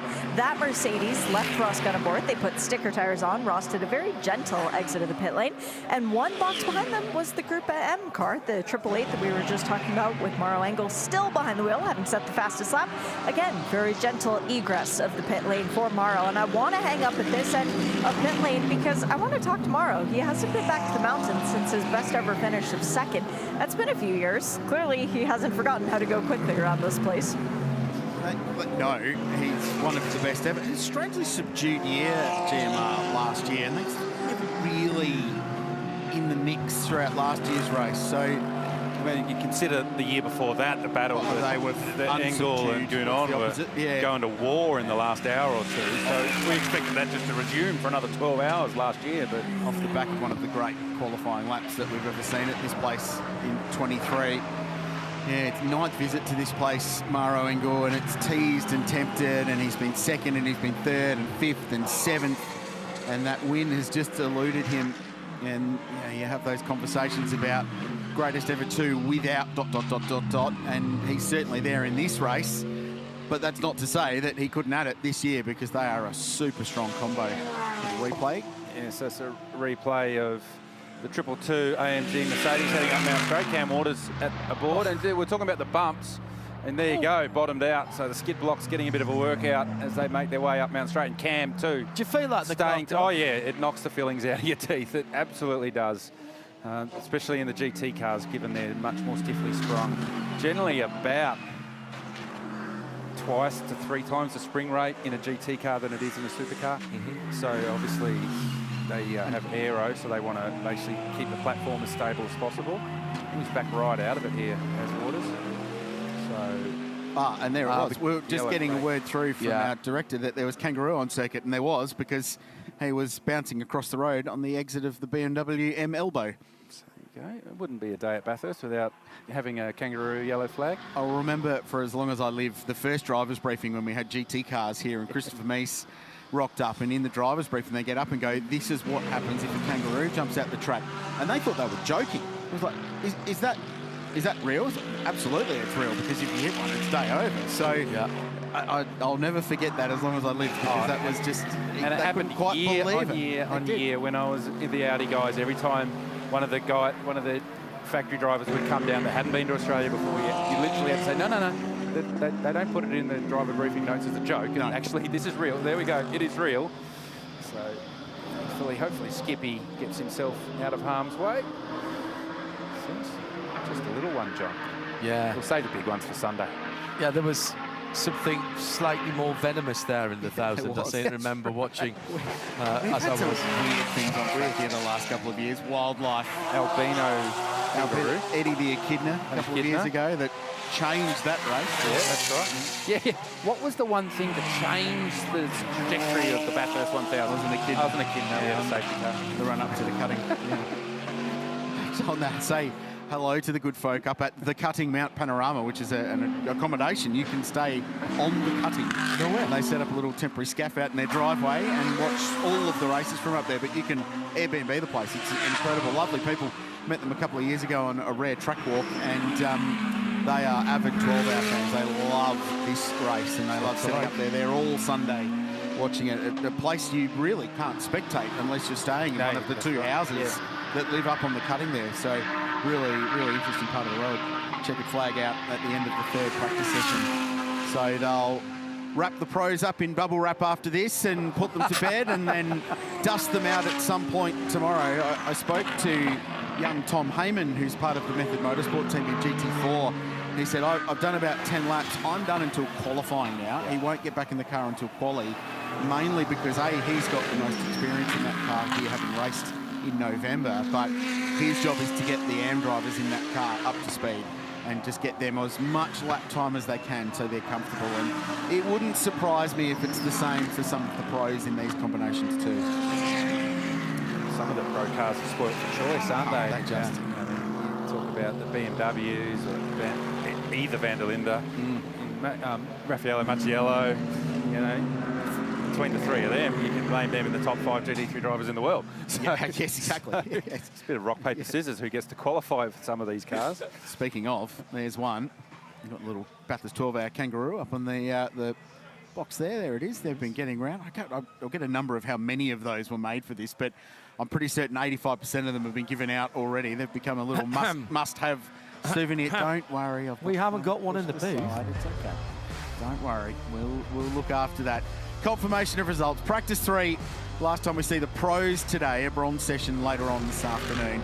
And it was Team GMR on top, the Mercedes, AMG, the Audi. Great lap from Brock Feeney, his first real crack to go second, just less than half a tenth off. Porsche 3rd, and then BMW 4th. So the 4 brands in the top 4, which I think we probably all expected would be the case. Gounon popped up at the end.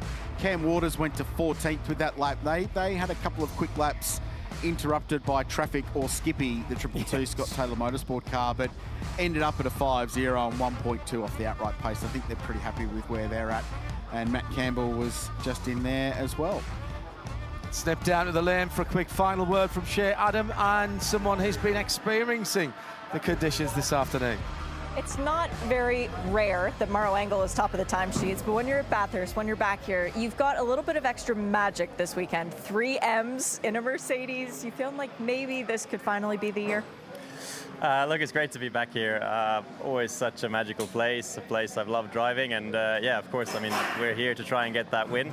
Whether it'll be the year, I don't know, but for sure we have a very strong team, a strong car, and yeah, great teammates. So the 3 M's, M&M's as we've been called. I love it. You got to get the candies in the garage too, try and get that sponsorship going. But having a Mercedes around the mountain, that's been the key for the last couple of years. It's been Mercedes and Porsche really battling at the front. Do you feel like it's still going to be the car to have this year? It's certainly going to be the car that we have. So I'm hoping it'll be the car that'll be there to beat. But no, look, seriously, I think you know, the Mercedes-AMG GT3 is an amazing car, proven race winner here, and just very, very nice to drive. Good feedback, good handling, and yeah, that's exactly what you want on a place or in a place like this. Are you going to be allowed tomorrow to go for another Alan Simonson Pole Award? I'll definitely try. Let's see where we can get to. I mean, the track was quick this morning, but we had a bit of a similar situation last year where the first practice was really quick, and then the track actually came and got away from us a little bit in terms of speed. So I don't know. I don't know if it'd be quite quick enough. I mean, I wouldn't mind if it's not quick enough because obviously the record stands. But at the end of the day, it's a 12-hour race, and what really matters is the end result. It is cool to see your name on the bottom of the timing screen every time we run a session. Good luck tomorrow and good luck this weekend. Thank you. Thank you. 2 minutes, 2:00.8819. That lap from Mauro Engel in 2013 was extraordinary. John Hindhaugh, he tops the running in practice 3. There's another session to come later on this afternoon. I'm astounded. I'm going to say what I didn't say before. We've not lost a lap yet. Because Skippy didn't really lose us anything. No. Right? We've not had an interruption. So there we go. No Tune in for the last session then. It's going to be an interesting one. No interruption to transmission and no test cards required as we sign up with the AMG in those colours that take me back to my childhood before we had 24-hour TV and we were waiting for something to come on the one I got in the corner. Richard Krill, Garth Tander, me, John Hindhaugh in the booth, and she had him down in the pits. Thanks for being with us. One more 40-minute session. It's the bronze drivers back out again as we're counting down to the weekend. It's Fast Friday, the 25 Meguiar's Bathurst 12-hour. See you soon.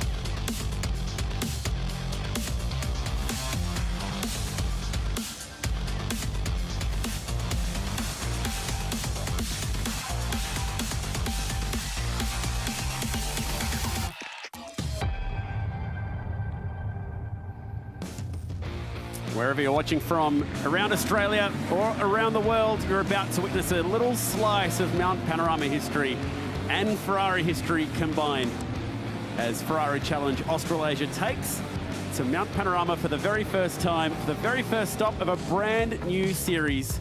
It becomes the 5th on the global tour, joining Europe and Japan, the UK, North America, and what a venue to set this opening event up. The 23-turn, 6.2 kilometres of Bathurst Mount Panorama, a circuit with nearly 90 years of history. And we've had some Ferrari history here before, winners of the 12-hour on 2 occasions, but this is something completely different, a brand new series, and it's so cool to see it taking centre stage here at the mountain. Renato Liberto, and alongside him, Tim Brook in commentary, joining me for the very first of 2 races here this weekend. And Ren, we talked through qualifying early today, a 30-minute session. This will be a 30-minute race. It looked like a race between 2 at the front of the Pirelli field, with Antoine Gitney just getting the nod ahead of Ernst Kirchmeier, who put up a pretty good show for pole.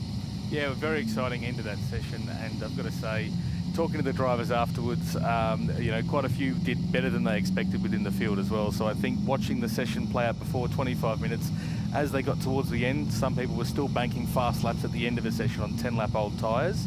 So I think we might see quite a big mix-up in the mid-pack, but certainly the 2 guys at the front are going to be the ones to watch at setting the pace here today. Man sitting alongside you has won races here at Mount Panorama in different categories as well. Tim, great to have you here, but you've also picked up the role as driving coach for a lot of these drivers that are across the field. What was the message that you gave them before today? Because they've been very well behaved so far. Yeah, look, thanks for having me, Chad.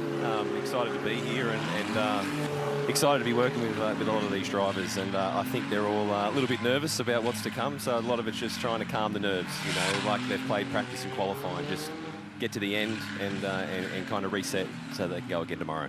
What fascinated me with qualifying was just how much these drivers improved from their practice times, and in the end we dipped under the 2-minute 10 bracket, which was where Antoine Gitney was on the pole with a 2:08.0, and he had about 7/10 clear of Ernst Kirchmeier, who's flown in from Austria to be here this week. We've got 4 different nationalities covered in the field.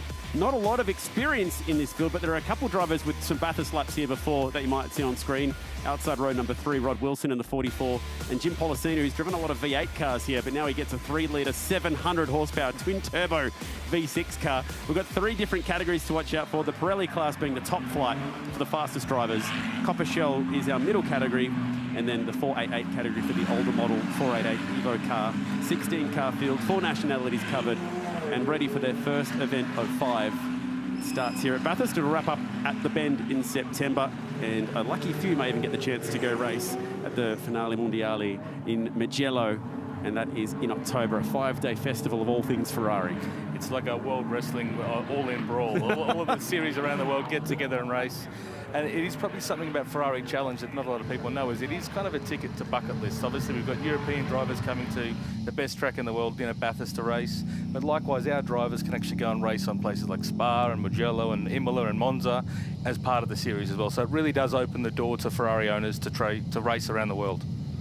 What a view that is from the back of the safety car that peels away to leave the 16-car field, paced by Antoine Gitney from Sydney.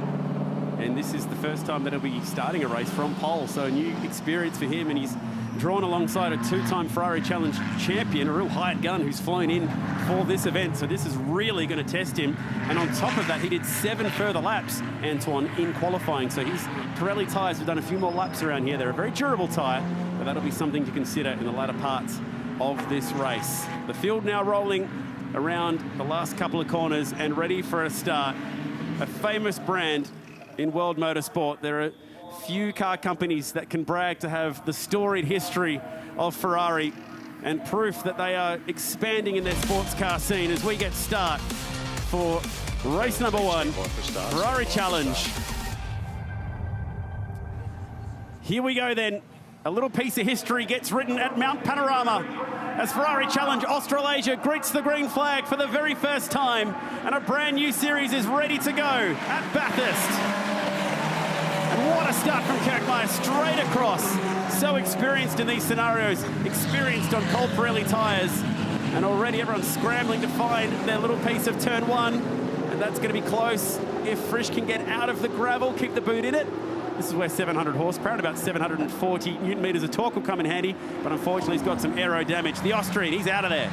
That was a great start by Ernst. He obviously went very defensive as soon as he got the nose on Antoine. They maybe picked him at the lights, but it'll be interesting to see now if Antoine does sort of push ahead on those slightly older tyres from quality to try and close that gap and keep a bit of pressure early on. And of course, car 44 there on the screen, Rob Wilson is ready and waiting as well. He's ready to snap up 1 or 2 spots. This is where it'll get dicey, trying to find your own little piece of Mount Panorama through from the cutting up towards Reed Park. Track's dirty, leaves blowing around. A little bit of a windy day here at Bathurst. The first time across the shelf then for this amazing new category. And these 16 ponies jump to life across the top. The prancing horse arrives at Bathurst. And it's an Austrian who leads the way. It'll be interesting here as well with the, in qualifying, they're all trying to find their own space. It'll be interesting to see just how much the drafting effect on these long straights, particularly down Conrod's, going to play a factor in those easy overtakes that we might see at the bottom of the chase as well. And of course, where we've got a mix of the likes of Micho Stefan and Jared Ferrari up high there, the 296s and the 488s on the straight at the same time do have a power difference. So we will see some overtaking just purely based on that power difference of the 2 classes of vehicle here. So here we go then, the first time down Conrod. And this has been pretty impressive from Gibby, not letting the race leader get away. Check out the speed of the Ferrari. Like we said earlier, 700 horsepower. A new aero package. Look at this. 291 in the speed, 292 in the speed trap, Rod Wilson. And that speed trap is a little bit up the road from where the actual maximum speed would be on the data too. So they're pushing 295 kilometers per hour in a straight line. That's faster than the Ferrari GT3 will go, presumably in the race here this weekend. That was tight down there. That was very close. I think I may have swallowed a fly at the same time there. That was a very, very close. I think that was being a little bit polite on the nose up the inside. But again, we see here ABK looking to the inside, but getting the door swiftly closed in their face on the way through. That was tight. Up the mountain we go. Tim, clean first lap. And I want to know your thoughts after counselling these drivers as to how to approach lap 1. They've ticked that box nicely. Yeah, absolutely. And I guess lap 1 in the books, try and get through without damage. Unfortunately, there might have been a little bit of contact that we saw early on at the race start at turn 1 there, but just get through. It's a long race, so just settle in, take your time, and try not to do anything silly. And it looks like we've got a real fight between the leaders here as well. Kirkmare cannot seem to shake the tail of the chasing driver, Antoine Gidney. This has been, I know it's lap 1, but from qualifying to practice, it has been exceptionally impressive from Antoine, who topped opening practice here and then managed to back it up in qualifying. Replay the start then. I think our race director, Anthony Jenkins, would be happy with that. It was quite a good formation. But look at that Ernst, just straight to the inside, super defensive straight away. Oh, there was the good attack back there in the back. I think that might have been maybe David Trewone and David Frisch, I think, may have just come in contact there, a little bit of nose to tail. Might have been Cameron Campbell, I think, actually. Yeah, he was due to get a start in the 12-hour this week, but it's decided to just focus his energy on racing in the Ferrari. Back to the leaders, and it's close. It's really close. So this is where that, as we spoke about, the slipstreaming opportunity of the second car. See how much of a difference it makes. As I said, they are a slippery car, but also they are producing a fair amount of downforce. So it'll be interesting to see if we can kind of get the toe on the car coming into the bottom of Conrod Straight. Power tools and Ferraris, not typically something you would see used together, but just cutting off that loose bodywork and getting them back out of the track. 294 kilometers per hour through the trap for Kirkmare without the slipstream. That's impressive. Must have got an excellent run out of Conrod Straight, and in doing so, just fends off the chasing car. And I wonder if that's a little sign that maybe they've got a different setup in those 2 cars as well. We do have in the challenge cars, we don't have the full sort of adjustment in all of the suspension and alignment that, say, a GT3 car would have, if some of the fans sort of know the adjustments there. But in the challenge cars, we do have full control of the ride height and alignment of the vehicle, as well as wing angle and things like that. So there's obviously regulations restricting how much wing, but certainly wing angle does affect obviously downforce, but then straight line speed. So as you say, there could be a slight difference there in setup on these 2 vehicles. One, of course, being an MC Corsa car, which is their Gittin 22. And then Ernst's car running out of Zagami Autosport, the Melbourne team. So definitely there will be some different setup there. And I wonder with Rod sitting in P3 at the moment, also a Melbourne car, if they're kind of hedging their bets a little bit with the setup between the 2 to get a bit more information for tomorrow as well. Tim, it looks like the trailing car of Gibby's also picked up quite a few leaves in the front splitter as well. But these cars have a newly designed aero package that also includes new cooling system as well, with the S-duct that's worked at the front of this car too. So do you think that'll have much of an effect on the car throughout the course of the race? Look, I think ideally you'd like to be in a position where you'd be leading the race and it was perfectly clean and clear, but I don't think it will cause too much drama. 488s are going at it, further back in the pack as well, trying to peel their way through some of the faster cars. There's Micho Stefford there. He's one of our quicker drivers from the Club Challenge program. He's kind of a graduate from that program. Great to see him sort of stepping up to the National Series as well, but aside from that, also good to see the 488 sort of pushing beyond the 296s in some cases. Let's check out what's happened down here at Hell Corner. And nicely down the inside, Jim Policina gets the move done and goes ahead of Jared Ferrari. So that's a 296 passing a 488. Just using that straight line advantage and relying on that all-new brake package redesigned for the 296, which includes brake-by-wire. So very different feel on the brake pedal between those two cars down at turn 1. 297 through the... Are we going to see 300 pop up on the timing screen this weekend? 297 kilometres per hour in a straight line that time for Gitney. These Ferraris are fast in a straight line. I think as well the big yellow carrot dangling in front of him probably helping push that number up slightly higher at the moment. But it is an exceptionally quick car. I mean, Tim, having spent a bit of time in the pre-season testing as well, what was it like for you sort of jumping into a car with this sort of power and aerodynamics? How did it feel adapting to that sort of car quickly? Yeah, look, it's quite incredible what they're capable of. And spending a little bit of time with the drivers earlier, it was kind of mentioning at the chase, you know, not to even lift out of the throttle completely because the cars have so much aero over the top of them, 850 kilos of downforce. You lift out of the throttle completely at 280 kilometres per hour and the car slows down really fast. So it's just a matter of just trying to maybe keep a little bit more throttle through the chase than what they're comfortable with, but the car's more than capable of doing it. Then we've got Cameron Campbell here having a bit of a look, maybe sort of sitting a little bit wide here. Luckily, kept it all in one piece, maybe dropped a tyre in the grass, but again, thankfully that fly-by-wire ABS system as well kept things in check for him. Smooth save. Last time around, the leaders setting their personal best laps, a 1:10.3 for Kirkmeyer. Gitney, 1:10.2. They are all over each other. But have a look how quick Kirkmeyer's thing is in that first sector. Half a second in sector 1, and then straight away, Gitney's all over him across the top. So Gitney's car is very quick through sector 2, and Kirkmeyer's is very quick going up and down the mountain. That tells me there's probably a wing setting in that car or the pitch in the car, the ride height front to rear, has got that car staggered a little bit to give it a little bit more rear end sort of grip, which definitely would be affecting the top line speed we're seeing, but then would have the advantage over the top of the mountain.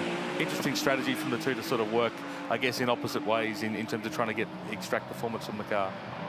Last time across the top, 3/10 quicker for the chasing 22. And he's tucked in again to that toe down Conrod. Here comes the speed trap. It's the 99, this time quickest, 292. So Gitney's only 289 kilometres per hour down Conrod. Very, very fast, and still above the GT3 speeds down there as well. And just approaching a half race now as well, we're still seeing there's just a little bit of a move there from Ernst. A little bit of a wriggle in the rear. Thankfully, held it together. That might give Antoine enough sort of gap to sort of close in for the climb up Mountain Straight now. And he's not the only one out there with their hands full. That is Manu Nithyanantha, who is in that opening practice session today, did a 2:27, and then in qualifying did a 2:17. So talk about improvements. I don't know what you told him, Tim, but it worked clearly when he went out there and found 10 seconds between sessions. But that was across the entire field. Everyone was making such amazing gains. Yeah, absolutely, and it's quite good to see that everybody took their time in that process. You know, there's nothing more important here about just getting laps, just gradually chipping away at it, just slowly but steadily getting a little bit faster with each lap. Because while it's a proud moment, Tim, for Ferrari to be able to come here and say that their first event ever for this brand new series was at Mount Panorama, it's also a very daunting place to have a first race. It is, absolutely. You certainly need to take your time to get comfortable with here because it can bite, and as we know, when it does bite, it bites in quite a big way. Last time by in sector 1, Gitney was actually quicker by nearly 4/10 on Kirkmeyer. They are all over each other, and I wonder, Ren, at what point will that advantage of the extra 7 laps start to pay off for the leader here? And I expect it to be in this sort of next phase of the race. That sort of last 10 minutes is where they're going to start to see that tyre working a little bit harder, particularly if Antoine, we can already see he's moving around a lot more than Ernst, looking for opportunities here to get the nose up the inside. It's just working that tyre more and more and more. He really needs to sort of, I guess, give himself a position where he's got an ability to make an easy overtake, say at the end of Conrod, or possibly going up the hill where we see he does have that pace in the middle sector to build a buffer. Can he get close enough for a crack at the chase? And that 99, it has got some straight line on it. Dead even through the trap, but no improvement down towards the chase that time. Oh, big one at McPhillamy and just backwards into the fence. Oof, you don't have many small ones there, and that could have been so much worse. Was it Manu, I wonder? Nipping onto that went I backwards couldn't off see there. it. I just saw white through the dust then, so I'm not sure. I think it might have been the 2-3-3. It is Manu, and I didn't tell him to try that, just so we Okay, yeah.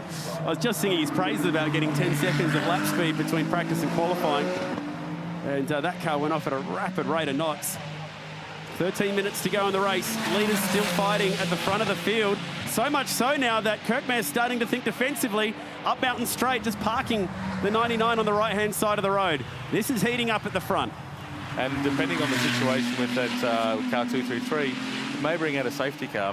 So we may have limited time here for Antoine to get this move done. So I wonder if his coach and engineer are sort of really... Thank you. Oh no, Kirkmare's in the fence! Straight off into the cutting. I think there was almost a moment where Gitney nearly followed him in. It looked like his car was sideways as well. And the leader has gone hard into the fence and is out of action. Where did that come from? Safety car standby, safety car standby, safety car boards and flags, safety car boards and flags, all teams. And if the safety car wasn't going to come out before, it certainly is now. And try as he might, the 233 isn't going to get going, despite the friendly encouragement from the race fans. Currently coming down the mountain, so stand by. And looking at the rear of that car, it looks like it looks like the rear wing's actually okay. Here we see coming over the top, maybe in the dirty air of the car in front. Oh, got the front as well on the way in. And then only just lightly in at the rear. Could have been a lot worse. And it's one of those situations where, here we go, here's Ernst as well, running just wide on that dirty line. We do see it here so often at the mountain, running wide, coming into there and just picking up some dirt, losing that front end grip. What a shame. Hopefully superficial, but I mean, Antoine keeping the pressure on the whole time. They're obviously forcing that hand. He's going to try and get it around and maybe get it back into pit lane.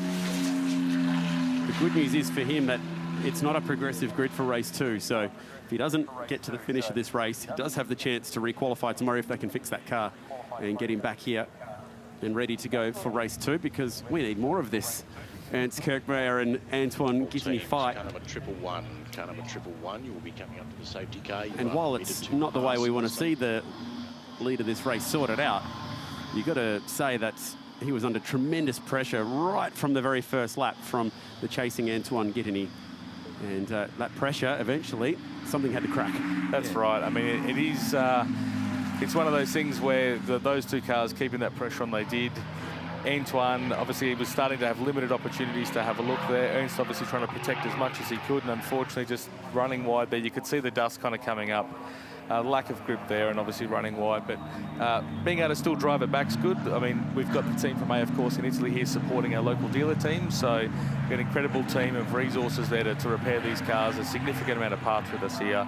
I'm very hopeful we can get that car back on the grid for qualifying 2 in the morning.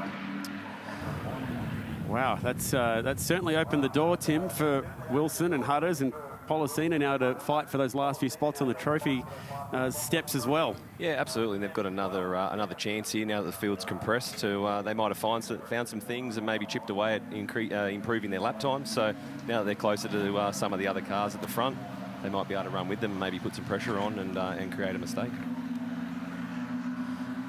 Let's have a look through our class battles as well. And Jared Ferrari in the 277 488. Back in this pack of cars here is doing a nice job leading his class. And Dave Treverne seems to be top of Copochel at the moment, which is our middle category. And he's in car number 127. You can tell by looking at the banners on the windscreen what class they're in. Red is Pirelli, yellow is Shell, blue is our 488. You can also tell because they're in a 488 Evo Ferrari. You can tell they've got the very different looking front splitter on the car. With 9 or so minutes to go, we hope that they can do a quick recovery on Manu's car. As you can see, everyone's swerving at the moment with their tyres. Antoine, I believe, is not, probably trying to conserve those tyres as much as he possibly can here. He's got Rod, as we said at the start, Rod looming large in the mirrors. So it's going to be interesting to see if we do go green for maybe 2 or 3 laps, how that last few laps are going to play out.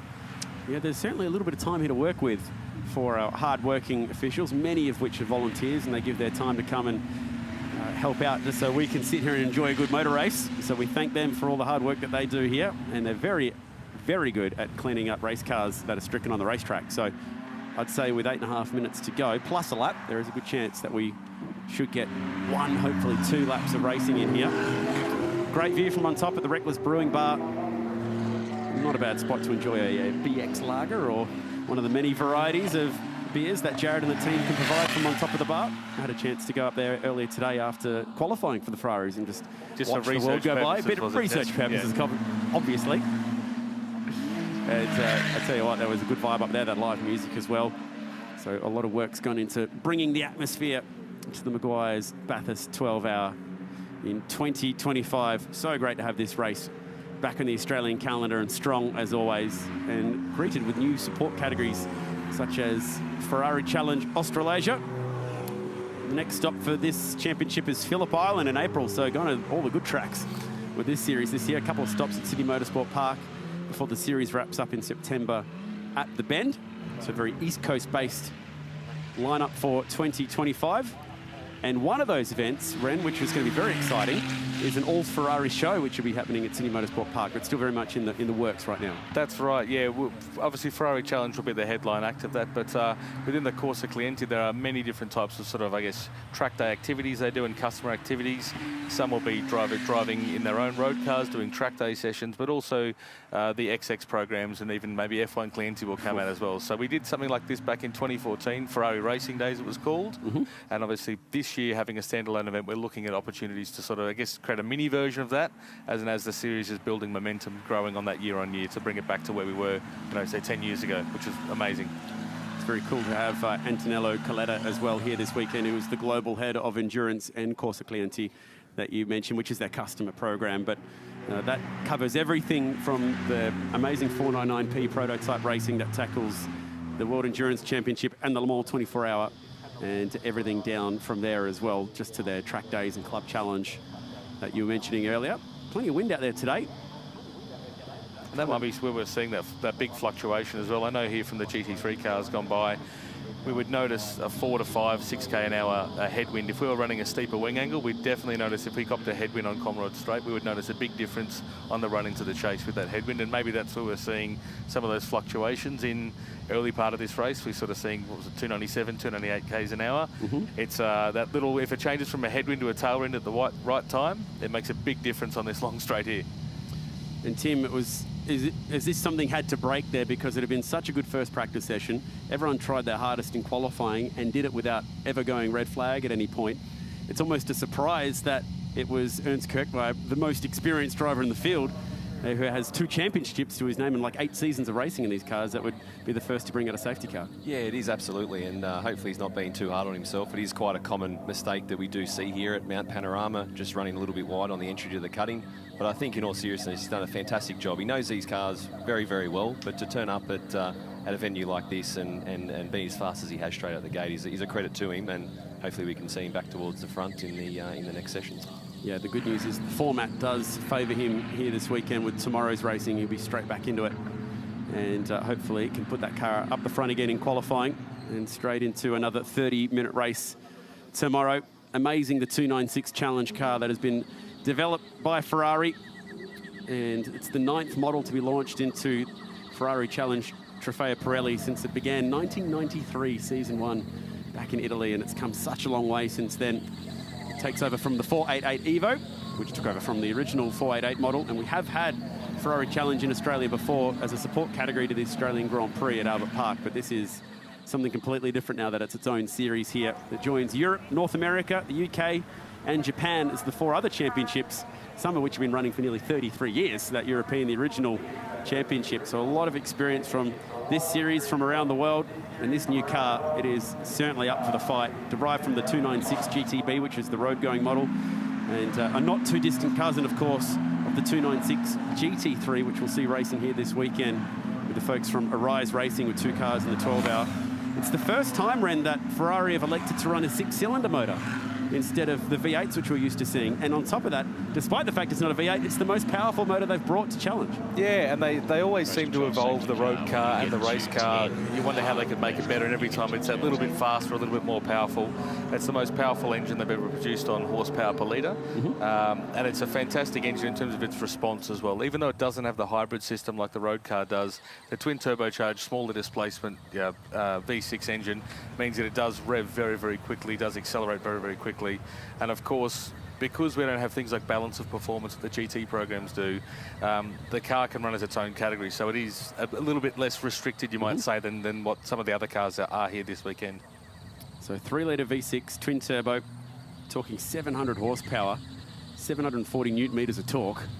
It's a torquey, powerful 6-cylinder car. Obviously, it's mounted behind the driver, being Ferrari. Lays its power down beautifully. Multiple settings for traction control and ABS with this new brake-by-wire electronic system that's been introduced to this model of 296, and that's on top of the CCM R+, which is their carbon ceramic brake package, which is also filtered down from the Ferrari F1 program. So a lot of technology into this car. New aero package derived from the GT3. It packs an extra 18% more downforce than its predecessor, which is alone very impressive, but they're pushing at 250 kilometers per hour, 870 kilograms of downforce onto these cars. So they're doing you can imagine how much power you need to push through that kind of downforce. So for them to be doing 295 down Conrod shows you the sort of grunt they've got. Exactly, and also part of it is the aerodynamic package, which is not such a huge aggressive rear wing. Whilst it does look big and proud off the back of the car, it's all about the fine things, the S duct in the front of the car, helping reduce drag in the front end, which carries that sort of they call it a boundary layer of air over the whole car, so the whole car becomes, I guess, less draggy the faster it goes. The big diffuser we saw of David Frisch's there at the start being sort of ripped, that diffuser produced a huge amount of the downforce and balance in the car as well. So it does mean the cars are very slippery, but do produce good downforce at those sort of speeds. And as we know, across the top of the mountain here, that sort of 160, 170 kilometres an hour speed going across the top is a huge amount of downforce on a car, particularly as we're seeing now coming over McPhillamy through Reed and Sulman. That downforce really makes a difference in giving the car grip and stability at speed through there. Into the last 90 seconds of this race. Safety car, once you pass the scene, increase your speed to 80. And that's a good sign that we'll be getting some racing back with maybe one more lap to go. They're going to be doing anything but going slow after this one. We're getting ready to bring the noise back. And for a lot of these drivers, this will be their first safety car restart as well, and another new moment in their career and another new thing to get their head around. That's right. In the Club Challenge program, we've done an extensive, what we call like an OLT, an observed license testing program. So simulated race starts, simulated restarts, full course yellows, even some of the protocols that are done in the series throughout Europe, we've practiced here for those drivers that do want to go abroad to race as well. So you're quite right though, and I mean, what better place to do a restart of a race for potentially a one-lap flyer to the checkered flag than Mount Panorama Bathurst. So confirmation from race control. We're going to have a green checker, not a green-white checker, just a green checker. We're going to cut out the middle lap. Tim, your nerves right now as driver coach, knowing that they've got one lap to sort it out? Possibly a little more than some of the drivers out there. But I'm actually excited to see how Rod Wilson handles this. He's probably has more race starts than the majority of the field put together. Yep. We have an old hand. We had a little bit of a chat earlier, and he just mentioned that he's just taking his time just to come to grips with everything, being out of the saddle for a while. Restart. He should have the most experience here, so it'll be interesting to see if he can get the job done on Antoine. Especially with Ernst Kirkmeyer out of the race, you've got Antoine Gidney about to get to the restart here with not a lot of race experience. Rod Wilson, like you mentioned, tons of race experience across his different categories, and also Jim Policina back and forth. So the safety car leaves the field behind. Now they need to remember their training, remember what they've been told about how the regulations work, especially for drivers from overseas, because the Motorsport Australia rulebook is slightly different to how it works in other parts of the world as well. Maintain that speed back to the start-finish line. And Antoine Gidney, the local Sydney sider, just 3 hours away from home. is ready to go, but can he run away from this field on the last lap with plenty of experience in his mirrors? We've seen what pressure can do to even the best. 6.2 Ks to settle it. And one thing to add from Rod's point of view, sitting in P2, is we do have a dealer trophy. So the winning dealer team, highest place, does win a trophy as well. Rod is the team principal of Zagami Auto, the Ferrari Melbourne team. Well, a couple might not have quite got the restart procedure down pat. As we get ready to go back to green flag racing, Wilson wasn't going to be giving up his advantage on the racetrack as the green flag flies at Bathurst. Race 1, the first ever race for Ferrari Challenge Australasia, is back under green flag. These Pirelli tyres would have cooled slightly as well, so there could be some more nerves with one lap to sort it all out. And that's the hard thing here on a restart. I've done many of them in the 12-hour over the years, is if you think you've got just enough tyre temp, by the time you've done this long run up Mountain Straight again, the fronts have cooled again. So it does take a little bit to get them in that real sort of optimum operating window. And we saw that coming into turn 1. There were a couple of sort of almost out breaks of each other, but thankfully no more issues, and we've got through here, and hopefully we'll send this to the flag now on this lap. Tim, if Antoine was feeling any nerves on that restart, he's not showing it. He's gapped the field up towards the cutting. Yeah, absolutely. He's rock solid, isn't he? He's just putting on a bit of a display here, and yeah, essentially making it look somewhat easy, as he's created quite a big gap. Imposed a 15-second time penalty on car number 23. A 15-second time penalty on car number 23. The safety car infringement on that restart for Cameron Campbell, who sits third in the race, but will pick up a time penalty for that one. Yeah, and that's obviously going to hurt on a one-lap dash at the end. That 15 seconds with the field so compressed is going to put him a long way down the order at the moment. At this stage, we're looking probably last, unfortunately, the finishes. Here we go then, last time across the top. That lead out to 1.5 seconds. 15 seconds, like you mentioned, covering first all the way down to Tony Baldwin. This is the last lap, last chance, last time. Down Conrod. Wilson's not going to be close enough. There's some signs of damage on the front of the Campbell car as well from that opening lap scrap with David Frisch at lap 1, turn 1. And he was certainly excited to get on with that last lap. With 2 corners to go, though. Steely resolve from Antoine, getting in his first race in this series. Graduating up from Club Challenge, and what a proud day this will be for him and his family from across the Blue Mountains to Bathurst. And a little piece of history goes his way. The first pole, backed up by the first race win here at Mount Panorama. Fantastic drive by Antoine. The team at MC Corsa, which is the Ferrari Sydney dealer, will be absolutely wrapped with that. It's great that he's returned into the fold of the National Championship after doing Club Challenge with us. And fantastic, as Tim said, to see him sort of progress through that race, keep a clean head and get to the flag the way he's done. Great drive by Antoine. He's probably thinking right now, I probably should have got into this whole motor racing thing a little bit sooner, because Tim, he's pretty good at it. He is, and he has been one of the more impressive drivers that we've had the pleasure of dealing with at Club Challenge over the last few years. So it's good to see him back in the seat.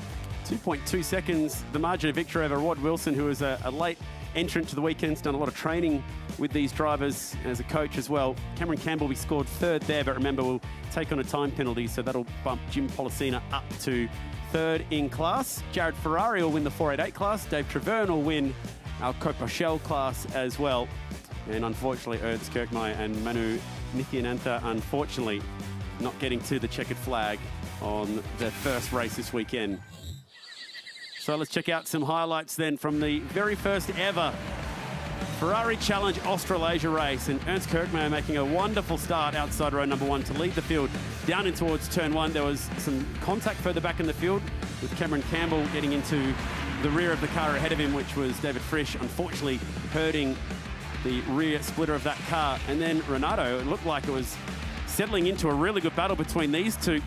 You and I were pondering before we went live in this race, if the Austrian got to the lead of this race, would he just kiss everyone goodbye? But it did not work out that way. No, and Antoine kept the pressure on very early and kept it consistent the whole way through, obviously, until that the issue we saw there, Manu just getting a caught. I think it's just the dirty air behind another high-aero car across the top there. Unfortunate for that car to be recovered. Hopefully we can get that car back on track for qualifying 2 tomorrow morning. And then 1 lap later, before the safety car had a chance to even come out, wide through the cutting, and unfortunately heavy contact, the race leader out of action at the cutting. And that was right in front of Antoine Gidney, who actually did a really good job not to follow him in there, Tim, because you often hear of drivers who are just so busily watching the car ahead of them. Yeah, for sure. It's quite easy to just do exactly what that driver in front did, but he did a great job not to. So 1 lap restart to get us to the checkered flag. And Gidney did his job there, 2.2 seconds clear of Rod Wilson and Jim Policina. So it's an all-Aussie 1-2-3. And despite the leaves in the front of that car, no issue with performance, pushing nearly 300 kilometres down Conrod. Well done to Antoine Gidney. It's a windy day here at the mountain. We've got plenty more action to come your way from the 2025 Meguiar's Bathurst 12 Hour. Looking forward to plenty more of the Ferrari action tomorrow. Thank you, Tim. Thank you, Renato. And we'll be back very soon here at the mountain.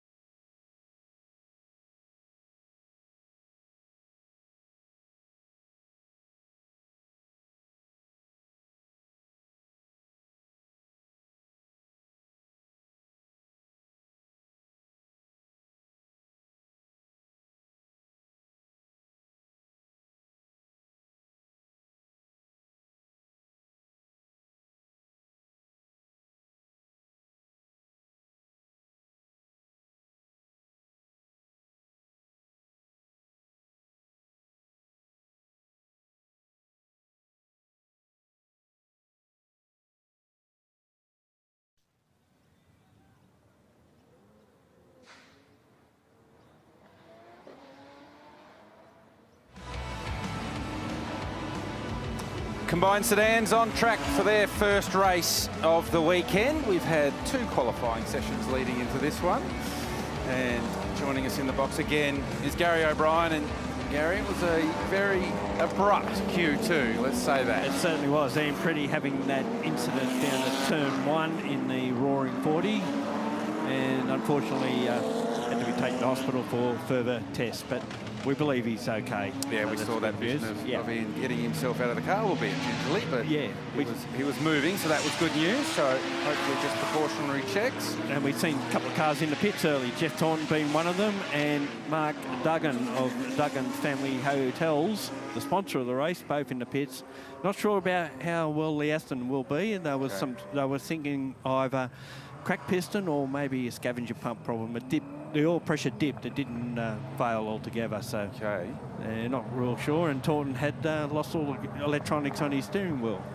Oh, that's an issue. So no electronic readout, and the control unit that sits inside the steering wheel of those Mark IRC cars. So this is what stopped us in Q2. It was Ian Pretty in that Roaring 40s GT4 replica that was actually going up the inside of one of the other competitors at the time and ran on at turn 1 and made heavy contact with the outside wall. Thankfully, there is significant tyre barriers there ahead of the concrete, so that reduced some of the damage, but Ian somewhat winded and just took his time, as we should, to get him out of the car, make sure he was all A-OK.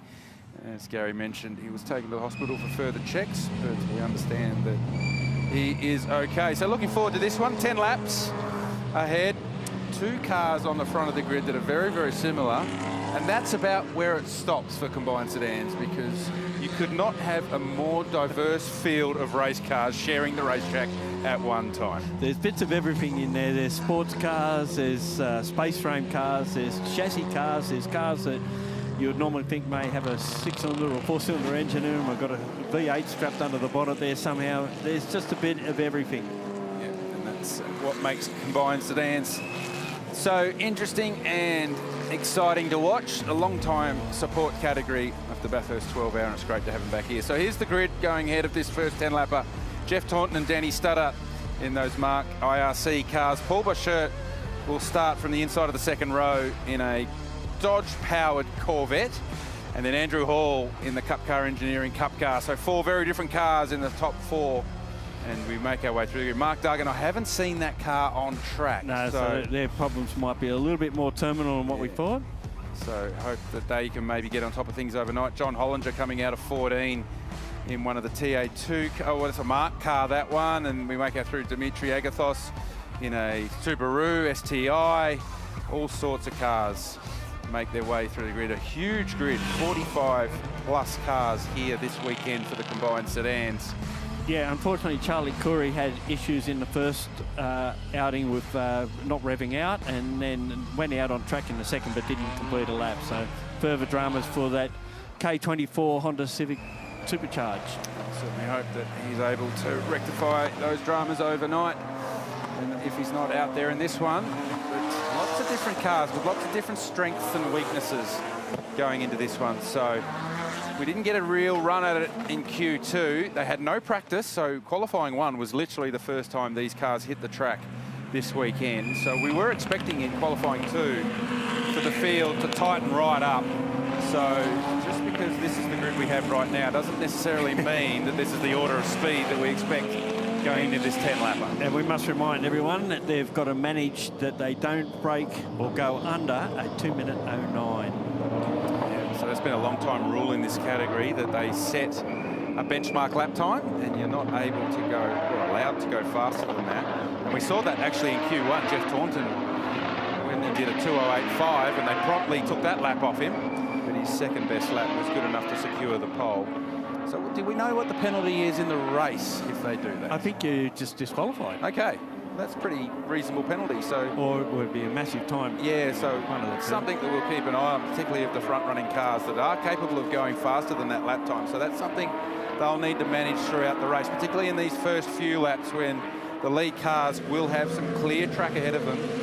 As they start to form up 2 by 2, rolling start for this one as they head into the chase. Interesting, we've got the two IRC cars on the front row, the SSGT, the green car, and the MGT, the newer generation car alongside of him.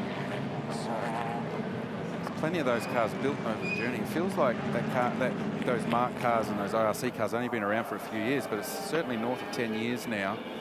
And they're fantastic bits of locally engineered race cars. Sort of very similar to a Mustang and a Camaro on the front row. Yeah, that's right. I feel like we've seen this before somewhere. There's someone coming to pit lane. Into the pits in the XWPS supercar. So now here we are, lined up 2 by 2. They have to go over the start boxes. As they come to the control line, they have to wait for the green light, and then it will be on. Still taking him deep into the box and racing, and there they are, spread out straight away. Thornton gets a great launch. He'll lead them into turn 1. Oh, Starter's trying to get up the inside. Boschet's lost the rear. Just catches it, and it took them all of 200 metres to create all sorts of dramas in race 1 of the combined sedans. Well, that went close, didn't it? Boschet always says he has problems here with the brakes, and up until now they've been working fine, but that may have been a little bit impetuous on that occasion. I think maybe they were actually probably too cold, maybe, and that's what's caught him out. So there we go. Around the outside comes Nick Rao in having his first run in one of the IRC cars. So 1, 2, 3 for the IRC space frame chassis cars. Steve Lacey, so fourth, so top 4 now. All with that generation of race car. Boschet's dropped back to 5th. Andy Hall's dropped back to 6th. And that all teed off down at turn 1 when everyone got sideways. And now it starts to settle down a little. Yeah, we've got the two IRC cars out in front, and the marked cars, even though they're IRC cars, running 3rd and 4th. And Nick Rowell's sort of taking the lead back to water. Yeah, well, he's seen an opportunity and grabbed it. Lacey's trying to go on with it. You do not want to be too wide going into Skyline. They fall back in line astern, but the 2 leaders have gone. They are 2.5 seconds up the road. Can't even see them in camera shot. So they've taken a great opportunity to get going. There's Taunton. He's up the road from Stoddart. He certainly pulled away across the top of the mountain, hasn't he? And then there's our battle for 3rd, 4th, 5th, 6th, and the rest of the field file their way through Forest Elbow for the first time.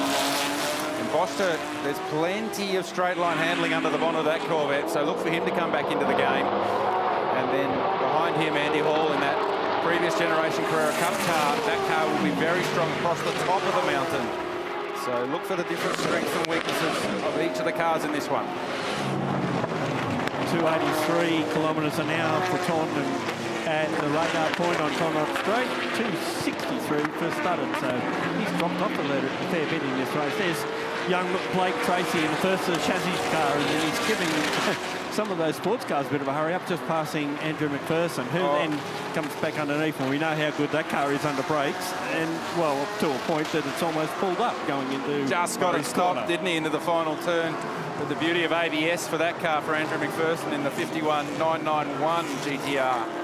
Previous, 2 generations ago from what you'd see on the Bathurst 12-hour grid GT car out there. And in behind them is Hugh McAllister in the Asian spec TA2 car, although it has has a sequential gearbox and runs Coyote engine under the bonnet. That's Lockie Harburg trying to get around the outside in another of the Cup cars. Very distinctly liveried car. Stands out from the pack, that one. There's a replay of the start, and it was all good here. Both Taunton and Studdart got away early. Studdart then decided he was going to crowd his way into turn 1, and then Boschet jammed the brake pedal and locked the rears. And right about here, everyone thought there's going to be all sorts of dramas. And Mick Rowell was the big winner there. He just played it safe, drove through the middle of the hole, and came out 3rd spot. Yeah, maybe Boschet sort of felt that there might have been a contact between those two and just slammed on the brakes and tried to get out of it. Yep, absolutely. And then that was Blake Tracy and Andrew McPherson at the chase. They went on with it down into the final corner, and Andrew McPherson licked the stamp and sent it into the final corner, used all of the ABS capabilities of the Porsche and got it stopped just at the apex of the final corner, was able to take that spot and continue on. That was the battle for 8th and 9th. Here's Jeff Taunton. He now 8 seconds up the road. And he's buttoned off quite a bit now with that sort of a lead. You don't want to push the car too much with 2 more races to come tomorrow. Or you don't want to go under the 209. Oh, no dramas here for Boschet. That's the exit of Forest Elbow, and I certainly hope that's not fire. That was just a flame out from the exhaust. It's got it going again, though. Imagine he's had just a bit of a lose coming out of Forest Elbow. As we said in qualifying, this car's had every bit of it replaced by the tail lights, and that'll probably be the next step if he doesn't get through the weekend. He came over the line at 2:09.39, so fastest lap of the weekend so far for the category. Playing very close to that 2:09.0 floor that the cars cannot go under lap time wise. So that's something he'll need to manage, but with a near on 9-second gap, he can manage that. The battle for third rages on though. Meguiar, although he may have inherited third spot at turn 1, he's not going to give it up without a fight. Lacey very keen to get past because all this time he just keeps losing spots or losing gap space to those front running two. Started now 10 seconds behind our race leader. But only 3 seconds up the road from these two, so that's why Lacey's wanting to get on it. You can see Studdert just making his way into the cutting. Lacey trying to go around the outside there, and we've seen in the past that there's no future in that. Yeah. So he falls back in line of stern. Now he wants to try and get a run up the inside as they head up out of the cutting. Very difficult to get the job done into here at the tree. So Meguiar not doing anything wrong here, putting his car in all the right places. Lacey looks like he's got a bit more speed, but just can't get by. Yeah, not a lot of, particularly with similar performance cars, identical really. Yeah. There's a bit of smoke coming from the back of Meguiar's car though, and I think he's just rolled out of it a little bit. Yeah, he's got a drama there. Yeah, and that's coming sort of from the front end of the car, so you need to be a little bit careful there because, I reckon that's dropping oil because he was wide at the dipper and wide coming out of the dipper, and you need to be very careful here. If that's dropping oil, there's some sort of failure going on here. You don't need to meet the concrete wall. And just coming up behind him is Keith Kasulki and another one of the Mark II. Well, that's one of the original Mark II Mustangs. I think that's the original car. One of the first second generation Mark cars, if you like. Yeah. So really, there's 3 generations of Mark. The last generation more of a called international race car. And the generation it'd be the 4th generation. Yeah. Saying that those cars now been around for a while. We'll be back to Andy Hall and Hugh McAllister battling it out. Carrera Cup car versus a TA2 car that is not the Australian spec TA2 car. Wouldn't be combined sedans if there wasn't a caveat to something. Yeah, and Tracy still holds his place ahead of Harburg, which has been fantastic for him. So this is the battle for the back half of the top 10. So catch a replay here. It's Kasulki. So Kasulki gets up the inside of Bochert, and then there's contact from the inside that sends Bochert into the outside wall. This is a replay. Mark Griffith in his C63 Mercedes, and we saw this all the way through qualifying 1. Lots of dramas, lots of front brake locking for that car. This is McQuinney in the Chev-powered Skyline running off at the chase. The first this weekend, and certainly will not be the last. 2 Skylines in the field. One is Chev-powered, the other one is actually Nissan-poweed. Oh, it's good to see at least one of the cars got the right engine in the front of it. It's a Greg Boyle car that's running further back. So I think this is Charlie Curry, is not? Michael King, isn't it? No, I think that's that Nissan. Oh no, Griffo's got a drama in the AMG and it's done a tyre, so I wouldn't mind betting he's locked another tyre and it's finally popped. So there you go. You're right about that. Curry in the number 31. Okay, so it's good to see he's got that car repaired and going again. He came off the back row of the grid, so he's making his way forward as Mark Griffith makes his way into pit lane, and I dare say that tyre has popped as a result of too many lockups. Been doing it all day. Yeah, it has. So they haven't been able to rectify that problem. There's Griffo. Yeah. So he's locked up and gone off at the chase, and now he's realised that there's a drama. There's no point pressing on. See significant smoke from that one. So does the right thing as the field by comes to the lane, but there's clearly some sort of issue with this car that's been plaguing it all day. You always got to be careful coming from that side of the road, cutting across to get into pit lane. Did a nice job of that, and the team's looking somewhat baffled as to what's going on with that race car. So hopefully overnight they can identify what's going on. And Mark Griffith, who's also competing in the Bathurst 12-hour on a GT4 AMG Mercedes, can be back on the combined sedans grid for races 2 and 3 tomorrow. Yeah, that one, look at the jack out. I don't think there's a whole lot of point putting another tyre on, sending it till they understand exactly what's going on. Here's our race leader. And he is G-O-N-E gone, Gary O'Brien. 15 seconds up the road, if you don't mind. And he's been the winner here the past 2 years, so he's going for the hat-trick this year. So he gets this one out of the way. He's only got 2 more races to go. Last year he battled with Angus Fogg. The year before he was battling with Brad Sheriff in that in the Skyline. Rocket ship missed the Skyline that lit YouTube up all over the world. Seriously, if that thing was going any faster, it would have taken off. Yes, right.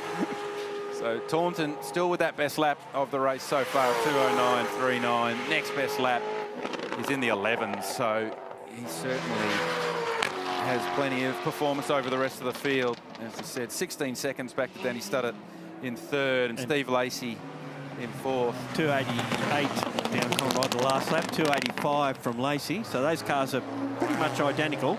So we were just keeping a casual eye on Mick Rowell. He was the fastest car down Conrod last lap, 290. So whatever dramas was going on with that car, he's confident enough to nail the throttle, leaving Forest Elbow and have confidence in it as he made his way into the chase. You could see previous on that lap, Jeff Taunton just starting to make his way through lap traffic, and the beauty of the work that he's done in the first 3 or 4 laps of this one, Gary, is opening up the gap is he doesn't have to rush through the traffic. Right. He can take his time. He can cruise from here, and actually the leads come down a little bit. Yeah, but it's still 15 seconds up the road, so... And then eventually, 2nd, 3rd, 4th and 5th are going to make their way to the traffic as well. So, well, it'll be interesting to see if Steve Lacey can catch and pass Danny Studdert. Well, that's only now down to 3 seconds. So Lacey was looking like he was racy. Oh, there you go. There's a nice little run for you. But he was looking like he had speed when he was behind Mick Rowell, and he's able to get through. And that gap is coming down to 2 seconds now. So just in that sector alone, Lacey's closed in near on 9/10.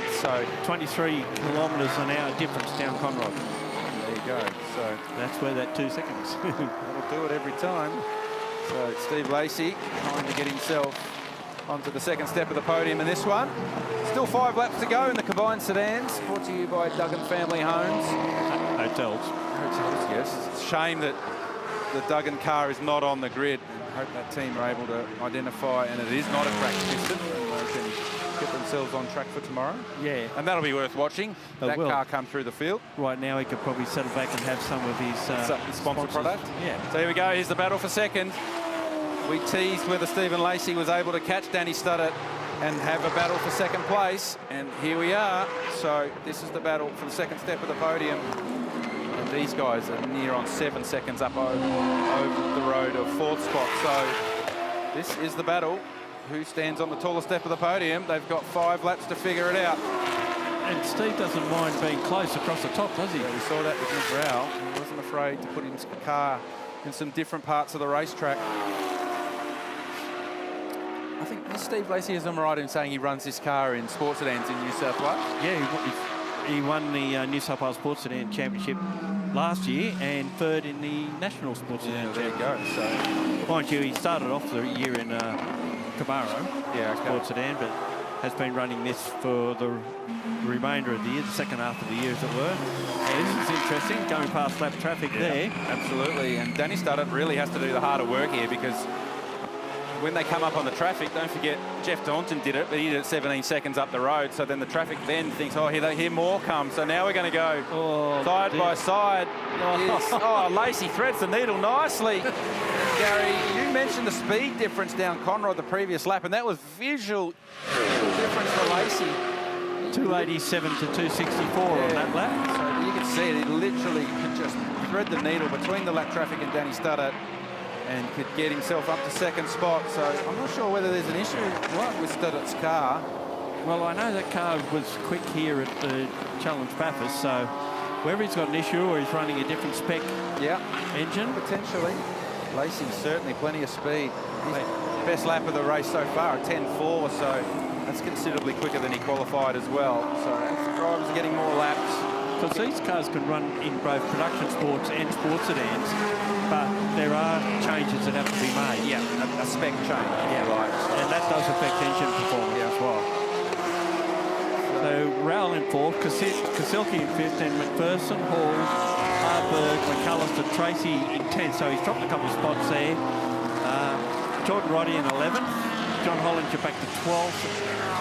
Adrian Padiacci in 13th. And he was the big improver out of the second qualifying session, picked up about 7 or 8 spots. Yeah, so just the one lap the car's got in Q2 before the red flag. So Padiacci able to lay down a heater in that one lap and elevated him nicely. Not far away off the back of the top 10, and that'll be certainly a goal for him in race 2. So it's always a good idea to try and get a bank lap in as soon as you can in qualifying. So I think you made the point in Q1 that you need to have a good banker just in case something happens in Q2. Certainly did, but Padiacci was able to get himself out of jail a little bit, if you like, in Q2 with that one lap. Here's the battle for 7th and 8th. Here are ex-Carrera Cup cars. Well, I think that one, Harburg won the Pro-Am of Sprint Challenge last year. Yes. Andy Hall running in Victoria. Does a lot of work with a lot of Porsche cars. So now they're coming up on Jim Manolis in the GT3 spec Hurricane Lamborghini. Trofiro Motorsport, yeah. Trofiro Wineries in Victoria. Trofiro means trophy in Italian. Does it? Trophy wine. I like it. Down on the Mornington Peninsula. So Andy Hall was the big beneficiary in that one, as Lockie Harburg just got held up. And we saw this earlier with Mick Rao smoke, and he was running wide at the dipper, and again this time a bit of a drama. And there's Paul Pachert, who's having a big fight back, but just a big flame out. I'm just wondering whether that's when he's off throttle. It looks like it, and it fills the exhaust with fuel and picks it back up and it lights up. So it looks spectacular, but we've seen Angus Fogg do it with the Mustang, but he puts a couple of spark plugs. Yeah, it does it on purpose. So the Cup car battle resumes between Andy Hall and Lockie Harburg. So great opportunity for young Lockie to be getting some laps here at Bathurst, as he looks to make his way up the Porsche Motorsport ladder. Because his father raced in Porsche Cup many years ago. Yeah. So it looks like his car's got a little bit more straight line handling than Hall's. So Hall defends to the inside, Harburg goes around the outside. They'll go over the hump side by side. Is Harburg able to cover him off? Yes, he'll get it done before the braking zone into turn 2 at the end of Mountain Straight. So Harburg moves up to 7th with 3 laps to go in this one. Still situation normal at the front. Taunton now 25 seconds up the road. And he's just laid down the fastest first sector of the race, if you don't mind. So you better be careful. Absolutely on it. And you're right, Gary, he does need to... Oh, so close as Harburg goes around the outside of the exit of the cutting of the X. Hughes Olling in that IMS car. Yeah, so Harburg, big risk, big reward, because you can see now Andy Hall stuck behind him. You get up the inside into McPhillamy now, but that gap is opened right up. Yeah. Might be a few words after this one. Yeah, maybe.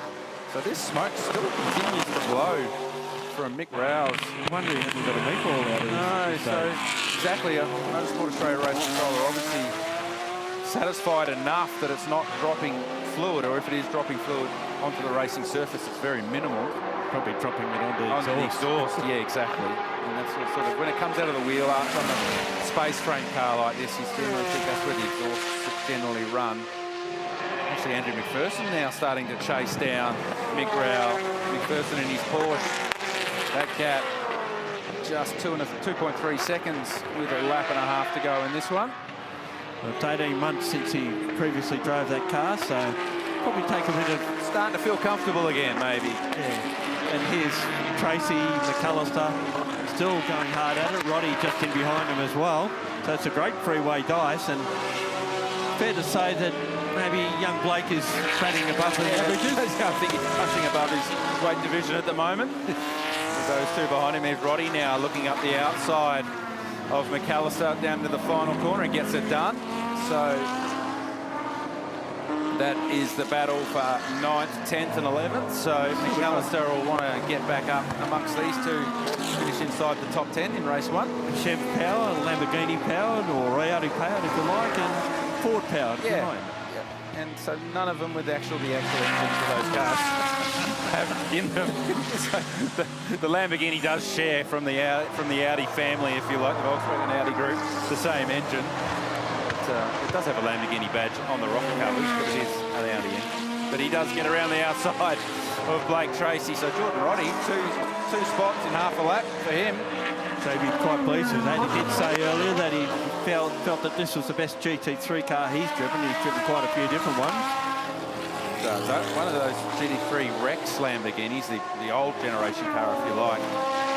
With David Russell driving it here in the Bathurst 12 hour, put it on the front row against all the factory cars. And that gave him a chance to the following year to pick up a Bentley factory drive with Bentley after the run that he had in that spec car. No one expected that spec car to be on the front row with all the factory teams in town. Just starting the last lap now, Jeff Taunton. The lead is 27.1 seconds. And he can get to the top of the hill and knock it into neutral and roll home from there. He's pretty safe. So very dominating performance so far from Jeff Taunton. And the sister car running second at the moment. So good stuff from the Mark team. Yep, nice outcome. Cars are run by Mark Cars Australia. Lacey still in second, and that gap between Lacey and Studdart, second to third, hasn't opened up. Studdart's fought back to only 1.1 seconds, that battle second and third, so they'll be arguing over who's going to finish second and third. And Rail still holds on to fourth spot. Yeah. Just ahead of McPherson. And that gap is only 0.6 of a second, so second and third and fourth and fifth far from resolved on the last lap of this one, but Jeff Taunton has done everything he needed to do in this race. Got the start, just got up the Mount Straight first and then put his head down and took off, and now has managed the gap beautifully and got his way through the traffic with skill, and that gap that he built early afforded him the ability to just take his time through the traffic if required, but he's continued to open that gap. It's out to 30 seconds now, Gary, so the rest of the field are going to have to do a bit of work overnight to give Jeff Taunton a run through his lane. Yeah, he's on target for a hat-trick of wins this weekend, for a hat-trick of combined sedan results over 3 years. The further you go into those stats, it's harder to maintain. So he's ticked one box today. So well, we've got to get him over the line yet, but he'll tick one box today. And done it very, very nicely. As Jeff Taunton, certainly the form man in combined sedans over the last few years, as you mentioned, Gary. On that timing screen, second to third, the gap's only 7/10 of a second. Fourth to fifth, it's 4/10 of a second. So while we're bringing Jeff Taunton home at the end of his first one, the final step on the podium, the order's not resolved, nor is fourth and fifth. But Jeff Taunton did everything he needed to do. Had some electrical dramas in qualifying too. The team rectified that. And what a performance, 31.5 seconds over P2. That's a shellacking. It is. Good old-fashioned shellacking, Gary. So here's second and third coming at it. So they've still got some traffic to deal with here. Does Lacey, and Studdart just sniffs an opportunity coming down to the final corner. Lacey just needs to really play it smart. Gets up the inside of that lap traffic and should get it done. Studdart's coming with him for the ride though. But Lacey will cross the line second from Danny Studdart. Good battle between those two in the second half of this one. Now we may finish less than half a second apart again. And here's the battle. Oh no, Nick Rail's running in deep. Does he get off the corner? It's only a short run to the line, and the gap was 0.2 of a second. Mick Rail over Andrew McPherson. Keith Kasulke will come home sixth in that beautiful Martini-inspired livery for his Mark II Mustang. And Lockie Harburg over Andy Hall. Jordan Roddy comes home ninth. And Blake Tracy holds on to that top 10 spot. And first chassis car home. Yeah, so nice result for him. Importantly, everyone got home. No crash damage in that one. But Jeff Taunton, thank you very much. He will have a good night tonight. 33 seconds over Stephen Lacey. Danny Studdart third, final step on the podium. Mick Rail just got over the line from Andrew McPherson. As we mentioned, Keith Kasulke, a nice job. John Hollinger started 12th, finished 12th. He'll be happy with that. Paul Bichot, we saw him have the dramas early. He was running inside the top three. Contact at Forest Elbow. He comes home 17th, so he's got a chance to fight back tomorrow. The rest of the field make their way through. Charlie Curry, we mentioned him. He started from 45th up to 27th, so that's a nice recovery. Jim Manolis in that Trofeo Lamborghini inside the top 30. And we had a few non-finishers, Mark Griffith being one of them, and a few non-starters. Mark Duggan, the most renowned one, I guess, and Ian Pretty, who had to crash in Q2.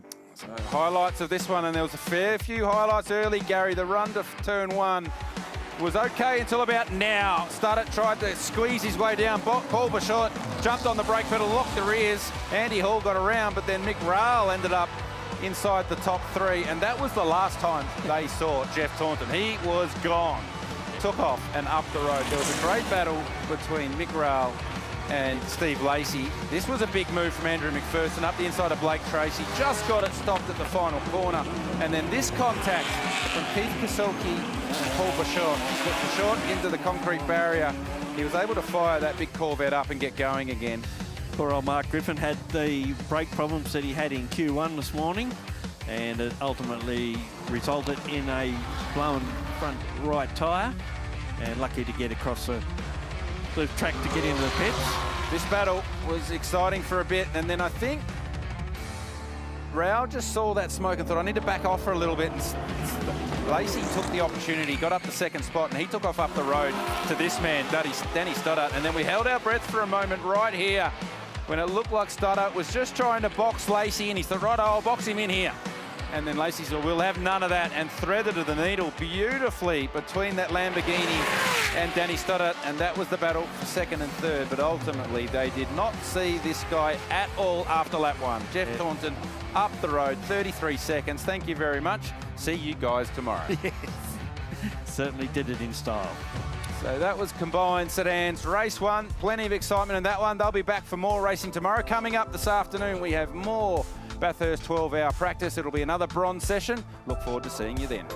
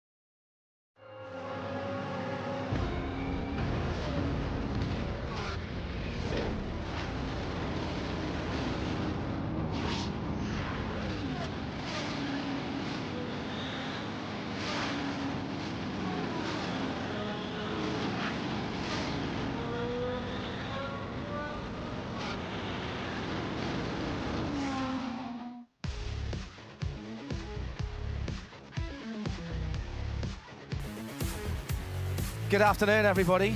Well, it is here as we are staring down the barrel of the final session of the Friday action for the 2025 Meguiar's Bathurst 12 hours. We'll bring Fast Friday to a close with another 40-minute session, which will be solely for the bronze drivers. Hello, everybody, and welcome to a stunning afternoon here in New South Wales. Good to have your company wherever you are, joining us around the circuit or perhaps further afield. And let's hear where that is at RSL_studio.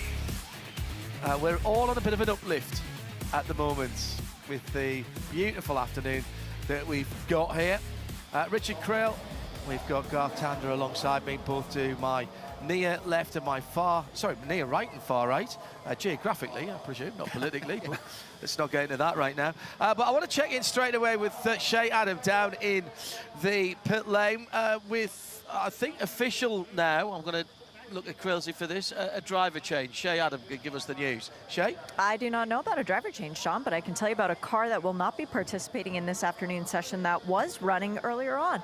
It's the Volante Rossi Aston Martin. It is up on its hijacks in the garage. Does not look like that silver class car will be going out in this bronze session. They did set the quickest time in that earlier practice, though, the FP2, as it were. And through the 3 sessions that we have had so far today, 3 different manufacturers had topped the times. So who will it be in this one? Because it's already been Mercedes, Aston Martin, and BMW. Yeah, and we had 5 manufacturers in the top 6, separated by just on half a second in that last session when the pro guys were out strutting their stuff. I thought it was Shea that had first told me about this. I must have been dreaming it. Richard Craill, then, you could do the driver change. Get out your entry lists, please, and get your pencils, because we have got a slight change to the entry list. Yes, we do. It's quite an interesting one, actually, in the Method Motorsport camp. So the McLaren team, headed up by Chaz Mostert and his partner Guy McIntyre down there, running a really good program. 2 cars this weekend, and car 24 had Cameron Campbell making his Bathurst 12-hour debut, but he's been doing double duty this weekend, or at least had planned to, in the debut of the Ferrari Challenge Australasia. A little bit earlier today, Cameron decided he was going to focus on the Ferrari more so than the 12-hour race.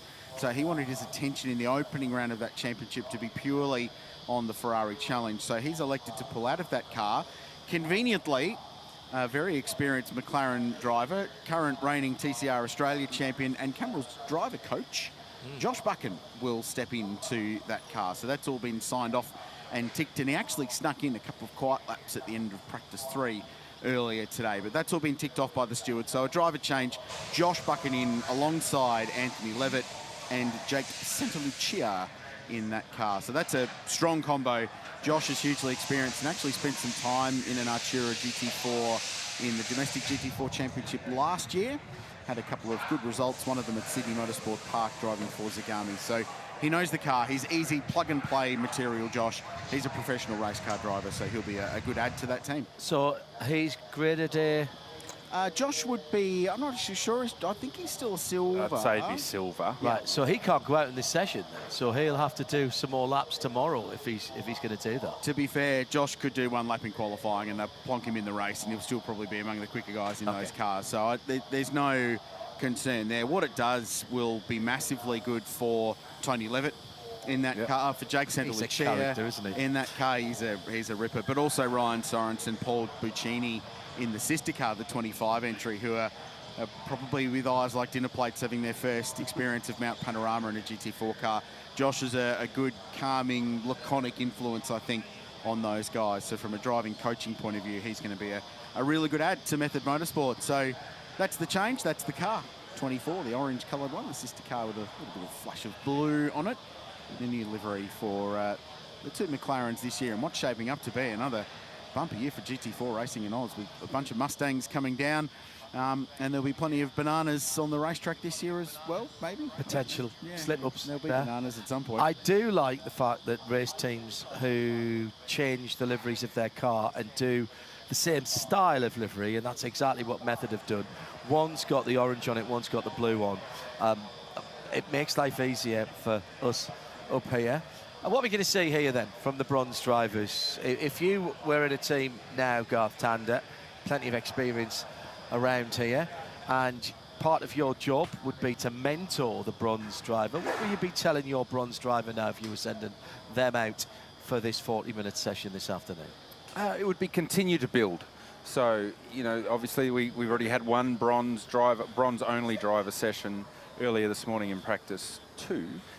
So they've all had a run, and majority of the bronze drivers did not run in practice 3 with the knowledge that they got this sole session to themselves this afternoon. So they would have all gone over data, they would have all gone over vision, they would have been told, oh look, there's more performance for you here or here on the racetrack.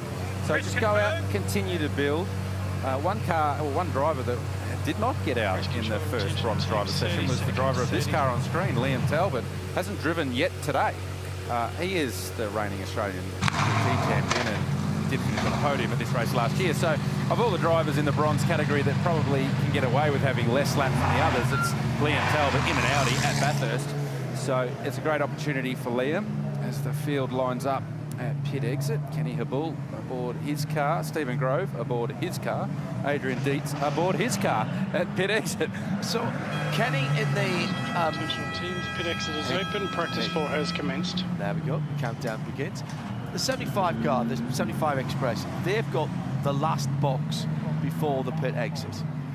Is that really the advantage that everybody says he has? Because the only thing I can see is he has got to cut back to the right and weave in between the pylons. Yeah, that is the only downside of being at pit exit, end of pit lane. It is a tight exit out of the box to get around the cone and the pit exit lights.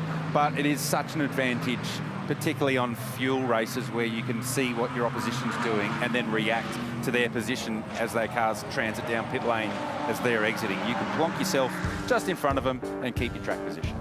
Talking about the drivers driving their own cars, this is the session where they get a bit of ROI, a bit of return on their investment for buying a very nice GT3 car. They actually get to drive it this session around one of the great racetracks, 6.213 Ks. This is just a little refresher in and around the campgrounds down there at the bottom of the mountain, which this year are filled with a record number of campsites, over 2,800 campsites sold for the event this year, second only to the great race in terms of camping in Australian motorsport now, which is really cool. That's the elevation change as well. Temperature at the moment, 24.2 degrees, but the difference to the last session is it's had a solid hour of UV in the racetrack now, so there's been some sunshine.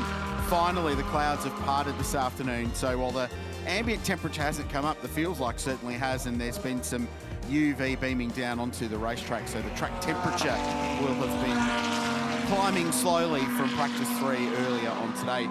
Did a little patrol of the lane, caught up with Jules Gounon, and we're talking about the 75 car, and they weren't particularly happy with that car in any of the practice sessions, and they've had a big swing in setup and ended up going back to where they were last year. But Gounon was saying the car was really twitchy, really hard to drive this morning, and if Jules Gounon's reporting that, then you generally believe what he's saying, and it mustn't have been a very nice thing. So he said they've made quite a big swing in this for the session. At the other end of the equation, I caught up with Mark Sini at Hallmark Property Group and Team MPC, and Mark told his engineer, if you change a thing on this car, you're out. Going home. It's beautiful.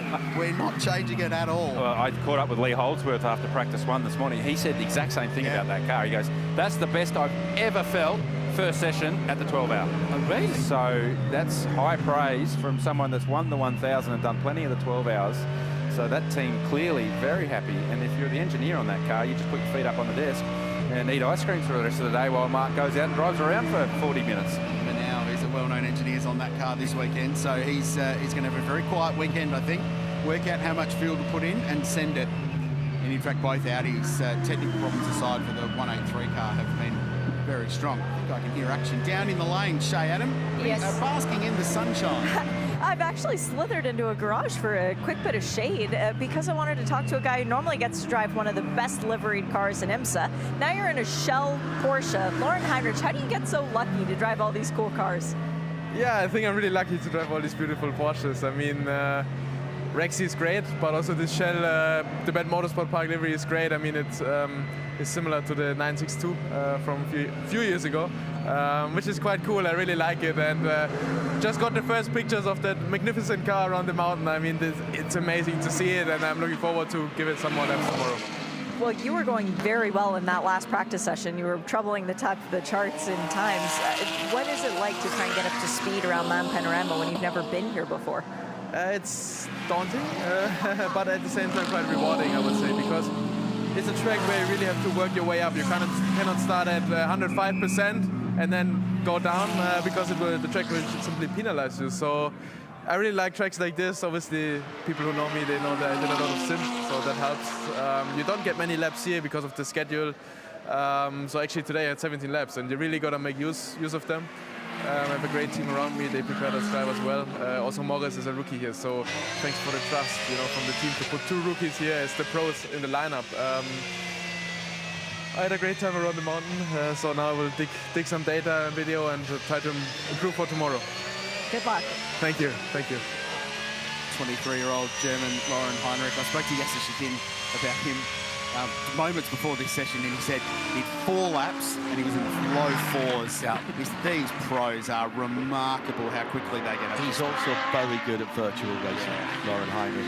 Had a question here from Pirate Hawk Pierre via B12HR and RSL_studio.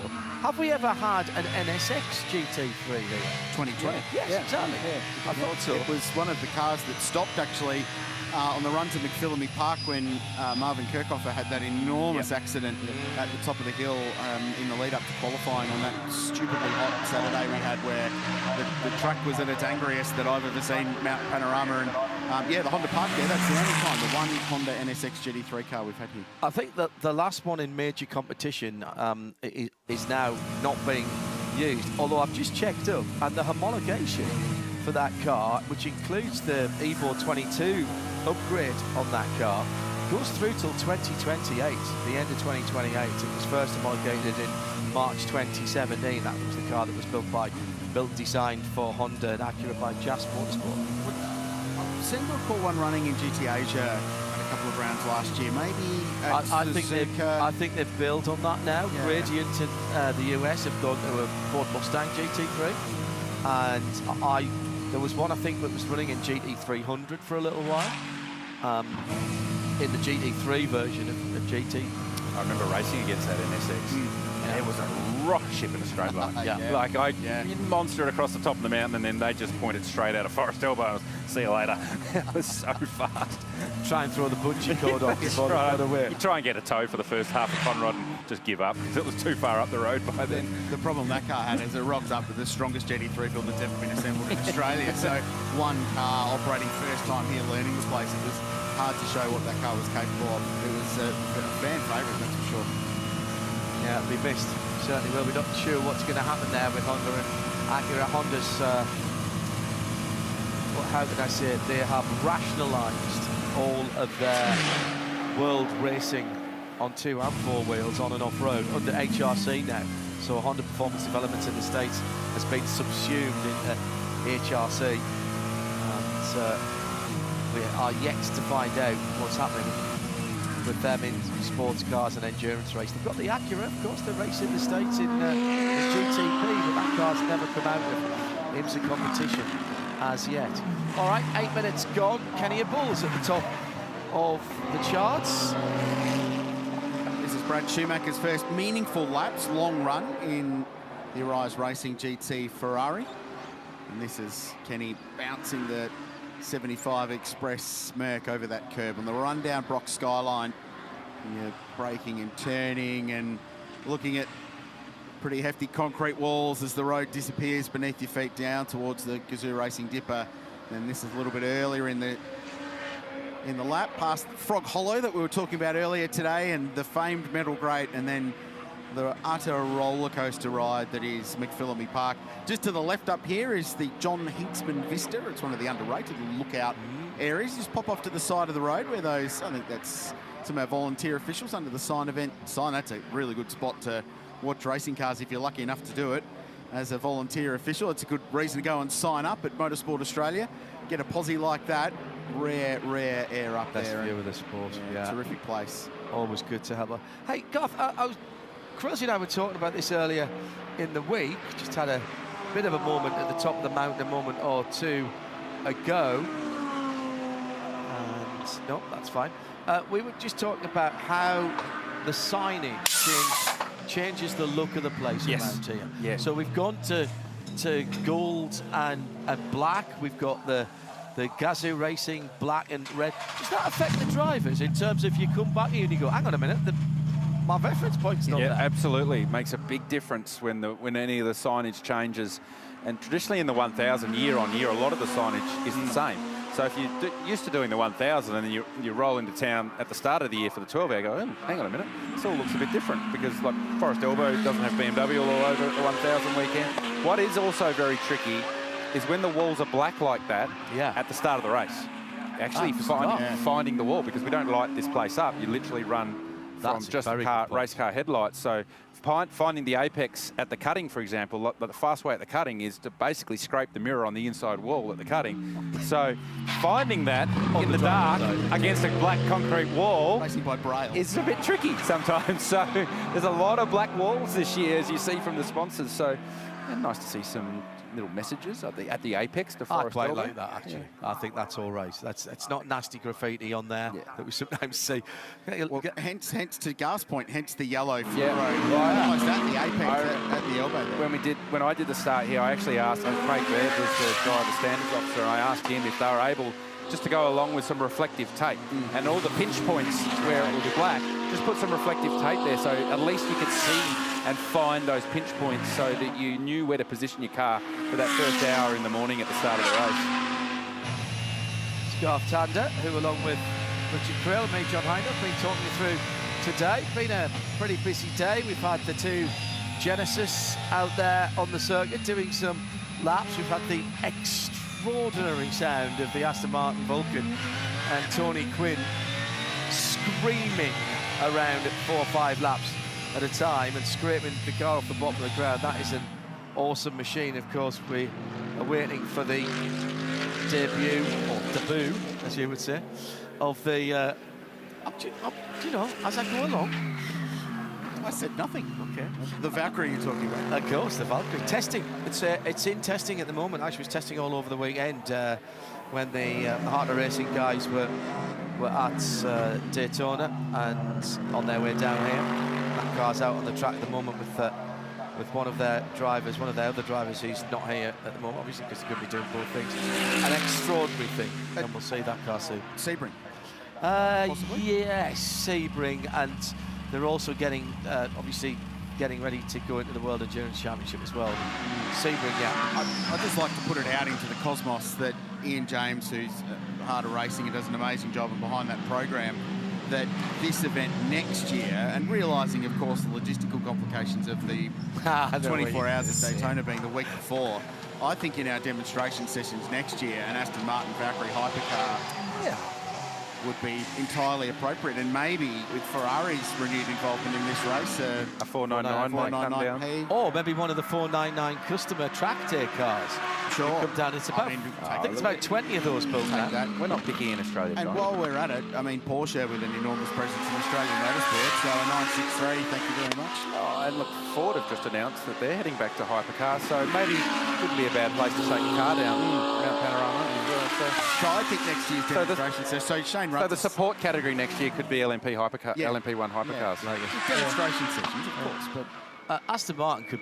When you think about what Aston Martin's done in terms of their super hyper mega cars, so you could have a 177. You could have the whole suite. You could have the whole suite of cars, couldn't you? I was just thinking, Jules Gounon did what, a 55 something in that completely ridiculous, de-restricted, aeroed up GT3 car. Yeah. Imagine a hypercar. That'd be in the tight 20s. I mean, I'm here for that. And I'm not the one driving it, so. The sound in the background is that of the normally aspirated V10.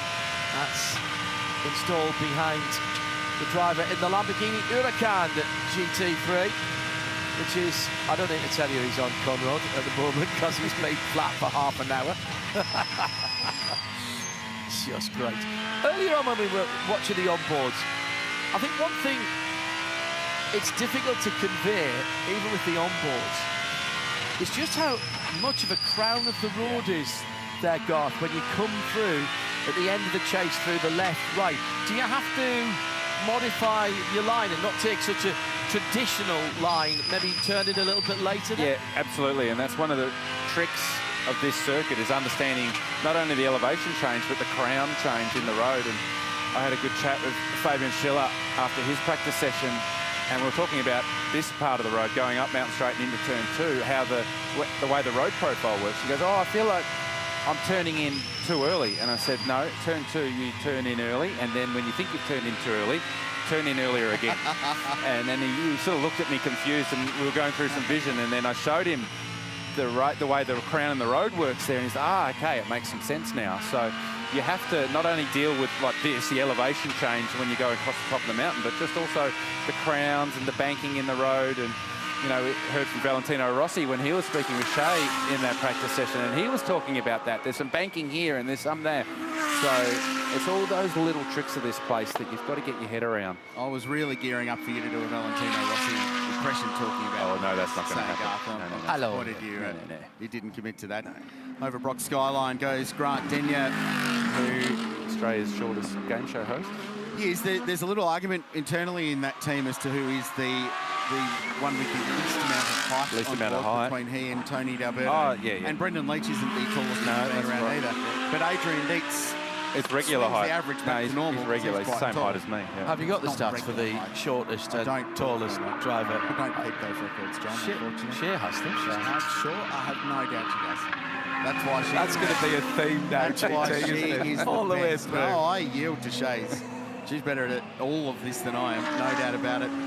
They're in a really good space, this team. They've learned a lot from having Brendan Leach, Lambo driver, factory Lambo driver, in the team, and they've had 3 days of testing at Sydney Motorsport Park. They've got Paul Forgy on board from an engineering point of view.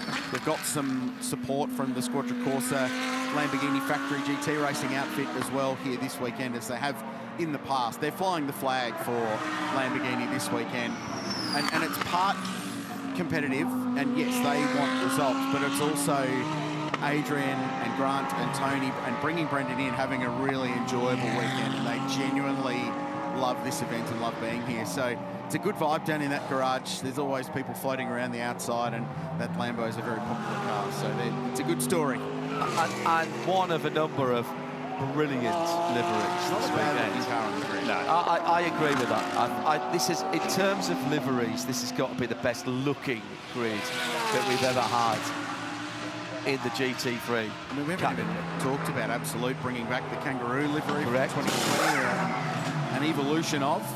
Kenny's cars look great. In the beaming sunshine, that car, sort of the burnt metallic orange, the flat orange that Kenny has run basically in perpetuity on that car. Looks great. They're putting that car on the garage rollers to get it inside. So now, is that because they're happy or because they're unhappy? I think Shea's down somewhere near there, Shea, to the end of pit lane. I'm going to find out. I was down Thank with you. Wall Racing. They're about to do a driver change, and Grant Daniel will be jumping out, so I definitely want to chat with him. But yeah, I'll see if everything is good with 75 Express. I wonder if this is down to what we were talking about earlier, where Gunan was saying they're having a big swing with the setup on that car, and if you're going to burn a practice session to play with the car and the balance and the way the car's behaving, this is probably the one to do it. And this is probably the one that will closest reflect the racing conditions as well throughout the peak of the 12-hour race on Sunday. Forecast to be 30 degrees, bright sunshine, so the track conditions will be relatively similar, so you're going to get like for like, and you want your race car to be comfortable for the full 720 minutes on Sunday. In fairness, any weather forecast at the mountain is an approximation, though, isn't it? I mean, it's a guessing game, but you can only work on the information the Bureau provides. Well, that's true. You generally look 2 days either side of race day. Yeah. So you get an understanding of the weather trend. Correct. And Monday looks okay and Tuesday looks okay at Bathurst. But you're right, John, there's always an asterisk at Mount Panorama when you're talking about the weather. Quite simply because it is an elevation change. It can create its own weather trends. Yeah, because how the air is, and we've seen thunderheads bubble up from nothing in, what, 10, 15 minutes? Well, we had a shower here yesterday on setup day. That if that happened in the middle of the race, it would have been enough water on the racetrack to people to either stop or not stop. Yeah. So it would have been one of those Jeopardy type situations and it only hung around for about 10 minutes. So that happens in the race, and that one came from nowhere. Well, I remember being one of the motorhomes with one of the teams, and like, is it raining outside? Where's that come from? Well, there was a shower Tuesday night after John and I were leaving a very enjoyable dinner that would have been hard enough to throw a red flag. It was that heavy for 15 minutes. Shay? Just a quick update, guys. I checked in with 75 Express. Kenny got wheeled back into the garage. He talked to Jules Gounon. Jules held up 2 fingers. Kenny, and not in a bad way, I should say that. It was not a gesticulation of any kind. They wheeled Kenny back out after making 0 adjustments to the car, dropped him off the air jacks and sent him back out. So I think they've asked Kenny to scrub in a couple more sets of tires while he's got an opportunity. But he wasn't indicating that there was anything wrong with the car. He was just saying, hey guys, it's doing this when I do this. I think we're probably good for today. And the team going, no, you're not done yet, buddy. Some operational work to do. Does the team owner put him to work? Why not?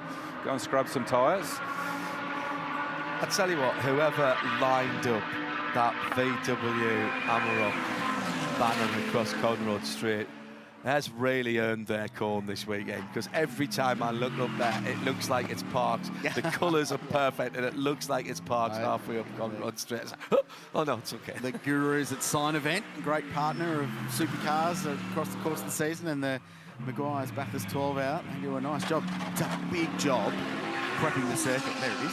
Parked on Angle Conrod. parked on Conrod, that's no problems. So it's actually curious that they've sent Kenny out scrubbing more tyres, because I think the GMR team were onto it early, and they've probably scrubbed, to my count, they've scrubbed 4 sets at least.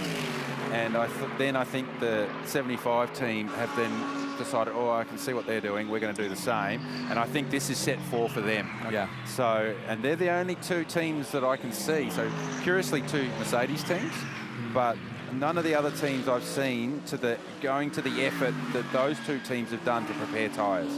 Does it make a difference, Garth, the condition of the track when you are scrubbing that in? No, it doesn't. It doesn't make that much of a difference. Because you're not taking that much out. You're not at the limit of the car. So you could see then when Kenny was doing it, he was rolling the car. He wasn't overstressing the front tyre on the ABS, nor was he hard on the throttle leaving the corner. So you really, all you're doing is going out there to take the shine off the tyre, take the mould release off the tyre.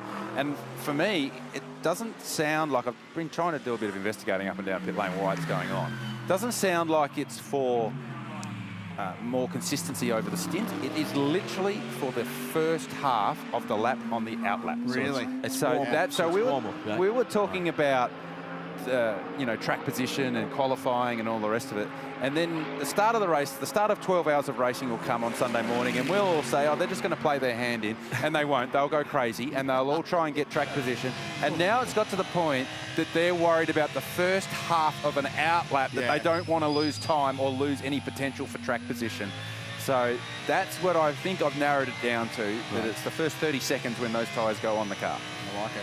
2:06.09 for Liam Talbot. The Audi R8 goes quickest as he tips into turn 1. He plays the car down through Elf Lubricants Murray's Corner, the final corner. Great to have Elf on board as a partner for the event, multi-year deal.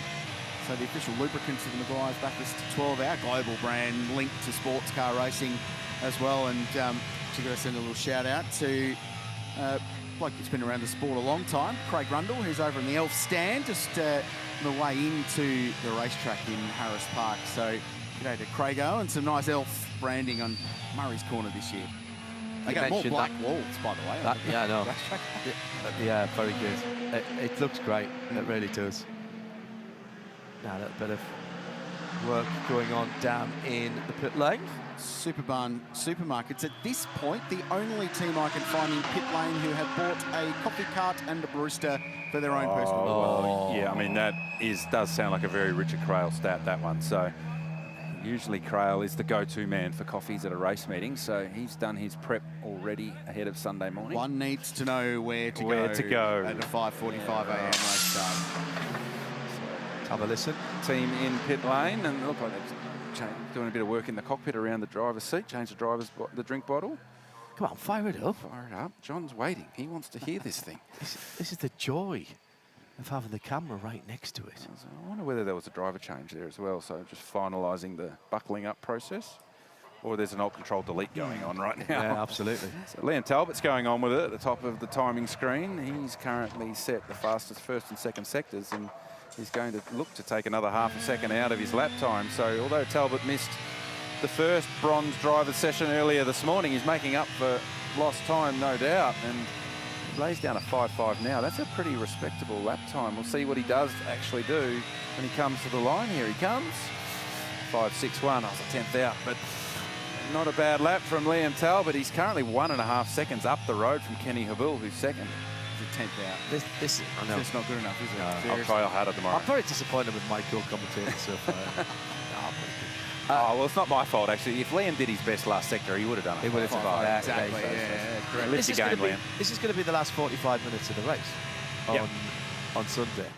And if we've got weather like this in the last 45 minutes of the race on Sunday, I'll be absolutely delighted. You'll have it. No problem. You should lock it in. Okay. Famous last word. Gee, that's bold. Oh, wow. That is bold. Brad Schumacher jumps to second place in the Arise Racing GT Ferrari. That's car 36. So choice 6, 7, 8 for Bradley. Bit of impetus just jumped into this session. I'm seeing a lot of green and purple on the timing screen. Green means the driver's personal best. Purple means session best sectors. And Kenny Habul has just done his best middle sector, and that's the sector across the top of the mountain. So he's not roading tyres anymore. Maybe he's just decided to have a crack on a new set. No, I've had enough of roading. Yeah, no, well, if I'm going to put my tyres on my car, I'm going to have a crack. So we were speaking earlier today about how these two corners at the bottom of the hill, so Elf Lubricants Murray's and Hell Corner, on paper the two easiest corners, but cause all the dramas. I was watching that in-car with Liam Talbot. The fact you break at about 75 metres for the final corner is probably part of the reason why so much crazy stuff happens down there. And how many times do we see cars going and having a brief visit at the National Motor Racing Museum entryway down at the escape road there near the Peter Brock statue? Well, we've been talking about bumps going up Mountain Straight earlier today, and the bumps into the braking zone in the final corner have got a lot worse as well, and particularly offline. So if someone has a big move and shoves it up the inside, and this caught me out at the 1000 this year, if you get offline and try a passing manoeuvre up the inside, the bumps are so bad it really upsets the front axle. And an ABS car, that'll run the car on considerably into the corner. So that's something that the drivers will need to keep on. Well, they're noticeable in a road car. Driving out of the circuit of a night, that's the way out we go, and you can feel it in the road car. So you're having a crack on the way out of the racetrack, are you, Crail? No, yeah, right. It's trying to set purple sectors on the way back to the house. Kilometres an hour max. Talking about setting purple sectors, Liam Talbot has further improved that fastest lap time of the session, 2:05.0. So didn't spend a whole lot of time in that mid 2:05s, straight into a 5.0. So, and on that point, gents, these two cars in particular that we're watching, so 183 Audi Liam Talbot, 75 Kenny Habul, this is where the race is won or lost for these two cars, because while they're bronze drivers, they're entered in the pro class. So they can do an hour of the race, and that's it. They're done at any time. If they want to, at any time. That's exactly right. as well. And then your two pro drivers can do 340 minutes each, and you only end up 40 minutes short. A stint is going to be an hour plus or minus 10%. So you're going to be doing an hour in the car at least. The lap time that Liam Talbot does and the lap time that Kenny Habul can do in these two cars will decide where they play out once these drivers have done their stints on Sunday. Kenny's improving. Yeah. He's done the overall best first sector. He's done his best second and third sectors of himself. Yeah, he had a bit of a scrappy middle sector on that lap. We picked him up and he ran it a little bit wide coming down to the dipper. But still improved the lap time. The one trick with this strategy of having a bronze driver in an all-pro layout or lineup is that it makes the two actual pros driving time, the window is very tight. You need to manage that very, very... I was talking to Jules Gunon on Thursday, and he said to me, oh, Kenny wants to do 2 hours this race, and we're not going to let him. and I said, oh, yeah, but... And he goes, yeah, well, we do need to be careful. We need to be really careful with our driving time, and it'll be the same for this car on screen with Liam Talbot, Brock Feeney, and Ricardo Fella. The longer you can get out of it. Yeah, and that's why your point is an important one, Rich, that if your bronze driver in a pro lineup can be competitive and can go with the pros, even if he's just sitting on the back of the train, if you can squeeze that out to an hour and a half or even 2 hours, then it opens up your window and your flexibility for your two pro drivers later in the race. But if it's, let's say it's even 60 laps, so give or take 2 hours, and a Talbot or a Kenny or somebody else gives away a second a lap, 60 seconds. Half a lap. It's a minute, it's half a lap. You're still in the mix. Yeah, safety car one and you're back safety in the car, game. you're right back into it. So that's the task for those guys. It does put an enormous amount of pressure on them. But both of those guys have been here enough and are good enough now to manage that and to be able to deal with that over the course of the race. Which is why I love the fact that that rule exists. Yeah, that there's no minimum driver time for a bronze, and people have seen in the pro, and people have seen this loophole and are running with it, and are running with it time and time again. And last year, 2 of the 3 cars on the podium ran that strategy. Yeah. So I love that that's a thing that exists that can give guys like that an opportunity to win outright at this race, and not, and I say not just go for an outright win. John, can I ask you a question? You're a Porsche man that's seen plenty of GT3 Porsche cars. Why does it look like the Porsche has a column shift in front of the steering column? That's a good question. That's a very good question. It's a good question. It's like my old. It's like an old hole. Do you know I've never watched that before? So you just mentioned it, and now I'll never be able to see it any other way. Well, it just looks like it's got column shift. Is that how they put it into gear or something? I don't know. I'm going to go down and see Yasser Shaheen after this session and ask him what that's for. Yeah. It's been bugging me all day. Is the steering column shift? No, it won't be the adjuster for underneath. That's underneath, so it clearly would do something. They only have functional items in a GT3 race car, so it's true enough. I mean, that GT3 now owes so much to the RSR that came before it, the RSR 19, including, of course, the 4.2, nearly 4.2 engine, that beautiful flat 6, normally aspirated, horizontally opposed engine, the Boxer engine. And it's something like 4187. And I asked one of the engineers at Le Mans a few years ago when it was in the back of the RSR, I said, it's not quite 4.2. He says, that's as close as we can get it. And he showed me an engine that was sitting there with the heads off, and you looked at it and went, oh, yeah, that's... We cannot get the bores any closer to each other than that capacity. I'm telling you, man, it was a brilliant bit of engineering. Shea, just under 10 minutes to go in the pit lane. What's the atmosphere like down there? Where are you? Well, I've actually found a sneaky bronze. I put 4th to the court, Grant Denyer, because always quick at this place. And Grant, you've been telling me for years, all Wall Racing wants to do is get a win for Adrian in this Lamborghini. Last year, you guys did it.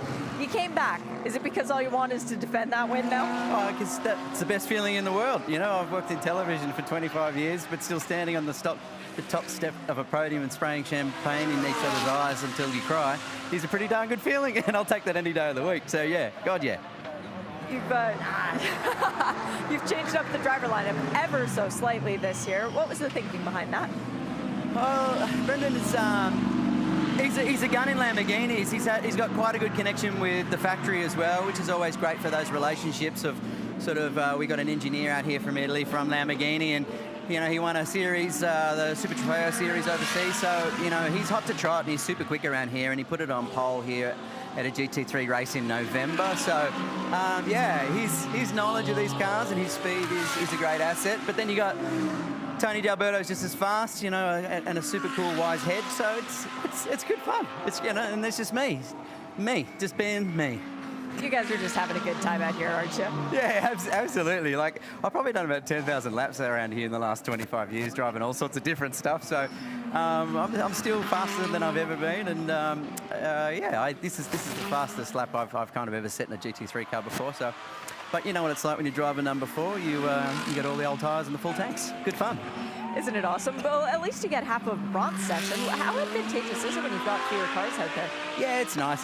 Look, it's an intimidating place, and if you're only driving once a year, these cars are so blindingly fast, your brain's not quick enough to process it. So if you've got other distractions like fast Europeans and factory drivers sort of boxing your ears in, it can be pretty hard on the dudes who don't drive very often, and particularly the gentleman drivers. So yeah, I think it makes it a better race. It certainly makes it a safer race, and there's people who aren't then sort of necessarily bending as many cars in the carnage. What are you expecting for the start of the race? That I won't be in it. There's no way I'd want to do that. But it's, you know, we're shooting for the shootout, and because Brendan is on form with that appearance that he had in November, I think he'll surprise a lot of people. Yeah, I think this. this could be a great showing by the Lambo, the only one in the field, and she's a bit of an icon with that glowing paint scheme, so it'd be nice to sort of push it up the front. Yeah, what's it like to drive a fan favorite livery now? Yeah, it's cool. It's iconic, right? Like, all the kids love it. It's one of the most popular paint schemes in the world because it's so different and unusual and very striking, and it had a little evolution last year where it sort of got modernised a little bit, and it's a sexy beast. It really is. I think maybe modernising the livery is what got you guys to the top step last year, so let's see if you can make it 2 for 2. Maybe I'll just get a Sharpie and go in there and modernise it, with my initials, or draw a funny face or something on there to modernise it this time around. We will spend the entire 12 hours trying to figure out where you've drawn on the card. Good luck. My pleasure. Glad Ted, you're having a good time with Adam. Spent a long time having a chat with him actually at Track to Town, and he loves life. They all do in that car. That's really good. And the slight modernisation was that it was fully concentric circles on the old car. The old car's here, actually. It's in the back of their garage, just at the back of the paddock. And it's kind of melted. It's almost looked like it's melted around the car on the Evo version of the Huracan. But it looks absolutely stunningly good. He's a lad, Grant, didn't you? And has won here now in class in the 12-hour and the back of 6-hour in production car racing. So a genuine track record at this place. Oh, and massively undervalued and underappreciated as a race car driver. I mean, we give him a hard time. We've been mates with him forever, but he can drive a race car, and he undersells it himself. But he definitely got the skills. And if he did more racing, his schedule allowed him to do more racing, he would be certainly capable of running at the front of the field when he needed to. Big slide at the top of the mountain by Ryan Sorensen in the blue McLaren Artura GT4. That's the number 25 car. Didn't seem to spook him though. Looked like it gave me a little bit of warning there, Garth. It wasn't a snap, it was a more progressive slide. Yeah, it looked like a big lazy oversteer, didn't it? So if you're going to have an oversteer moment, then one of those is what you want, where it actually gives you about half an hour warning. So thankfully, because there's not a lot of room going down through the S's, this part of the track was on the previous lap. And it was a little bit wide, and a little bit wide there again. So I think he's maybe getting to the curb a little bit earlier, the right-hander before the dipper, and that's running him wide. So you got Chaz Mostert as your team owner. You can just go yank on Chaz's shoulder and say, hey, bit of driver coaching, please. Exactly. What do I need to do here? Coming down to the last 4 minutes of this final session of Fast Friday, the 2025 Meguiar's Bathurst 12 Hours. Corelsi, GT and Hindy in the booth. Adam down in the pits. Ask and you shall receive. The next garage down happened to be a Porsche garage, so I dove in. I see the little knob that you guys were talking about that sticks out from behind the steering wheel. I asked some kind Porsche mechanics, what does that do? They said, it moves the steering column. So there you go. There's your answer. And by the way, this car in particular, this Porsche that I dove in to check on, is the number 911. This is the Porsche driven by 2 of our defending race winners and Alessio Picariello, who won it in the Pro-Am class last year. The gearbox and transmission is completely out of the back of this car. They are doing a comprehensive fluid change to it. Let's say they've got lots of new oil going into the car, lots of new oil going into the gearbox and the tranny, and they've even got some containers that are still wrapped in the shrink wrap having come off the plane that they've now broken out and decided to put in. So interesting that that's what's going on in this garage, but I'm seeing lots of work happening in many of the other garages, including the 222, that's the Scott Taylor Motorsports car. They have a new floor set out for that car, so a lot of work going on the cars not participating in this last session of the day. That's a good point, Shay. Thank you. Well, this is, I mean, for those not in this session, this is the biggest break they'll have in the schedule. So given you finish tomorrow qualifying at 4:30 in the afternoon, you want to get your crew to bed. You don't want to be here doing all your servicing until midnight the day before a 12-hour race. So a lot of that servicing, like we hear from the Porsche team with engine and gearbox out, new floor going on the 222 Scott Taylor Motorsport team, that'll all be programmed. Even to the point where I feel like the 14 Aston Martin not doing this session, it didn't look like any problems. It looked like they were just planned, we're not going to do this session. They could have if they wanted to. Well, and because the start of the day's been so relatively trouble-free for almost everybody, it's 2 minutes to go, come on. Don't put your head in your hands like that, it's fine. I waited until the end to say it. Well, I didn't say it at all in the session until the checkers came out. Yeah, you can afford to do that. In the knowledge that tomorrow, you've got 2 1-hour practice sessions. Yes. So 20 minutes extra, so 40 minutes of extra practice tomorrow on top of the length of the sessions today, plus a half-hour each in qualifying in Q1 and Q2. Those 2 sessions are going to be really good for everybody too, because the track density is going to be quite low for both of them. So the fast cars will be out together. The cars that might not be quite in the top 10 will be all out together. Everyone's going to be able to get their own little bit of racetrack and then fight their way into that 15-minute Pirelli pole battle, which is the biggest format change this year, is that it's just one flat-out 15-minute qualifying session. And last year it was 30 minutes, and it came out of the fact that the car that did the most laps in that session last year did 6 laps. Yeah. Now you can do that in 15 minutes. Yeah. So 6 laps is all you need to do a lap to get pole position, and that's what they're going to get this year if they choose to use all of them. Well, the car that got pole position, they did one push lap. It was out. Went out, did one push lap. That'll do. Park it up. Thanks very much. Yeah. I have to say that as much as, I mean, I'm old enough to remember the old Formula 1 1-hour qualifying sessions. And if you watch the tape... You stayed awake through all of them. Pretty much, yeah. no, I did. I still watch all that, of course. But, you know, it was always the last 5 minutes. And in IMSA, for many years, we've been down to a 15-minute qualifying session. And in some categories, the old GTLM days, the GTEs, it would maybe be a couple of build laps to get the tyres in, and then a couple of quick laps. The P2s, they're out for 15 minutes because they've got to be driven by the arms. Yeah. And it's a nice balance between a pro driver in the pro categories being able to go out as the checkers flag comes out, between the pro drivers and go flat out once they've got their tyres up to temp pressure and do a one and done. And the non-pro drivers in the non-pro categories where there are them, to be able to say, I can build. And as the racing fuel comes down, the tyres have still got the longevity to deliver a lap at the end. Well, there are 2 famous racetracks in the world where economy of laps are the benchmark for qualifying.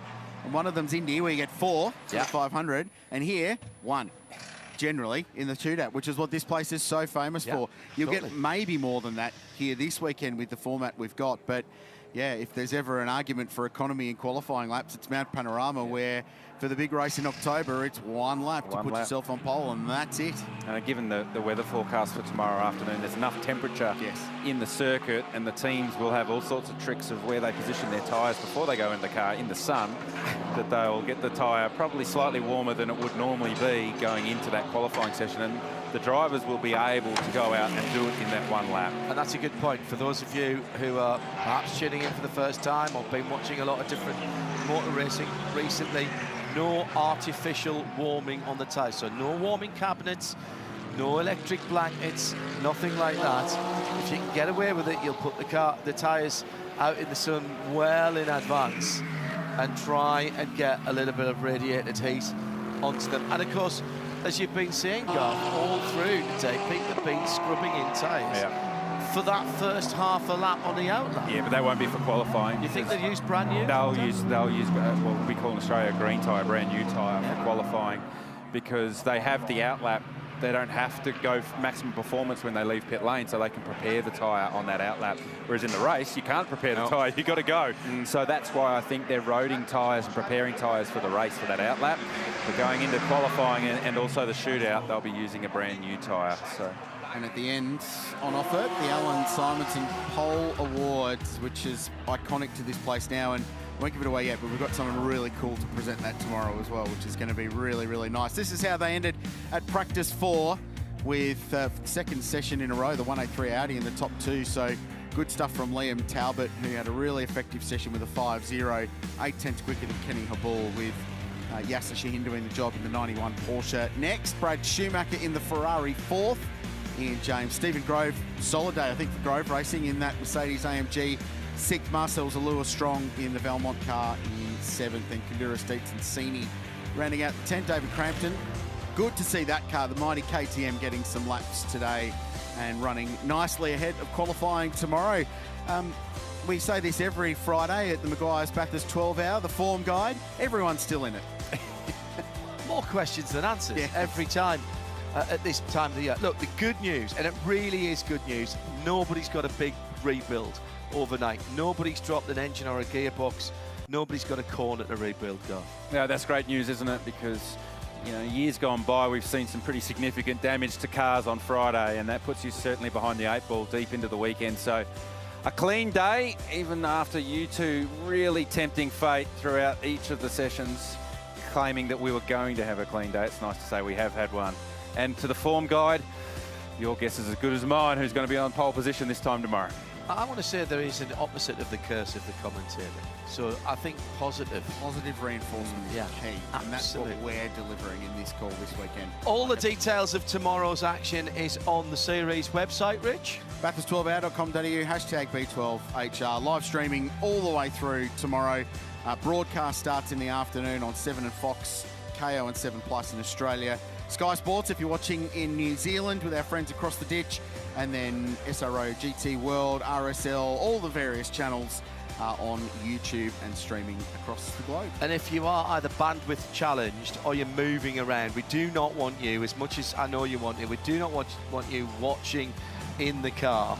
So that's why the audio stream is available on RS1 via radiolemans.com. It's exactly the same audio that you'll get. And by the way, big props to our audio team, because if you have been listening on that or you've got a set of headphones, plug them in for some of the sessions tomorrow, because the car noises are exquisite this year, better than ever. Extra microphones around the mountain and the stereo effects are sensational when you've got a set of headphones on. Thanks to Shea Adam down in the pit lane, Garth Tander, Richard Crail alongside me, John Hindorf, and a heck of a lot of hard work going in from our on-site crew here in terms of setup and getting us on air for this first day of the 2025 Meguiar's Bathurst 12 Hour. Have a great Friday, wherever you are, whatever you do. Join us tomorrow, Super Saturday. We'll have more action from the mountain.